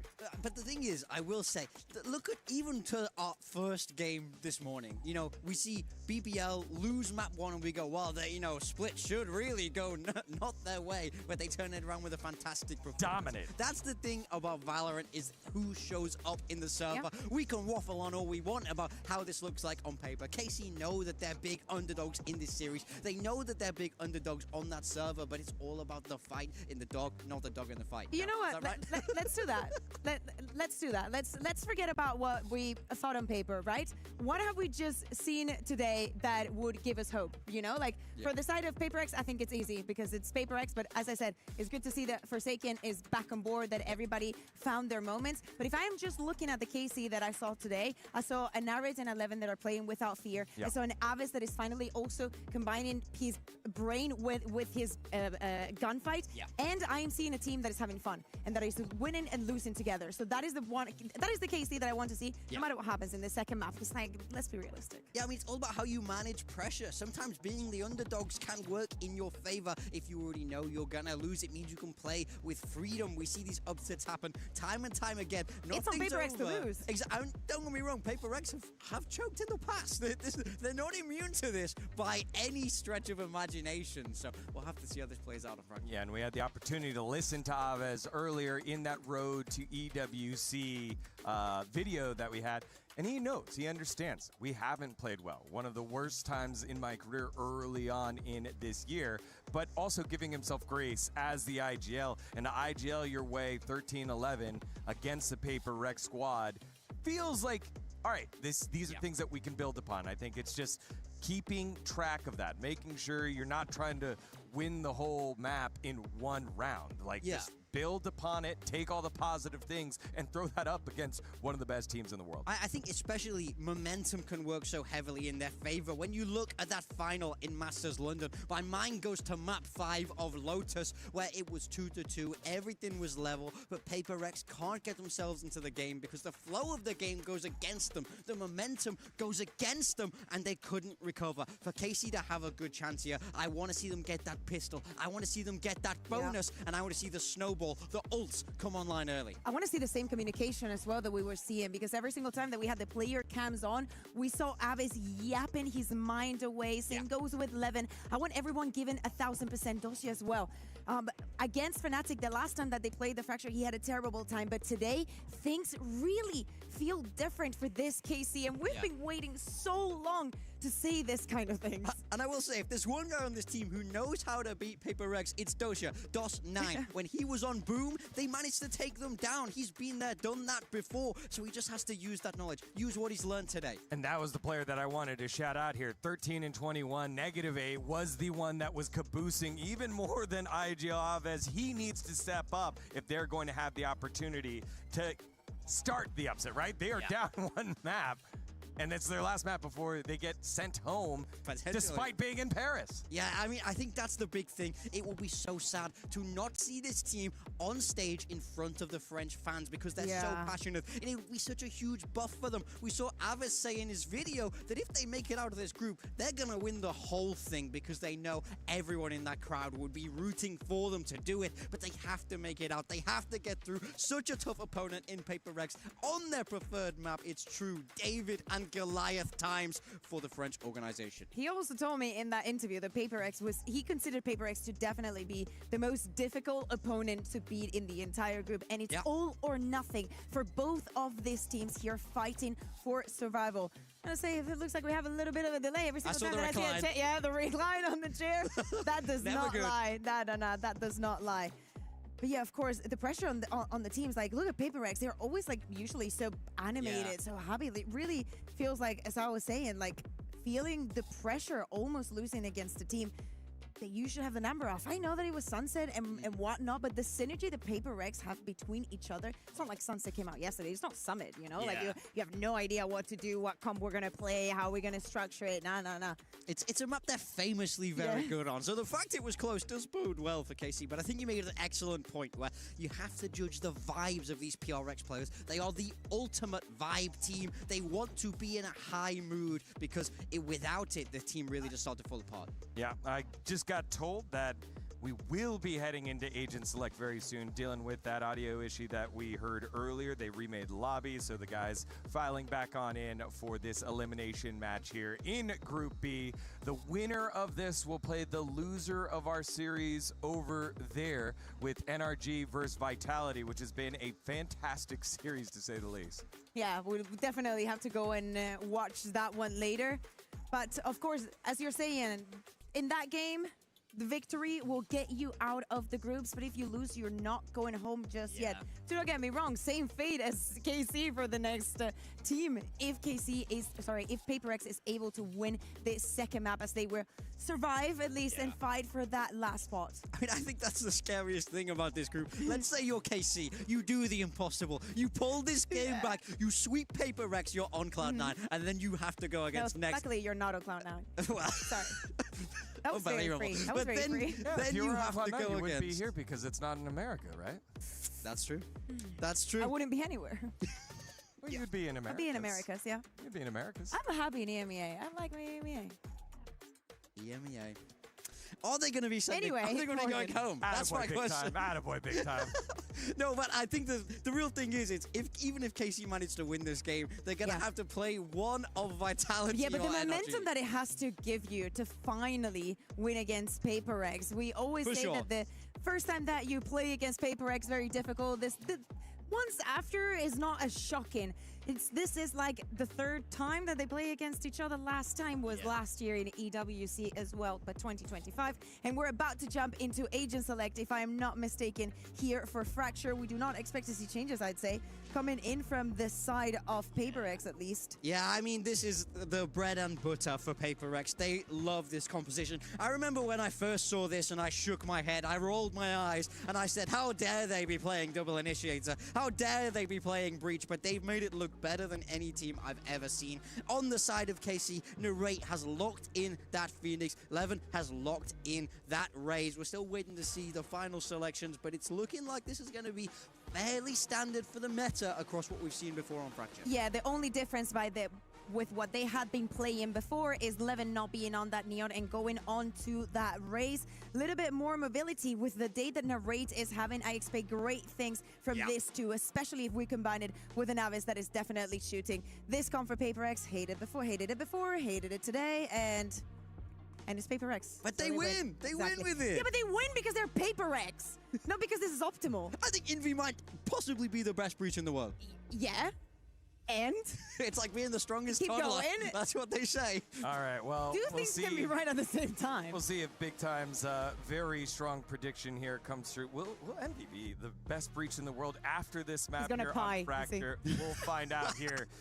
RRQ has already been eliminated from the tournament. PhFerz, as they always do, are the flag bearers for Pacific. They are one round away from doing it yet again and moving on to the next round. Carmine Corp trying to play in front of their fans, but to do so, they got to get through one of the best teams in the world. It's map number 2. Let's send it back on over to Paperthin and Achilleos. Thank you very much. Here we go. Fracture. Much to Kakuka's chagrin, has been a fantastic map for PhFerz. Comp aside, still looking incredible. I'm being attacked by a Spanish woman. I mean, it's okay to be wrong. They're just wrong, wrong, wrong. Either way, we'll get ready to go into this as the barriers are going to drop. Couple sheriffs in hand. Devi, of course, down with that here for himself. KC first on this defense. This is such a tough hill to climb here for KC, but if they can, man, the confidence should be sky high because this is a map that PhFerz has only lost once this year, and that was in an overtime to Nongshim in week 1 of stage 1 in Pacific.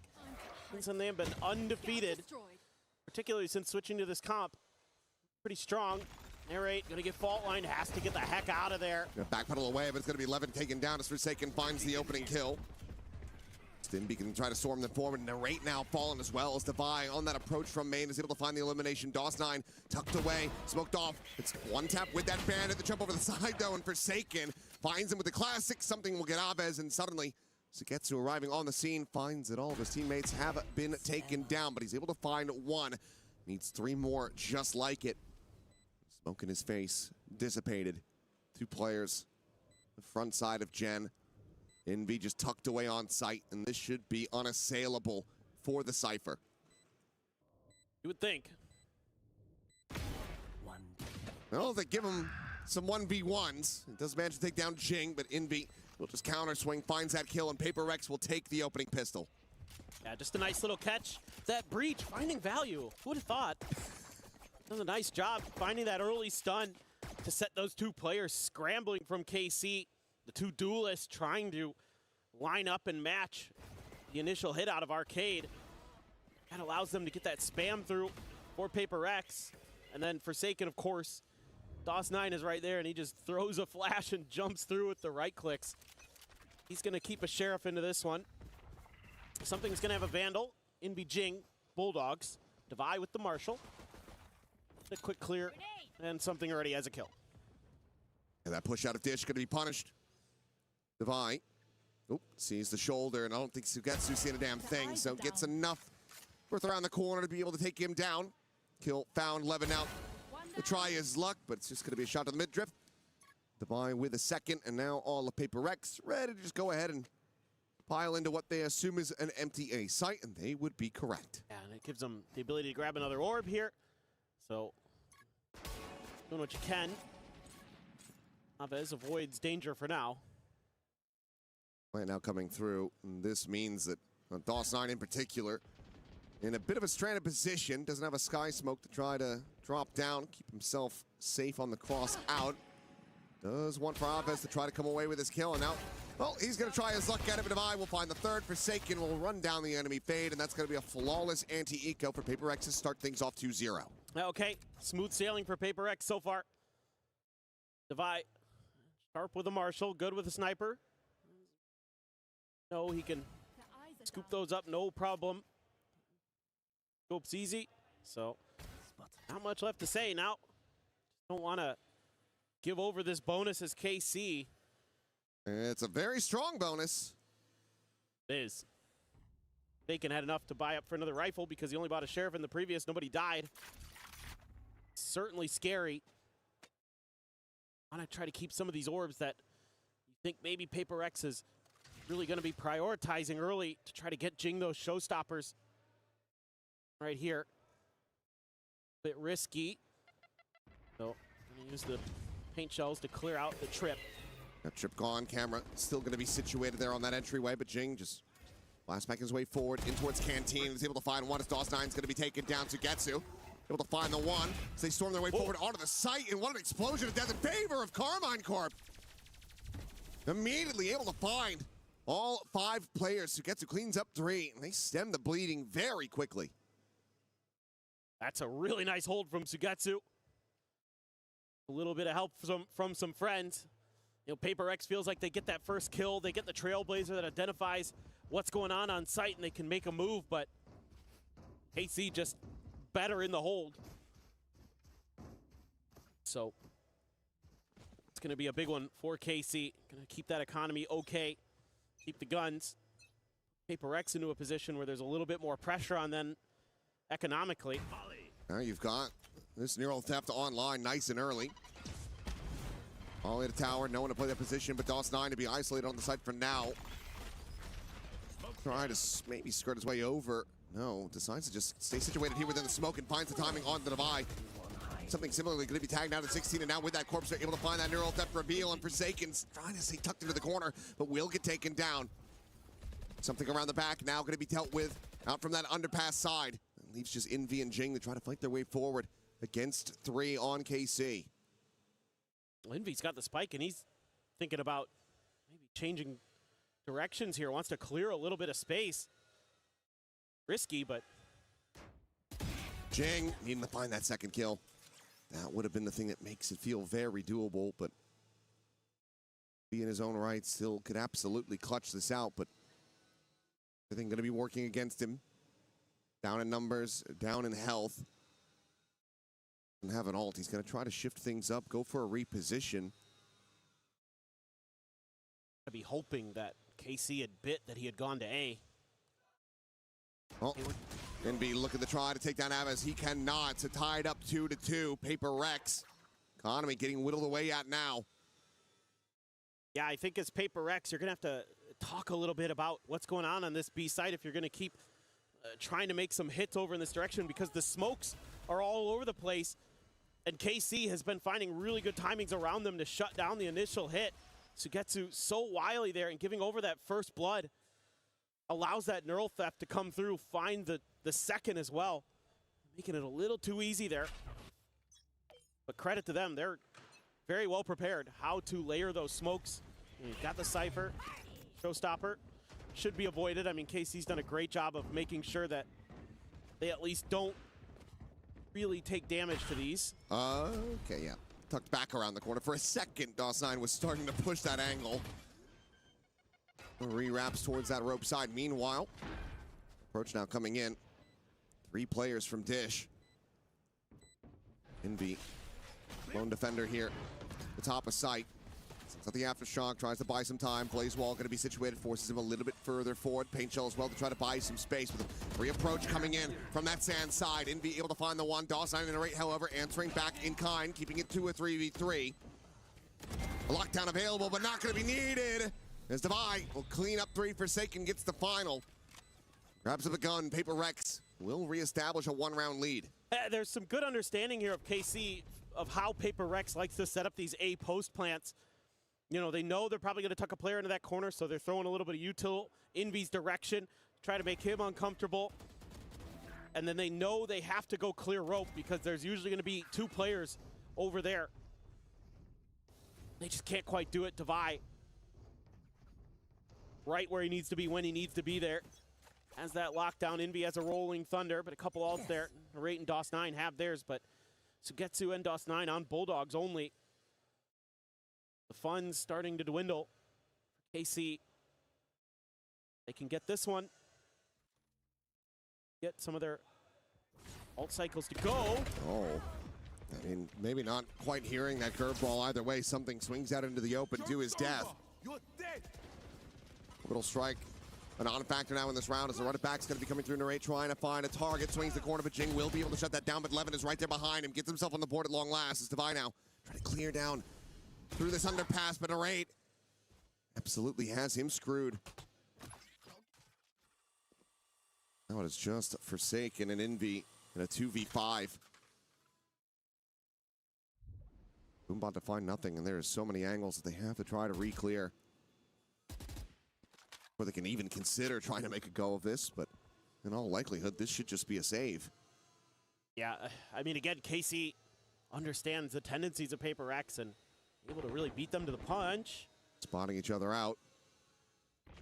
They see the breach, and that means that all the other players now rotating back over, but Envy wins that fight, and Raid's going to be taken down, but Forsaken only able to find the one before falling.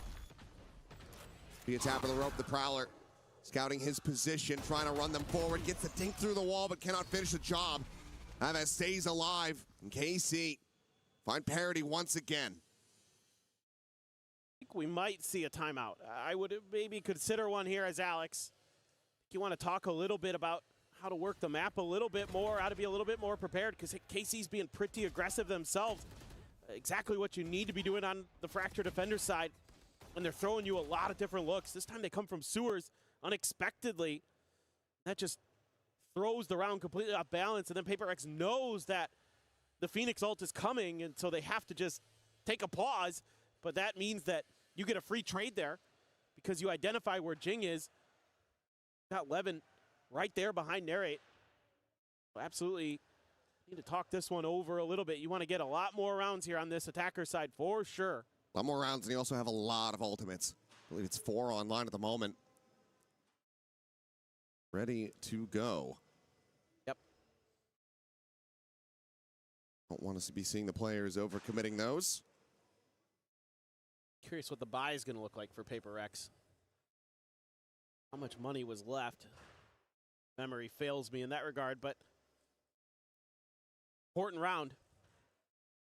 Try to set this off balance. Yeah, I was going to say, I think they were pretty poor. It's just going to be some Sheriffs, the Bandit. I mean, something only as a classic. Forsaken, the only one with anything really to buy up with. Just a Guardian.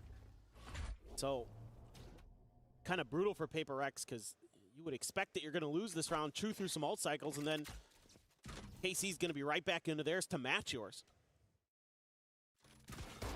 Oh, well, the timing found. Sugetsu tries to go in for that cam. Forsaken swing that corner, Guardian hand, able to find that elimination. Orbital strike will slow down the rest of the players' approach. Meanwhile, Narrate able to burn Envy to a crisp. Sending out that Molly, gets that kill. PaperX will be given the site for now. Well, Devi, world away, exploring into B, but even if he calls for the rotations, you still have Levin on this very deep angle. Outlaw in hand. Should be good for it. So something on this swing. Headshot will be confirmed, and that's the spike now dropped. This is a very strange position for PaperX to be in. Would think that this is going to be tough. Be very, very difficult. Jing's got to clear this angle. But it's going to be Devi walking in first and foremost. The DOS9 able to find that kill. Jing repivoted, walking through Sands. Will take the rope up the top. And even then, not necessarily favored, will still be able to come away with that kill, but there is so much more to do and just not enough time forward. Plows forward to his demise. Just the 2 eliminations found, and KC now up 4-3. Well, I mean, what can you say? KC's just really got good reads right now. Good flow for the map. Again, saw this on Sunset where they were able to start stringing rounds together on their defenders when they were starting to make some good maneuvers to kind of counteract what PaperX wanted to do. The utility's been so good here. DOS9's been phenomenal. I think on the brim, even though he's not racking up a ton of kills. It's been really hard for PaperX to just get the gunfights cleanly that they want. 3 ults available. Concern for PaperX is there's 2 big ults of 11. Gonna rip one. Which, first one's gonna be sent through. But Envy just going to be taken down. A north side crunch. Sugetsu snapping on for the headshot. Devi eliminated. Jing at the same time. He's eating an immense amount of damage. He's down to 10. He's now dead. Narrate has him. And once again, there's a 2v5. KC just having a chokehold on this defender's half so far. They're looking to move up 5-3. Levin grabbing an orb. Forsaken grabbing a couple bullets between the eyes. And flawless here, the economy is already built up quite significantly for KC. Break PaperX's yet again. You're gonna have players cash capped as, yep, Levin will make it a flawless. Well, this is just going from bad to worse for PaperX because you don't have any buy to come into this next round, and you're sitting through 3 really powerful ults again without getting any value out of them. They're just spreading the map, and KC just keeps pushing every angle, and they're winning every fight. Oh, yeah. boy. Yeah.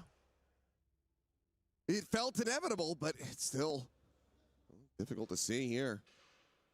Second and final timeout for PhFerz here on Fracture. Going to be spent just 9 rounds, not even. 8 rounds of play. Alex very much not happy with the way that things have been going. No. I mean, I think in some ways, you might just need to simplify the game a little bit here as PhFerz just kind of 4-1. Death ball around the map a little bit. But the way that KC is responding to everything is just so good. I give so much credit to these players and the coaches. They are very well prepared. I mean, they knew that Fracture was going to be picked if they left it open. So, again, PhFerz has been on quite the streak on this map. They obliterated Leviathan on it to open up the Masters London final. Just beat Vitality yesterday on it. Here today, AC is saying, no, we've got this figured out. We know how to shut you down. All sheriffs except for Jing with the bandit. And then get hit by, that's the Trailblazer there, but. Okay. Bye. Belter of a shot just from main. Cost 9. Eliminated.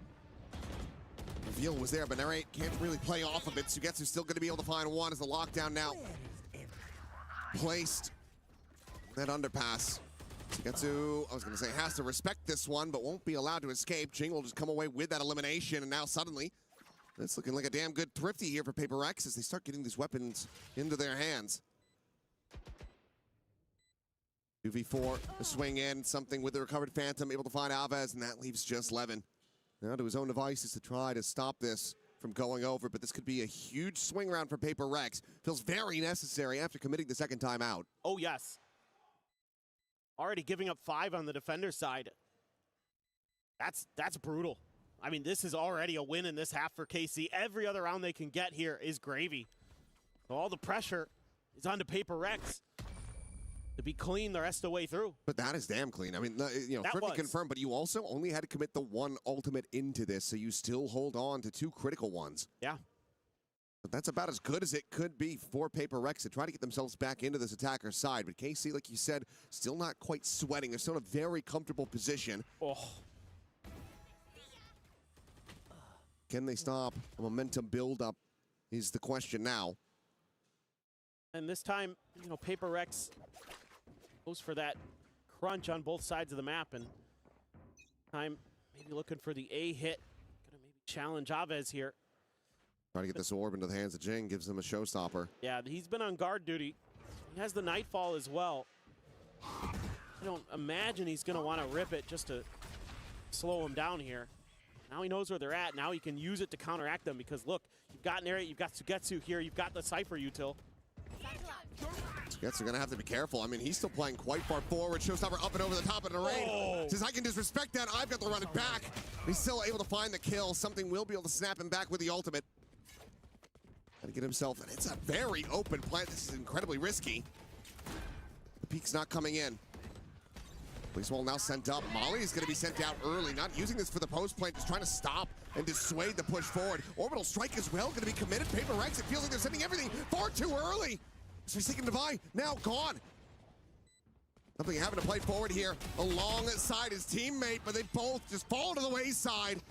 And this feels like a massive, monstrous overcook from PhFerz as they drop the round. Absolutely. This is beautifully thought out by KC. Again, they're so quick to react, but one of the things that's been really impressive today overall, thought with the Chamber on Sunset many times where he's the one there and then Rendezvous out. This time he has to run it back. He doesn't even get hit by it. Just blows right by it, and Jing just off balance with it.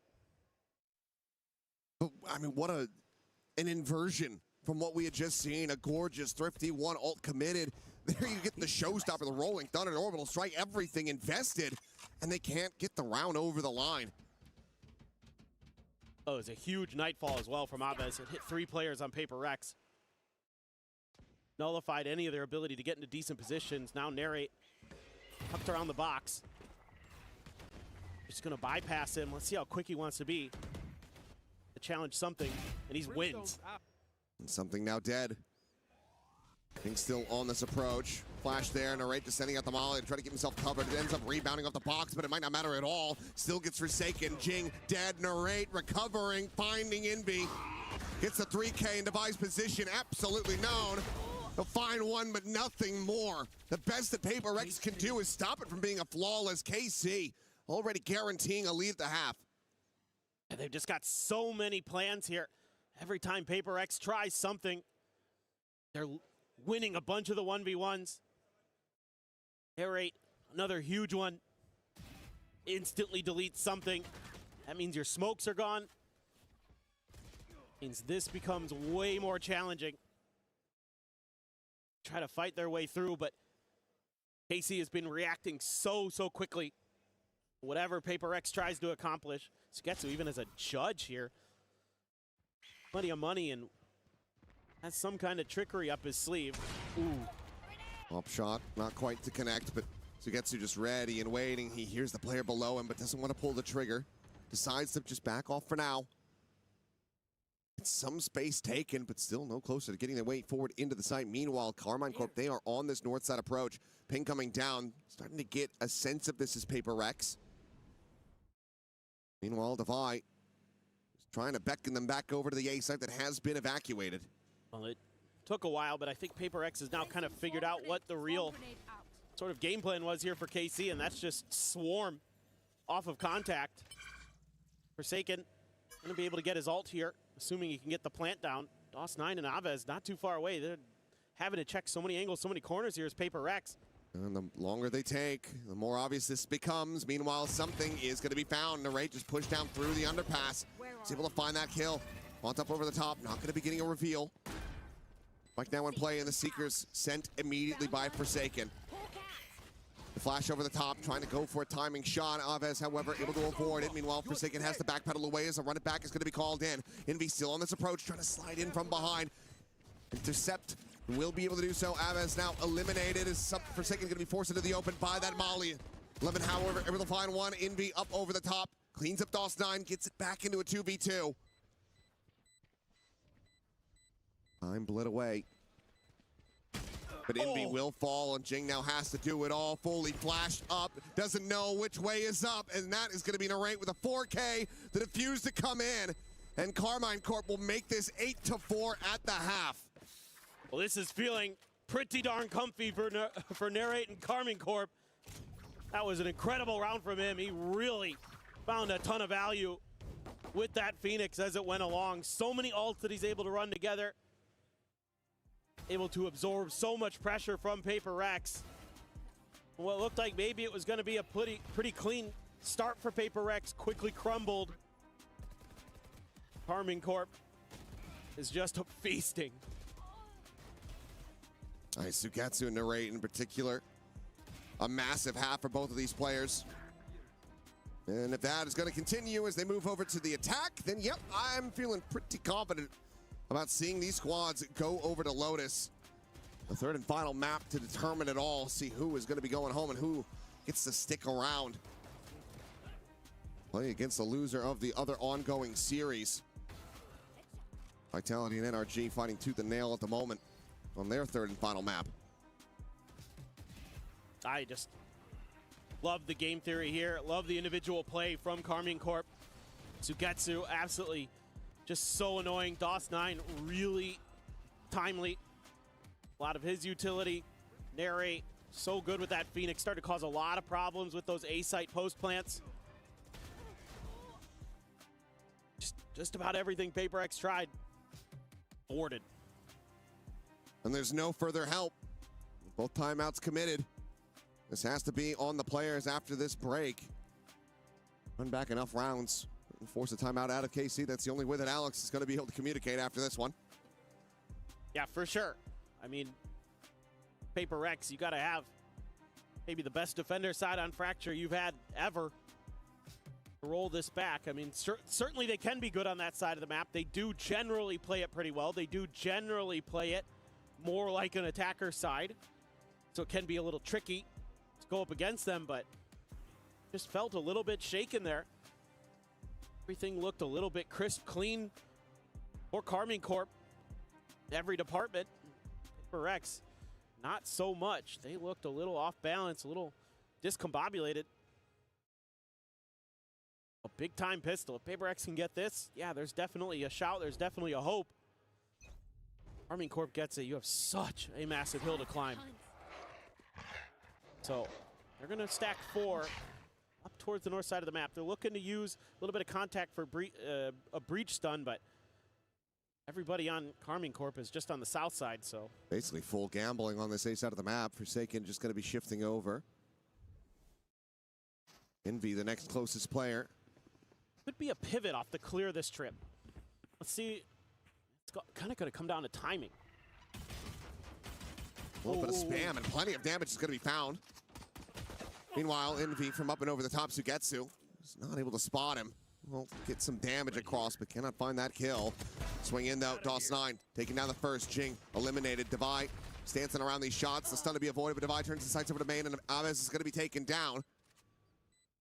2 players, 30 health between them. DOS9, the only one at full HP. The turret to be placed forward into the smoke to try to scout him out.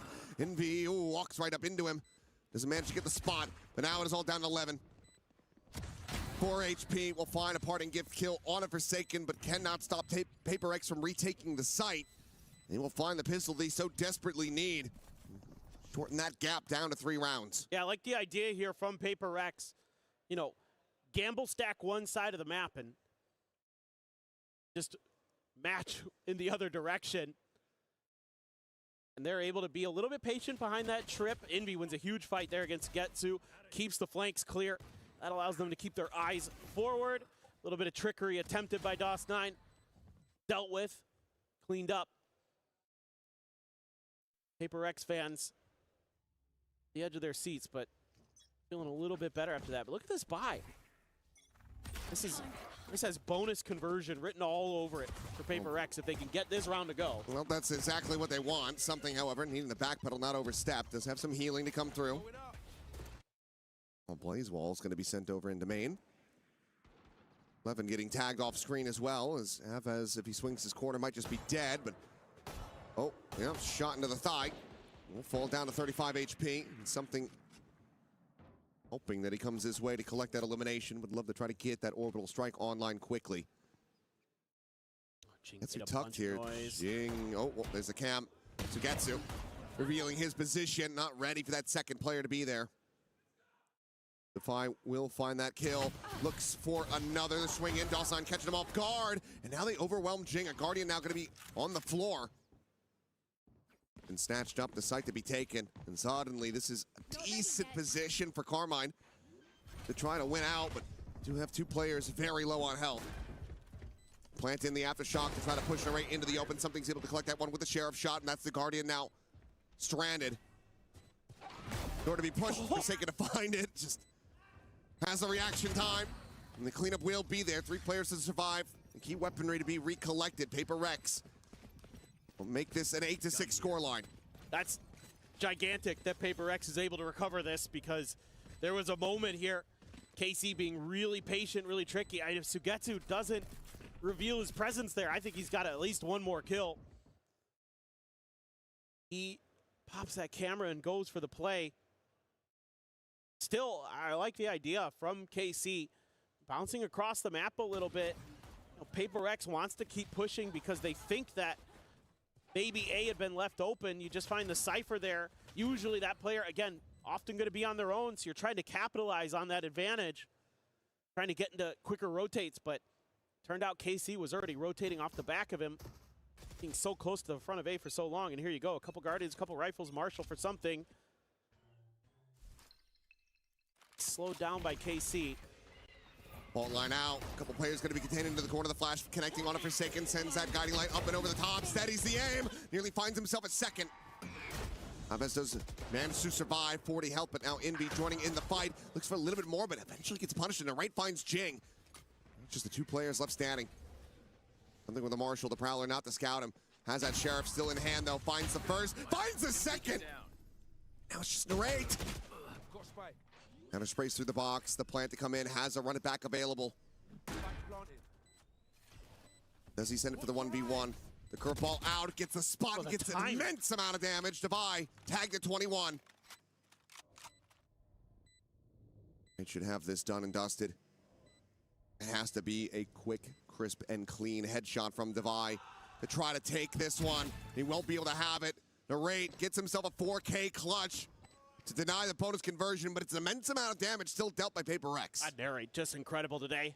Not sure if Devi made some noise there, and he was able to time that curveball. Looked like maybe there was a shout here for a moment. PhFerz trying to set up that crunch from Sewers, but something doing his damnedest. He did. I mean, this almost was his, but spam through the box.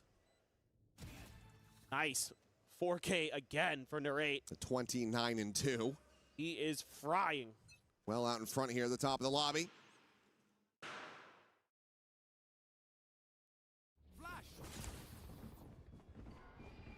Orbital Strike is online.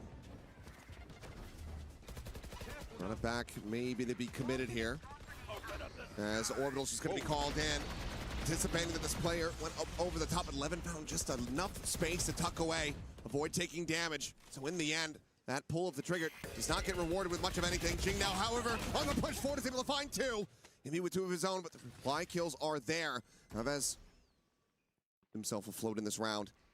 Devi jumping across, spotting him out, the 1-2 swing coming in, and something to collect it, not allowing for Chavez to isolate.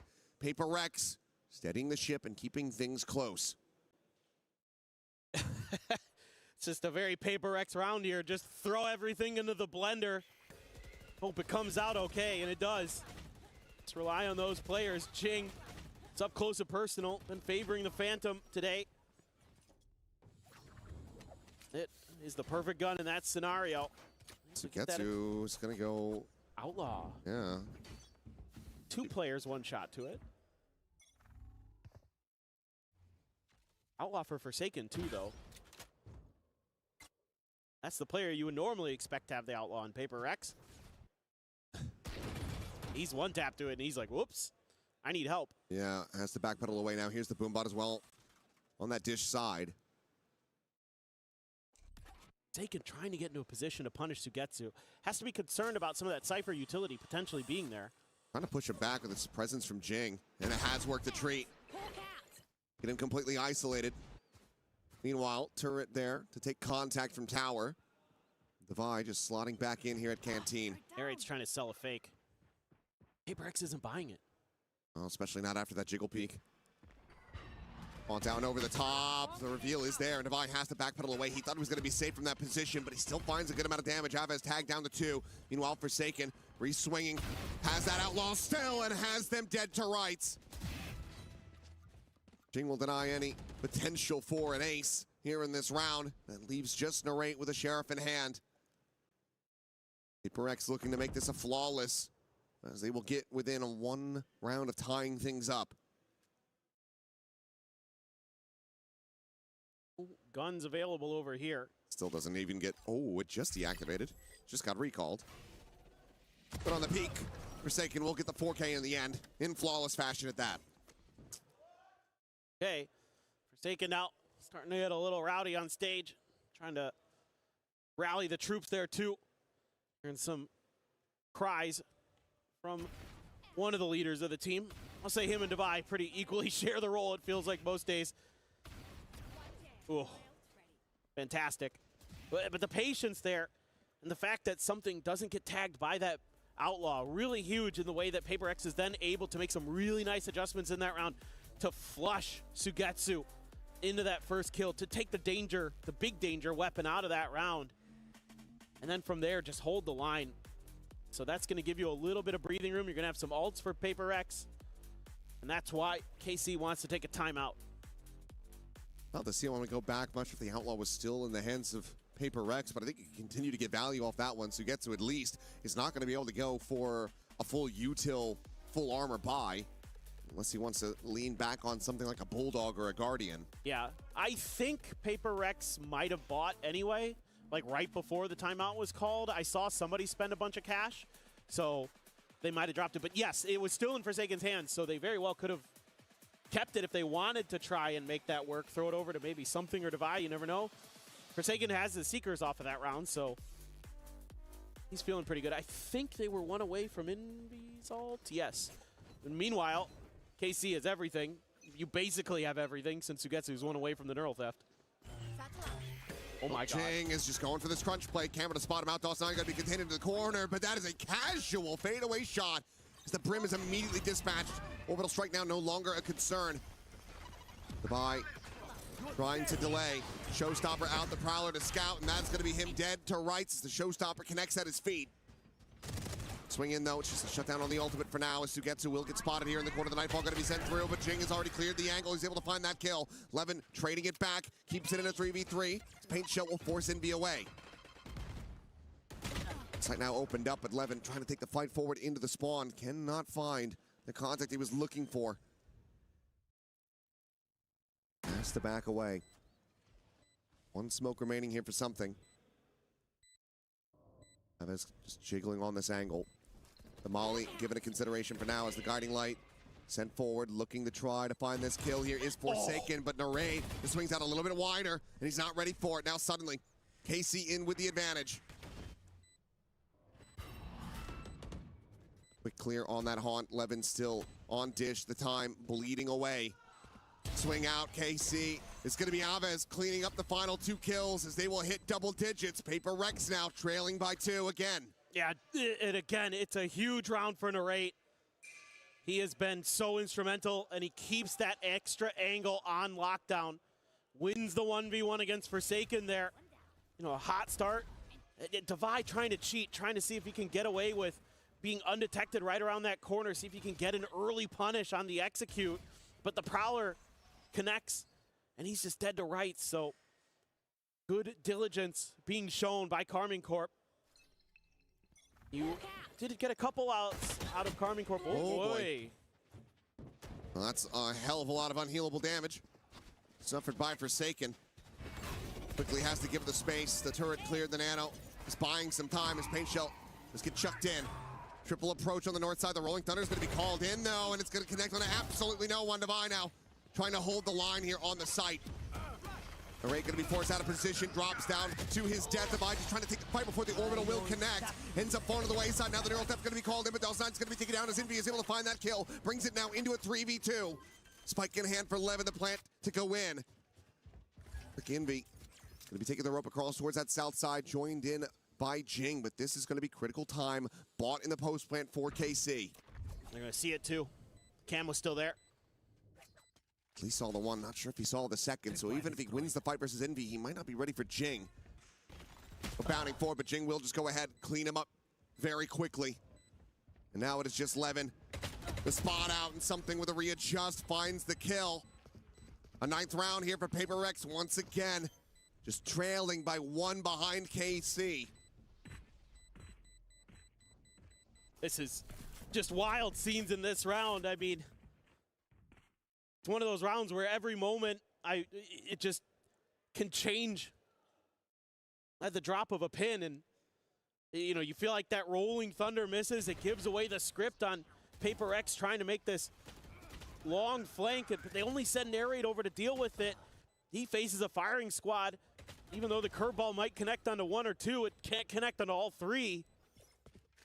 The Danger Man out of the round. Rest of PhFerz able to do what they need to. Jing's gonna have the showstopper. Devi 1 away from a lockdown.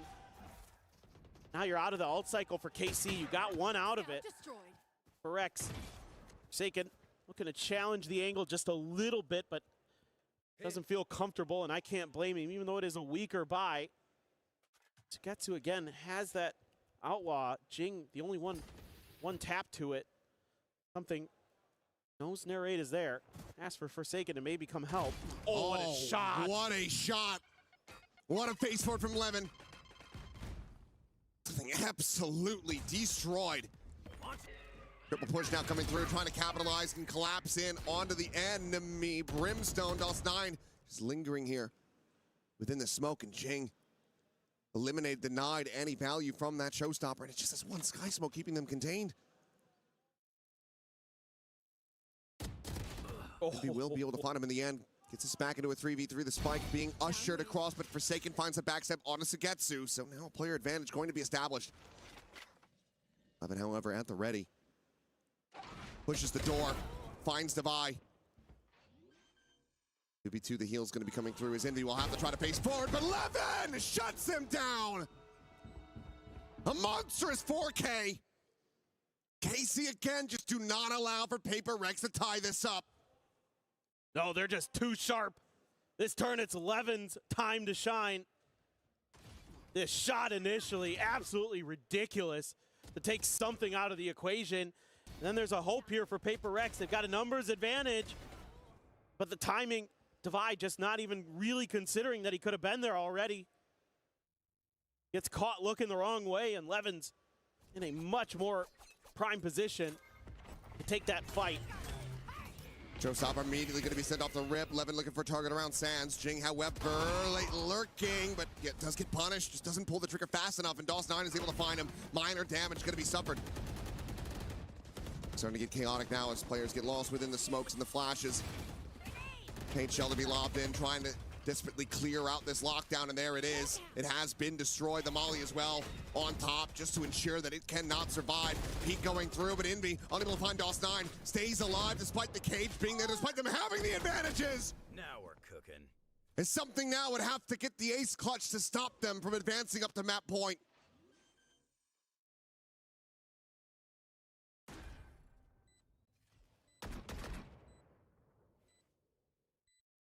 And given the money, the lack thereof, no other choice but to just simply back away, try to play for overtime. This Vandal has to be retained.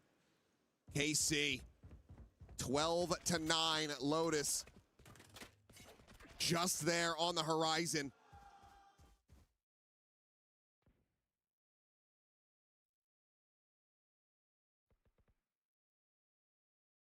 This is so incredible. What a couple rounds here from KC. They're right back in the driver's seat. So many moments where they have just been sharper. And now 3 in a row required here just to take it to OT for PhFerz.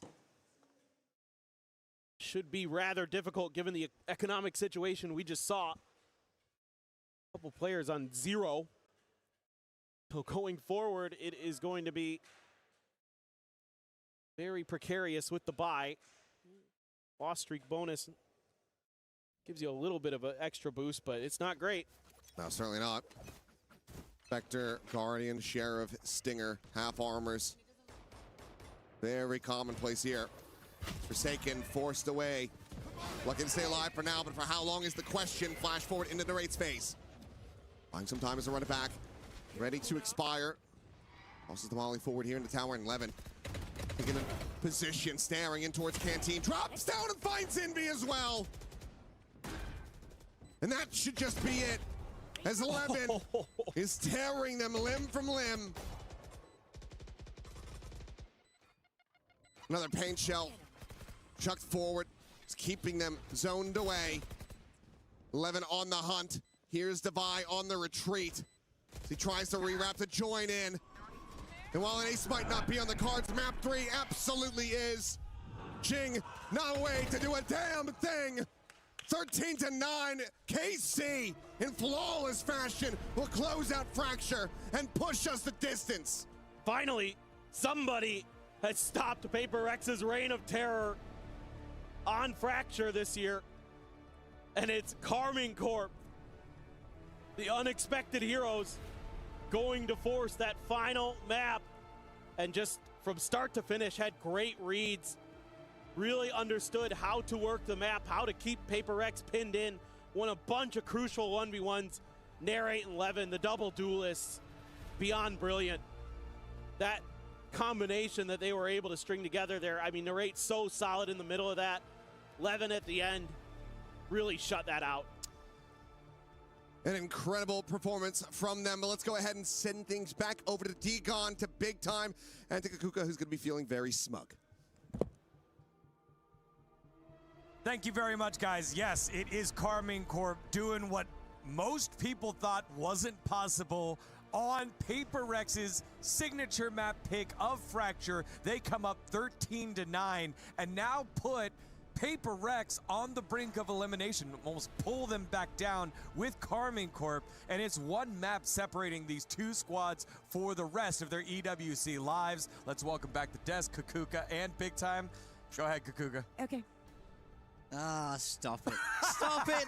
The thing about this is, we're like, I'm not coming out of nowhere when I say PhFerz are an amazing Fracture team. Their record since swapping to this comp has been immaculate. They've dropped it once, maybe twice, I think, but that's it. They've been so flawless. So when I'm saying this is a big hill for KC to climb, I mean it. But you have to give the credit to the guys. You have to hold my hands up and go, I was wrong. KC bested them on Fracture. It was a thoroughly deserved victory. You can now gloat away, please. I love that. Thank you very much for admitting what just happened. Honestly, when I first saw this and I saw that PhFerz was picking Fracture, it's like, oh, you really care about staying in the event and going the distance, maybe even as a response to being the Sunset, being like, oh, we're gonna be cheeky like this. Fracture's gonna go out of the map pool, but we're good, we're comfortable here, and we know we can take you down. And luckily, KC came out on top. The individuals were so well drilled. Yeah. 11 coming alive in the second half. In the first half, I was thinking to myself, if Levin keeps playing like this, I don't think that they can make enough space, put enough pressure in a PhFerz that is never going to second guess themselves.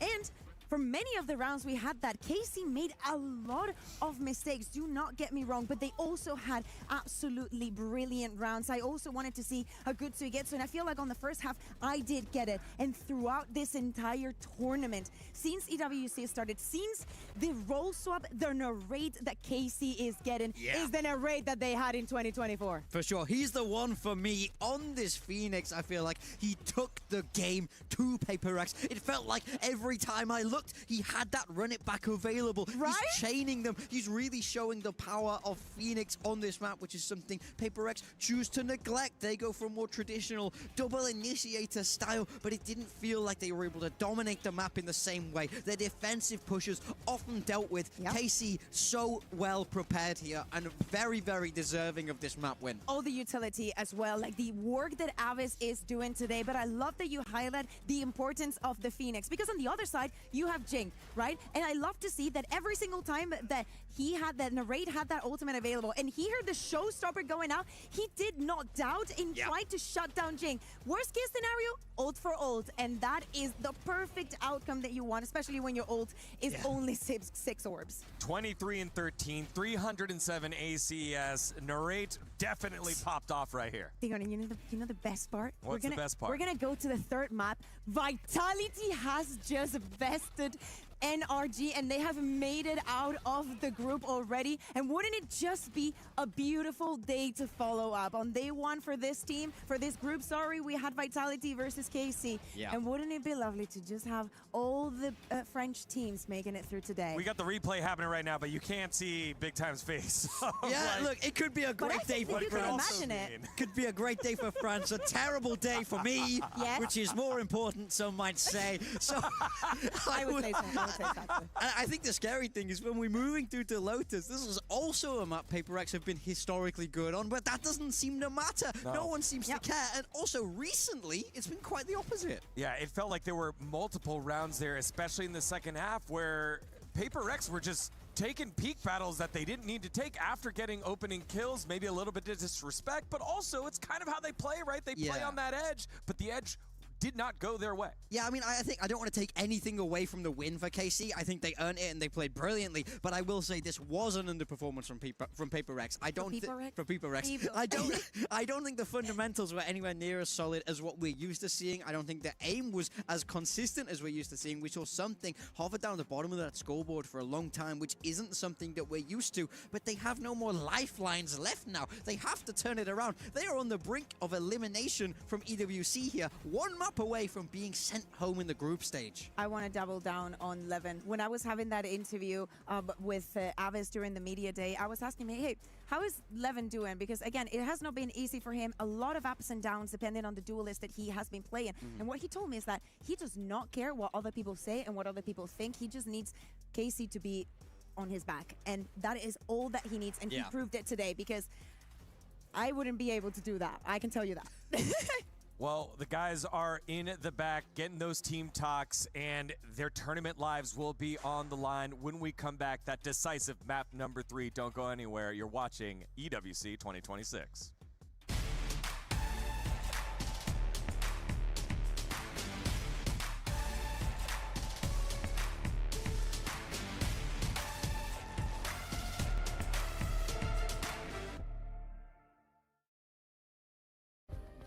Play is in our DNA. Whenever we let it out, it becomes our superpower. Now imagine an entire city being built to supercharge it. Kadir City, powered by play.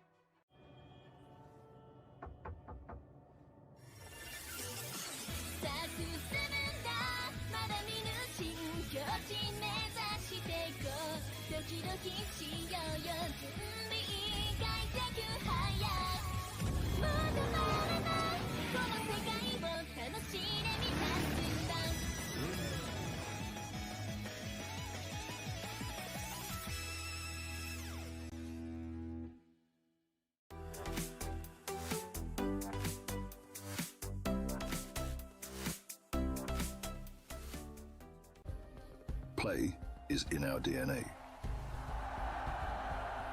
Whenever we let it out, it becomes our superpower. Now imagine an entire city being built to supercharge it. Kadir City, powered by play.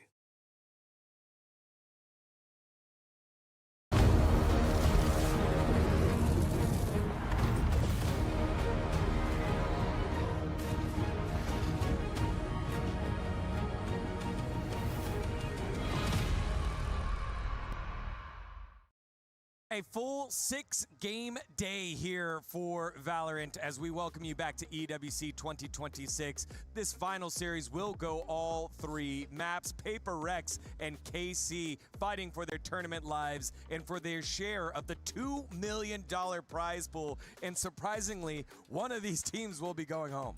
Yeah, one of them will be going home. As we said, for KC, a very short flight, but with the form that they are showing today and the resilience that they're putting into every single round, they managed to take us to this map number 3 for PhFerz, both in their court. Lotus is for them to lose. It has not been a good map for KC all year around. I believe they've only won it once. So for PhFerz, and of course with if we speak about experience, it's not even a fair fight. I mean, historically, Lotus... So it'd be kind of bad if you lose, I'm just saying. Potentially, yeah. I mean, look, I think Lotus has always been an amazing map for PhFerz. We talk about it being really that comfort zone. Everybody's on an agent they're incredibly familiar with, but I will say that has seemed to fall apart a little bit. Their last 2 Lotus games, one is that map 5 of the London Grand Final. They lose it 13-5, and then against NRG just yesterday, day before, whenever it was, that was a 13-5 loss as well. So it does feel like maybe they need to figure something out here on this Lotus. And what scares me is that the story that we're setting up right now is very similar to what we said before Fracture of, oh, it's not great for KC, oh, it's great for PhFerz, and look what just happened.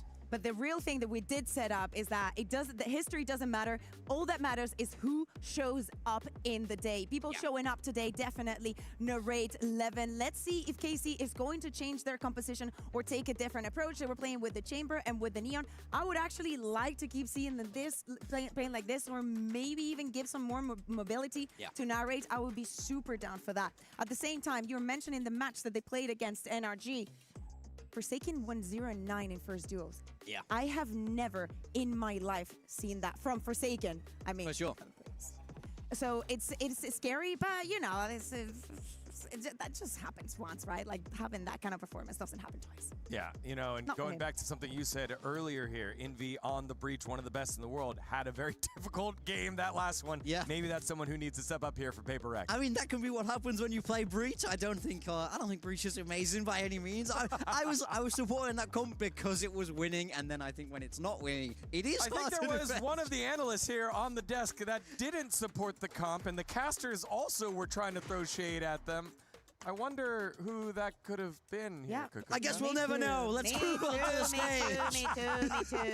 Me too. It's okay, you know. Everybody's just gonna push us under the rug. His fracture is coming out of the map, but you know, not just yet. For this entire tournament, we are going to have it, and it's not just PhFerz and KC. It's available for absolutely everybody. Definitely an asset to use. We speak about the mental coming into this for PhFerz. It's about bouncing back, just putting the fracture behind them and focusing on Lotus. So we say we don't expect a lot of changes. Yeah. So it's mostly about the vibes and about being able to play for yourself. I think that KC are doing a very good job in opening angles that for some reason PhFerz, even being PhFerz, are not used to peeking. Yeah, I mean, I think for me, this is a story of pressure now. Everybody knows PhFerz are the favorites, and it felt like that got to them a little bit there in the map too. They really have to close this out to keep everybody's expectations really much aligned, but will we see that? I think for KC, we heard Aves talk, and he said, if we make it out of this group,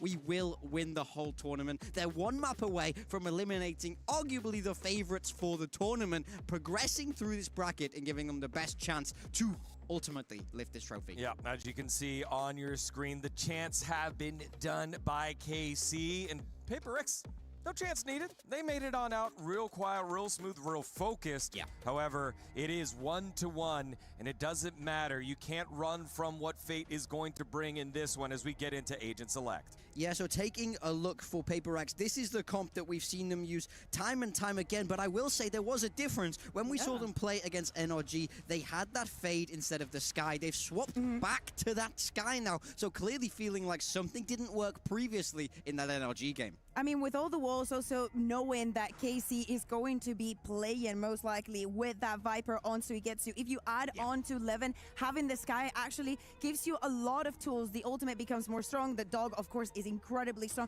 I think that every single piece is going to bring so much value. At this moment in time, I am looking at, I will say it, my favorite player in PhFerz, Something. I need him to get out that operator and start shutting them down. I need some form of control over Narrate and Levin. Yeah, I mean, I think with the way that Narrate has been playing, the operator duel here between him and Something could be absolutely tournament deciding. PhFerz lover, if you know how you feel at home, if you're a PhFerz lover, if you're a Karmine Corp lover, this is why we watch EWC. The tournament is so grueling and so crushing. Despite the favorites coming on into it, Karmine Corp has turned on up, and PhFerz, with their backs against the wall, one team can move on to play against NRG. If you win, if you lose, it's on the plane ticket home. Let's send it on over to the casters to the final round here. It is PhFerz and Karmine Corp. It's Achilleos and Paperthin. Once again, into the breach we go. Here, Lotus to decide it all. PhFerz to try to eliminate Karmine Corp, deny them the opportunity to play in front of a home crowd, keep themselves afloat here at EWC. Karmine Corp, the momentum very much on their side. A very narrow loss on their pick of Sunset into a very concise win on PhFerx's Fracture.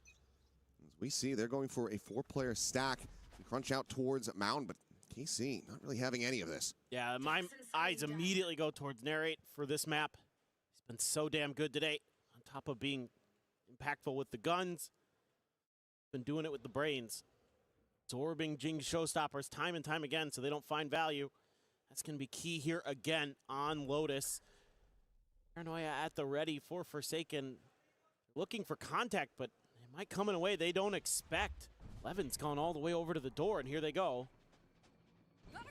Looking to try to draw some of that tension back, peel some pressure for Sugetsu, and so far it is working a decent treat. Jump to the corner, though. But his life on the line is Forsaken. As Jing will be able to find that kill. Devi popping the flash, pushing forward, is able to find out Aves, but Narrate trades it back. Usually he gets one there, even. That was a very big kill, because it gives that extra man advantage. Levin continues to scale back towards Defender's spawn. DOS9 ready with the Paranoia, and Narrate's right there to claim a life. They're collecting one. DOS9 collects one as well. Jing now going to be taken down, and suddenly the player advantage is in the hands of KC. Forsaken having to just push out of the smoke, and DOS9 has him dead, and now it is all down to something completely corralled, and Narrate. Headhunter Sheriff, doesn't matter. This man is dialed in. Gets the 3K. And KC get another pistol. The story's been him today. That is just devastating what he's able to do with that chamber. A nice tee up from DOS9 too. Looked like this was going to go pretty well for PhFerz. They read the tucked in position of Sugetsu. You know, Devi at least able to find one with a cheeky little reposition around the smoke, but no. The better play on site for Karmine Corp, and really they have had PhFerz's number in a lot of the bigger picture sense. Let's see what the buy-up looks like here for PhFerz. Just one bandit, and well, okay. They're fully ready for this. It's just a firing squad. The paint shell to no avail as DOS9 will collect 3 for himself. And now just something to try to see if he can stop it from being a flawless, and he cannot. All right, we'll shut him down. We very quickly go into the bonus. It's red alert now for PhFerz. That's a tough one. Try to overstack that angle, and just a nice little tight headshot line over the box for DOS9. He collects 5-0. The start for him, 4-0 for Narrate. Into the buy round even, again, because PhFerz likes to try to sneak in those extra pistols. It's only going to be a couple Guardians for Devi and Envy. Great. Still on that Marshall. Everybody else, Bulldogs and Vandals. Something very aggressive angle. Bunch of footstep noise being made over here. Maybe just try to bait a little bit for something, but KC waiting for this push out. Oh, Aves does get taken down, but DOS9 still there, ever present. Cleans up kill on a Forsaken. Now he's immediately going to go TPing with that spike over to the A site. Levin has just about cleared. Quick pivots necessary here for PhFerz. As KC certainly upping the pace with that ult play. I love the creativity. Clear of the arc rose. Levin now to try to scale forward. Tailwind will get the spot out and something, able to find him with that kill. Blinded up, however, and DOS9 collecting one Devi. Going to be taken down now, a 2v3 to stop this bonus conversion. Jing just trying to tap through, trying to fish for anything. He comes up empty-handed. DOS9 standing tall. Another 3K and another round in the hands of Karmine Corp. Well, DOS9 made his Tier 1 debut in Pacific, so he's pretty aware of how PhFerz likes to operate. And this time, another really nice round. He's able to get that ult. What, TP 8-0? over. Yep. Hit another nice Paranoia. Beautiful. 8-0-2, 5-0 for Narrate. Looking like gods so far. Attempted fight over here by Rubble. Sugetsu will just shrug off a bit of damage from that paint shell, drop back. Out towards relative safety. PhFerz come up empty-handed once again. Yeah, they're just trying to turn up the tempo, trying to play their game. Oh, Will catch DOS9. Finally, he dies. A little bit of an oopsie there to give away the first death.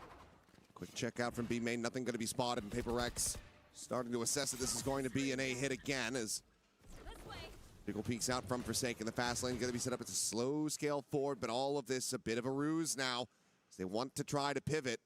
Spike again being taken over. As Narrate pop this vice wall. Just playing around with information as there's the jump and Forsaken will fall. And will be able to get on top of him, finds the headshot, a weapon to be collected. Still an opportunity for PhFerz to try to make this a thrifty, but they have an array and a post-plant angle with that outlaw in hand. Everyone's susceptible to it.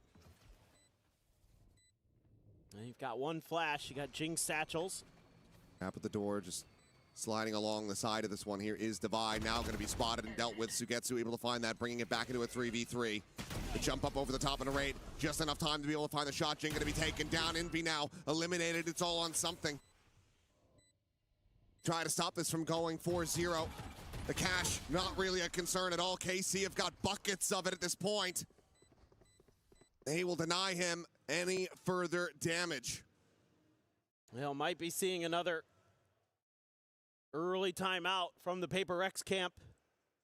This is already spiraling out of control. And, you know, PhFerz has moments here where you think, okay, they can get this done, but again, Divide takes that challenge at the door. Sugetsu's good for it. Narade has been just immaculate. I mean, there is no room to criticize him today, the way he's been playing. He's been hitting some incredible shots along the way. Showstopper to be invested, lobs it into the corner, does not find that kill, and DOS9 gets on top of Envy and finds Jing as well. Something with the operator, only going to be good for the one. Meanwhile, Narade just re-swings around Rubble, finds Forsaken. Tap at the door, a pivot to the C site. Both players completely surrounded. Divide making noise. Levin looking for the kill. And he makes it look casual, and Narade has the backstab, and KC have full reign, full control. They're just so smart, taking those little advantages, matching some of this aggression of PhFerz. And this Showstopper, don't know how it doesn't kill DOS9, doesn't matter, because he makes the most of it. Oh, Levin. Sick shot there. And there's that timeout, because things already absolutely crumbling, and you're not even into something's Bladestorm yet. Going into round 6. So you don't have that to rely on here in this eco. You tried the Showstopper again. Jing just hasn't been himself, and I mean, again, you could give a lot of credit to Narrate with the way he's been playing the Chamber and the Phoenix to absorb it, but this round here, they know that DOS9 is there. They just can't get it to go. The little things make those rounds spiral out of control quickly, because KC definitely sense the weakness in PhFerz right now. They're going to pounce on every opportunity.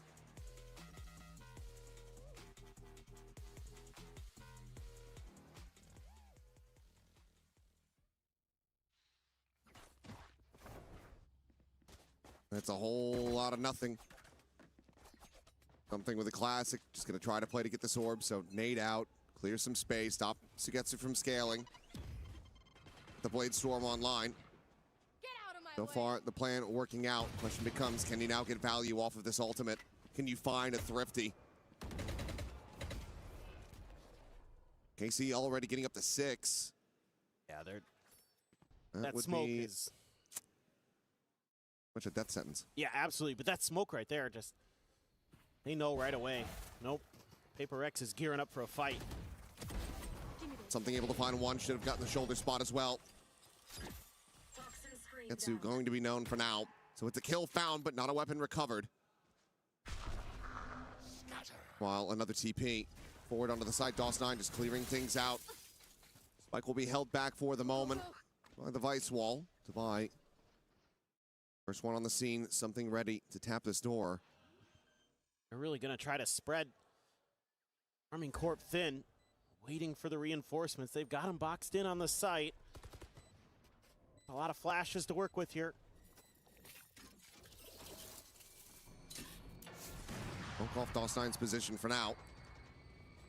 Something trying to work his way out on the mound, is able to do so now, joining in alongside 2 of his teammates. Still 5 players strong.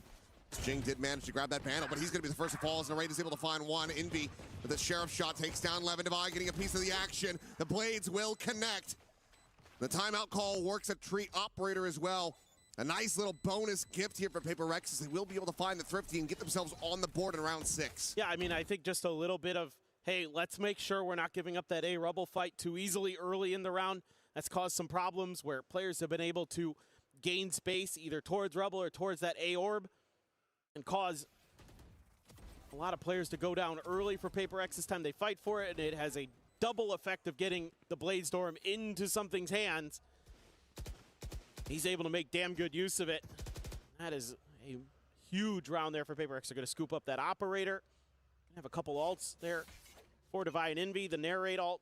Going to have that tour de force to challenge. Let's play. We're now watching around B main. No one to clear this Prowler, but Jing, quick scaling of space. Up outside of A main, finds Sugetsu.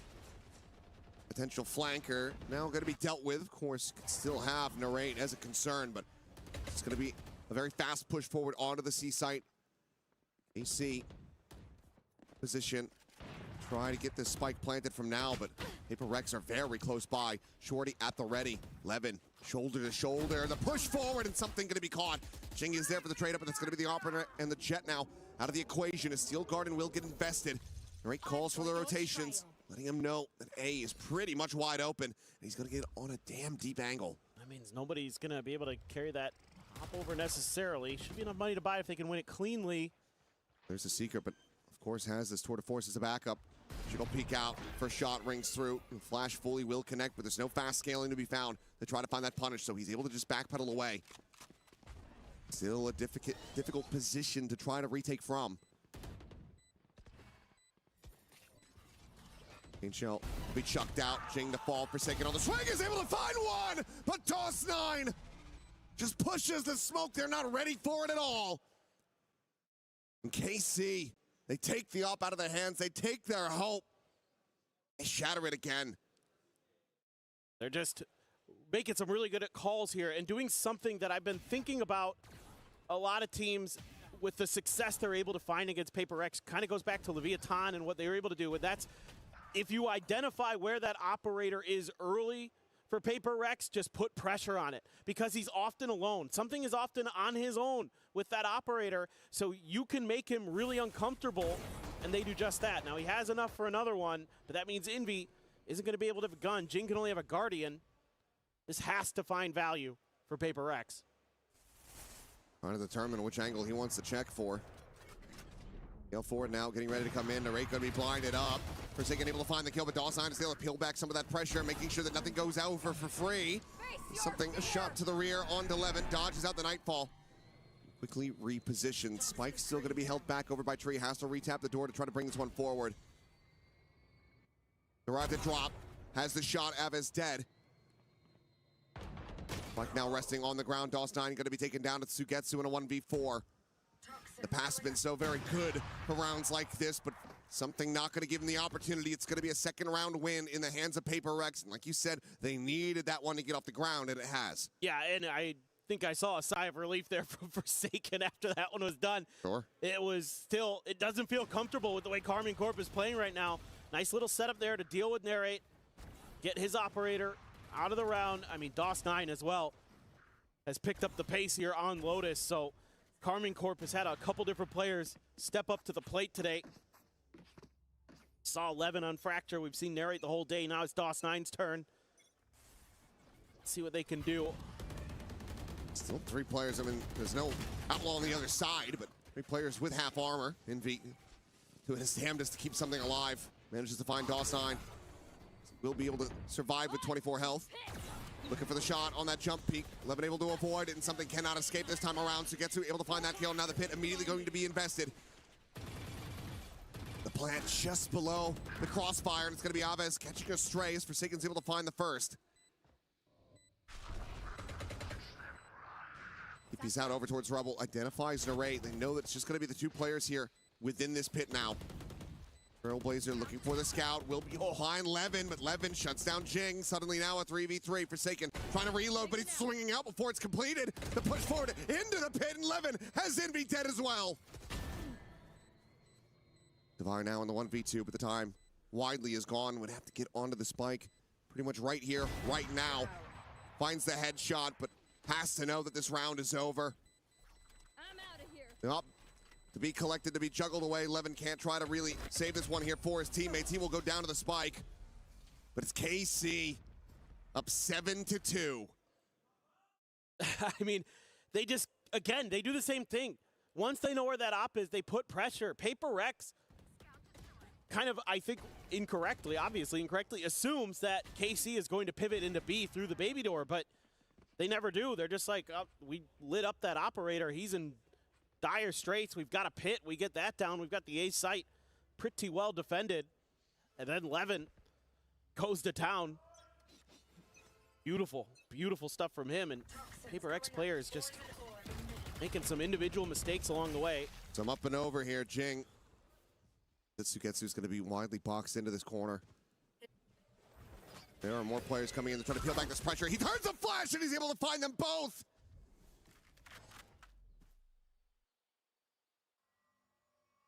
That's a backbreaker. Memories.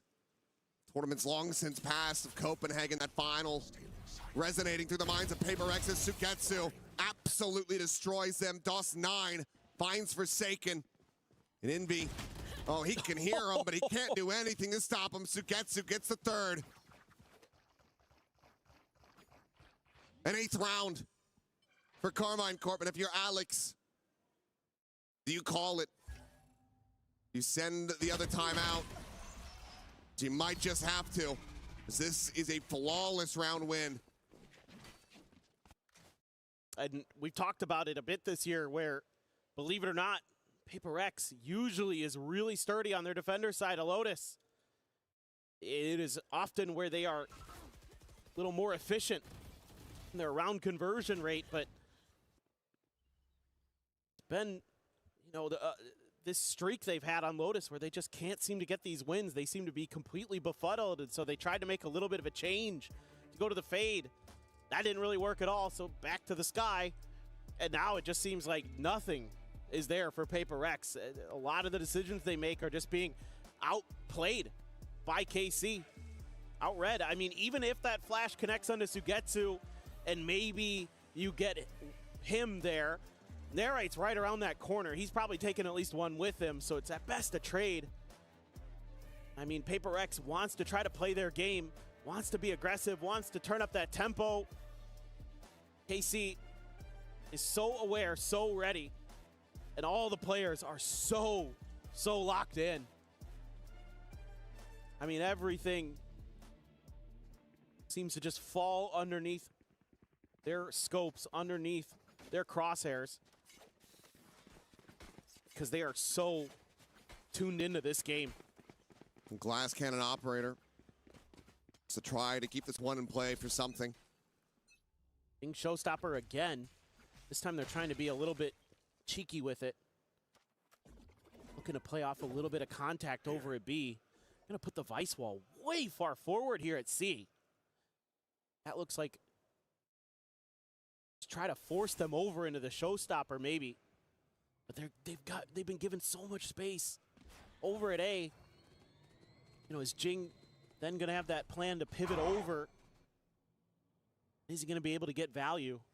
Sugetsu just playing that quietly. Probably live for that grab, but Narrate still swings that angle. Ends up losing his life, so critical early kill here for PhFerz.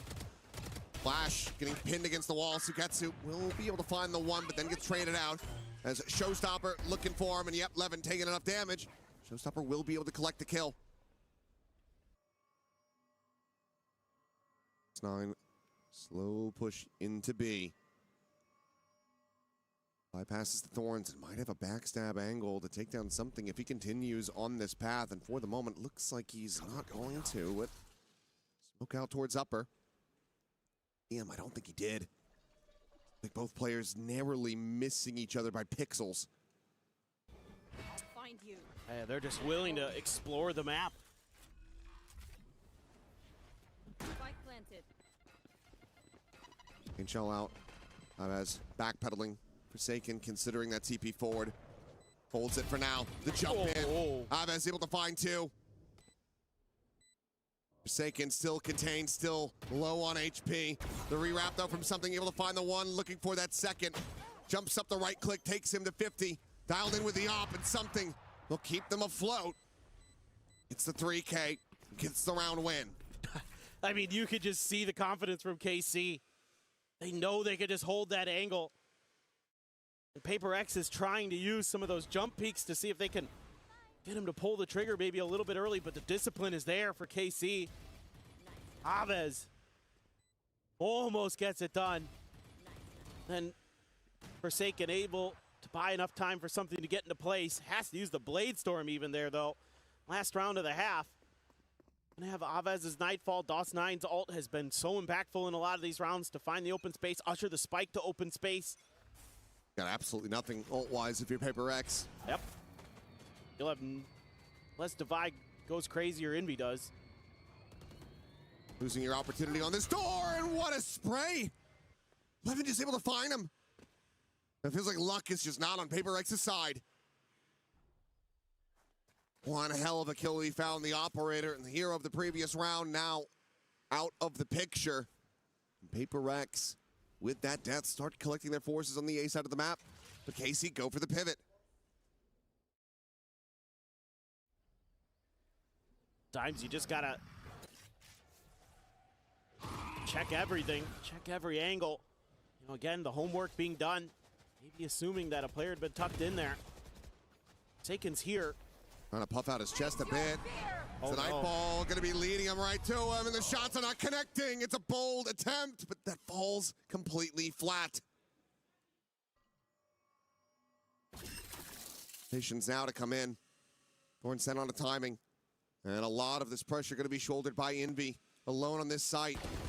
Has the first player dead, but now B opened up. Fly quick on the scene. Sugetsu stays tucked away here at stairs.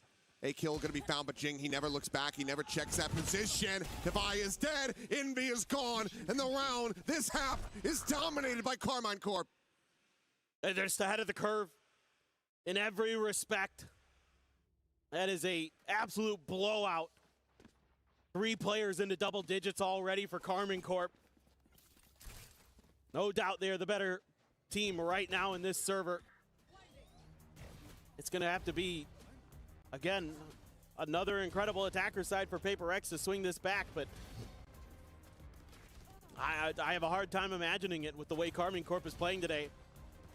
I mean, again, the ideas that they have, the plays that they have, the way that they're able to match the aggression, I mean, they know that PhFerz is going to over-rotate on stuff, be over-aggressive. They can use that to find space, find moments where they can counterpunch. And they land so often. Really just a couple big rounds from something. Being a difference maker, he's the only one who's in double digits for PhFerz. And DOS9, absolutely instrumental to get this snowball rolling downhill for KC. Started off so hot, maintained some good pressure along the way. Levin had a big round. KC playing on home soil here in Paris. Want to stick around, want to get further. Want to have another opportunity, get into that playoffs and play in front of the home crowd. This needs to be a monstrous comeback here from PhFerz, and all, of course, has to start from the pistol. It just feels so unlikely. KC, they've had the run of this map. They've had pretty much every correct read, and they've just been out-aiming PhFerz. Yes, straight up. You're absolutely right. I mean, I've been thinking it the whole way. They're just sharper. The aim is just better. Narrate in particular, so clean. You know, Levin, he has these rounds where it just feels like he can't miss. He'll hit, and he'll win you one. He might go a little quiet for a few other rounds, but you'll take those every time because they're often impactful ones where it's because KC is already dominating so many of the other rounds that he hits those ones, and it's like, oh, now PhFerz's economy's back in the dumpster. Like, it's just so impressive. DOS9 trying to bait him in, being like, oh, it's just me by myself, playing outside of main. Nobody here but Nobody us at Omens. PhFerz not quite going to be falling into the trap, but this could still be a very fast scale in from behind. 3 players effectively on a flank at the moment. Quickly going to be getting their way in behind PhFerz. PhFerz needing to up the pace here, but they have no idea what's waiting for them. They don't have any trips. They don't have anything. Exactly. They're really alert for this one. Any devised util. No wall as he goes just for that Sheriff. They'll be giving over some space for now. Ava's going to be spotted. Paint shell going to be lobbed up, but something going to be caught, trying to ride that rope. And, ooh, Forsaken, risking it all. Try to flush him out. Envy the one that pushed forward, the Haunt going through. Drops back down, Jing slotting just at the bottom of drop. As the spike will get planted. The player disadvantage for PhFerz. Absolutely need this round. Flash spotting nothing from behind. They have to know that these players are scaled forward, but Forsaken just jump in the corners, able to find Sugetsu, finishing him off. Now refaces forward, finding Aves with that recovered bandit. And PhFerz looking like there's still yet a bit of fight in them. Raid's position completely and utterly known. At this point wants to just try to get some damage and try to get some ult charge, and he will be able to find one. Looks for 2, gets it. Forsaken will be able to stop him in his tracks. 5 rounds, though, still the lead for Carmine Corp. Well, okay. This time around, PhFerz able to win some of those crucial micro battles. That one right there. Forsaken jumping ahead. Envy holding the line on the backside, gets 2 big kills.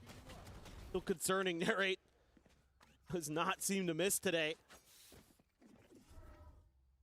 Still gets a little bit of extra value there. Little edges that could cost PhFerz this map, even if they start stringing rounds together, even if they go on a tear of their own.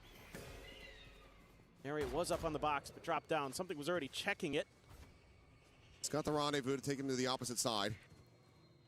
If a paint shell or something to that effect would come his way, he would be safe, but instead we'll just swing out and cannot evacuate fast enough. Something just a little bit too fast on the draw. Finds him with that Marshall. Gets a little bit of damage here, and now the follow-up shot will take down Aves. Now one pops, Levin sliding down a drop, swings forward, and Forsaken a little asleep at the wheel, but eventually is able to find that kill. There's DOS9 getting the headshot, getting the elimination. Divide will end up getting taken down the shorty. The barrel stuff there from Sugetsu. Finds another kill. He'll has to be pushed over to Forsaken, but this is already decent damage dealt, and now a Spectre recovered. Absolutely play this one out.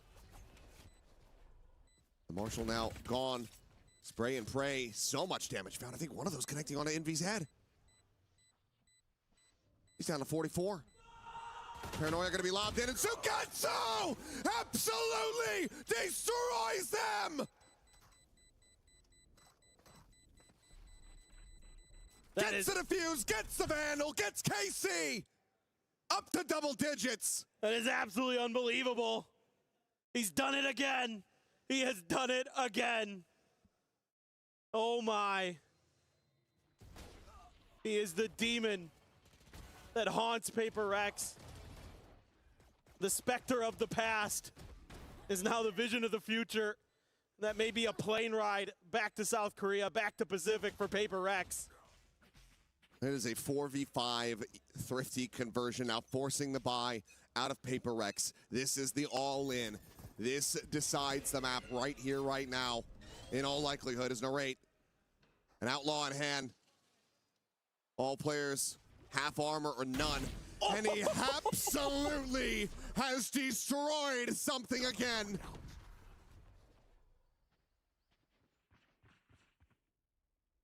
Just insane. Absolutely insane. He is spectacular today. That's when you're just feeling it, when you know that you can just look up and you know where that landing spot is going to be. Here we go. 11 able to find one. Jing just strafing across with that judge, but Will falls on a raid, finds another. Divine, a kill back in reply, but it's a casual shot from DOS9 as Envy goes forward into the smoke to his death. Divine out, the last one standing. Caught by the seas, decayed to 1. Little health he does have will recover.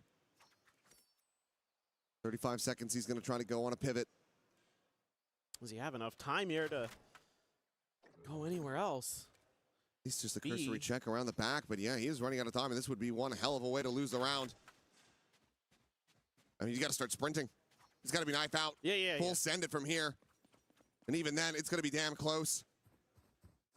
And I mean, Aves is matching him. Aves is going to have a shot at this, I think. Jumps across the way, but yeah. He'll actually give him the alert, but he's trying to just stick this plant, and the time just is not there. No clutch to be found. No hope to be found. KC continuing to beat them back at every twist and turn. Dominance, pure dominance. I mean, Envy just running through there, not even looking at the bottom of the smoke. I mean, it's like every idea that PhFerz thinks they have about where KC is going to be, how they're going to be playing, they're wrong. Coming into this, stingers. I mean, PhFerz is just throwing everything. They're investing whatever they can. It's 2 glass cannons for Devi and something. Narrate has the Outlaw. Nobody, except for Jing, has the armor to withstand it. The two of them have no armor at all. Yeah. Double Vandal glass cannon. Low creep up. Pop flash on the corner, but the relay bolt and the Prowler will hold them back. Levin, he is out for blood. He wants that kill. He's not going to be able to find it, but Sugetsu and DOS9 absolutely do. Divine Forsaken going to be taken down. It's just Aves caught up. Player advantage still there. One of the Vandals left on the floor. Narrate, hold position. The tailwind passed. God, that's well and good for something. He's able to avoid it, finds a kill, but the rest of the team still needing to try to get past as Narrate is able to find the no-scope. Jing dead. Sugetsu arriving. Envy not going to be fast enough as Narrate closes out another kill. Another shutdown on something, denying him heroics at every twist and turn. Carmine Corp are up to match point. Took the words out of my mouth. Every round they've got the read. You know, there's 4 players coming up the front of B at the beginning of this. They know exactly how PhFerz thinks. It's starting to feel a little bit like how I felt watching Leviathan play PhFerz, where they just knew what they wanted to do and how they wanted to do it.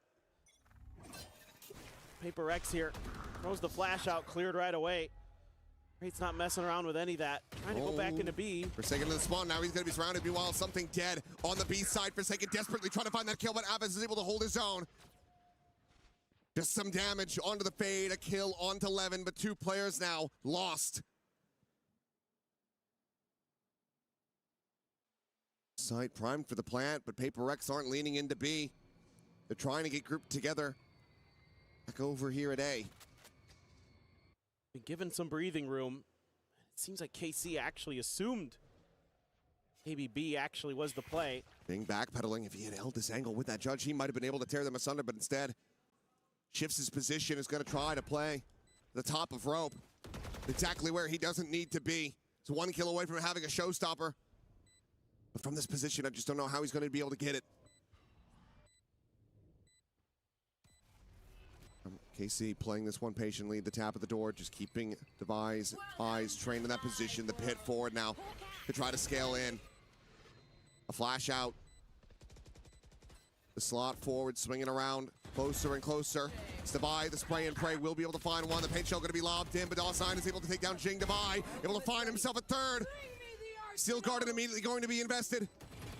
Spots him, kills him, a 4K clutch. PhFerz. Oh, they hold on by a thread. I need 7 in a row just to take this into overtime. Well, they get there, but will it matter? It would be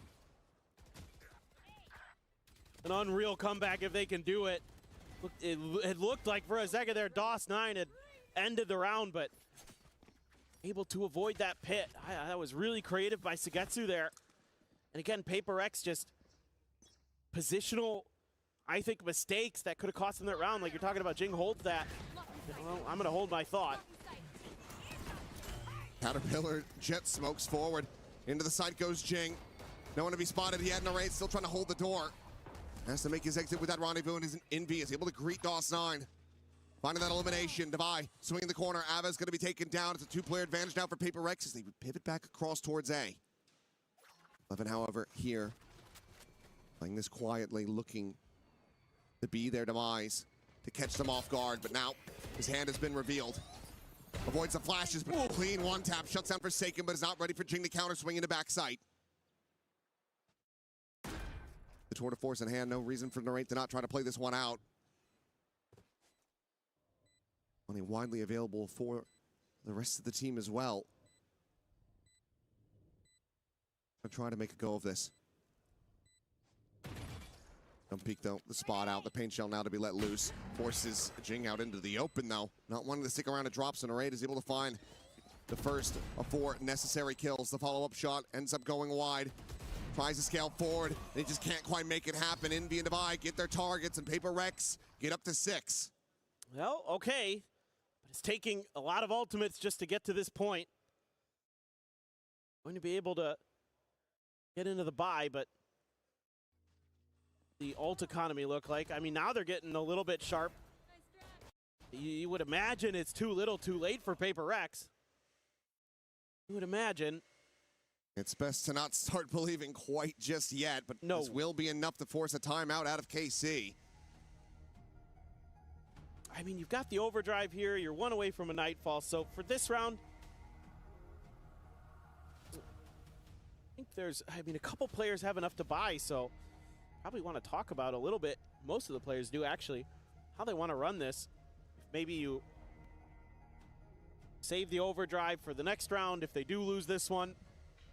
DOS9 has his ult. You could talk about how you want to work that a little bit. It's going to be 1 away from Avez's Nightfall, so maybe how you want to contain one of those orbs. Make sure you get that into your hands. How you can just settle down, close this out comfortably, get yourself situated to play NRG next. Found out Vitality was able to take that series. It was going to be a difficult opponent no matter what. Certainly won't get easier from here, but looks like there is going to be a decently hefty investment from KC. They want to bring this to an end right here, right now. Operator, of course, in the hands of something. This Jing bounding forward to mound. Flash is going to be going through, but DOS9, his presence now going to be read, but not before he's able to claim 2. Judge from Levin intercepts Devi, immediately upgrades the weaponry. In the blink of an eye, it's just the 2 players left. Levin jiggling on this corner, spotted out, will back away before the operator can get dialed in. Oh, look at Narrate. Quickly scaling in behind them. And with Devi's death, that wall means absolutely nothing. No alert system. Envy has to be the one to have his head on a swivel, watching from behind, but if he loses out on this one, that's going to be the spike on the floor. And just something alone eventually is able to get it dialed in. The Seeker's immediately going to be sent out. Scouting out both players' positions. That's going to have them rerouting, pivoting back over to C. Something needs to hit this shot. Gonna pull off the angle as well, expecting this rewrap. Probably behind. Oh, it somehow manages to connect that. What a hit. Levin dead. Havez now the one to try to play this one through. I'll find you. Tossed into the back, but Envy propped up on top of the box will be able to find the kill, and PhFerz continue to try to make a go of this. 5 more rounds. So the next one, looking like an eco for Carmine Corp. Do have that overdrive there, though. It looked like this might have been the end of the round. I mean, DOS9 sitting in his own, sitting in the smoke there, just making life miserable for some of the PhFerz players, but they're able to barely battle through. Envy, 3K. Little bit of fire still in the PRX camp. Shot early from something. DOS9 still scaling. He's just going. He is just fiercely walking at him. PhFerz at the moment. He's got no eyes on this whatsoever. The Bandit, he can get this 1 tap, and he will. Well, 2 tap. Still is able to find something at the end of it all. Player disadvantage. That operator just to be left stranded on the floor. It's just that lack of respect that PhFerz plays to that. Oh my goodness, Narrate. This could just about be at the beginning of the end here. Forsaken will be able to find one. But the overdrive popped. Levin fishing for anything that he can get through that fast lane. Looks away around the corner. Jing, does he have any kind of read? That Sugetsu is laying here behind that box. Here's the Neon, take the rope. Just gonna stay statuesque in this position. Try to intercept these flanks, but no, he's starting to scale forward, and that's gonna be his undoing as Jing, no, turns back, eats some damage, but still is able to find the kill.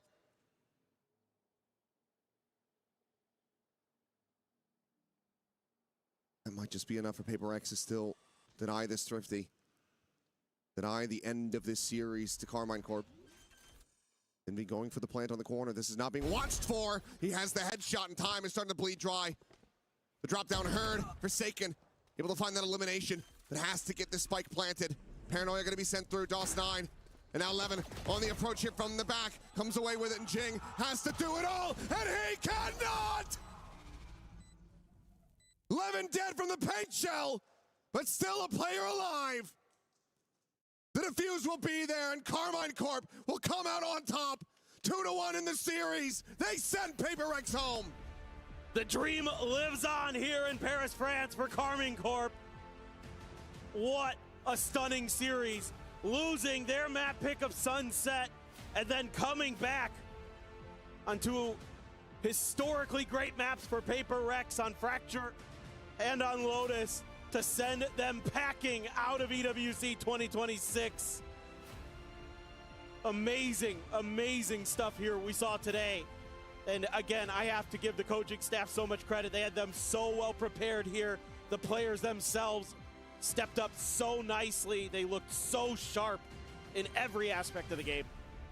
Looking damn good, but the fight's still not done yet for KC. They have another opponent, a difficult one at that, with NRG awaiting them if they want to still be able to play in front of that crowd. So the job is not yet done, but they are looking damn good. For PhFerz, it's bittersweet, but it's also some forced and very necessary rest, I think, because these guys have been on the road. They've been at it constantly this year. But for now, let's go ahead and send things back over to the analyst desk to break down the action from this incredible series. And the woes for Pacific continue. A second team knocked out from VCT Pacific. It's PhFerz going home after a huge upset by the hometown squad. It is Carmine Corp and the Blue Wall still alive here in Group B. A 2-1 victory and a crazy result here at EWC. I'm gonna be honest, I did not expect to see this today from KC. At the end of the day, it has been such a long time since they were able to go to an international event that we were speaking about. All that matters is how much you want it in the day. For PhFerz, this is like any other day, just going to all of the events where you meet all the teams from across the globe. But for KC, they prove that they earned this spot and that they deserve it. I mean, very much so. I think qualifying through the qualifier the way they did, after the season they'd had in VCT EMEA, people doubted them. Then you see the groups come out. They're placed into this group of death, and people doubt them even more. They lose that opener, and it mounts once again. The story here of the comeback against the Goliaths of PhFerz cannot be understated. This is a fantastic win for the squad in blue. Yeah, absolutely. I mean, just think about the last couple of squads they've faced. Fnatic. Then they had to go and face Vitality. Then they faced PhFerz. And next they have to face NRG. Like, the amount of top-tier teams that this squad has had to face, and now 2 of those sculpts taken, it's really astounding here for the Blue Wall. In my head, I'm going to say that this is what Aves meant when he said that if we make it out of group, we have a very good chance of winning the event. Because getting out of the group was going to be so difficult itself that if they could mentally overcome that big step, nothing could stop them. We know that this is, just a victory. They still have to win against NRG. But the vision that we've had of the players, Suigetsu just doing this after the match, I cannot believe that we finally show what we're made of. All right, well, from boom to blue, it's time to go down to the man on stage. It's Dose9 standing by with Ginny. What a game, DOS9. I want to talk about your individual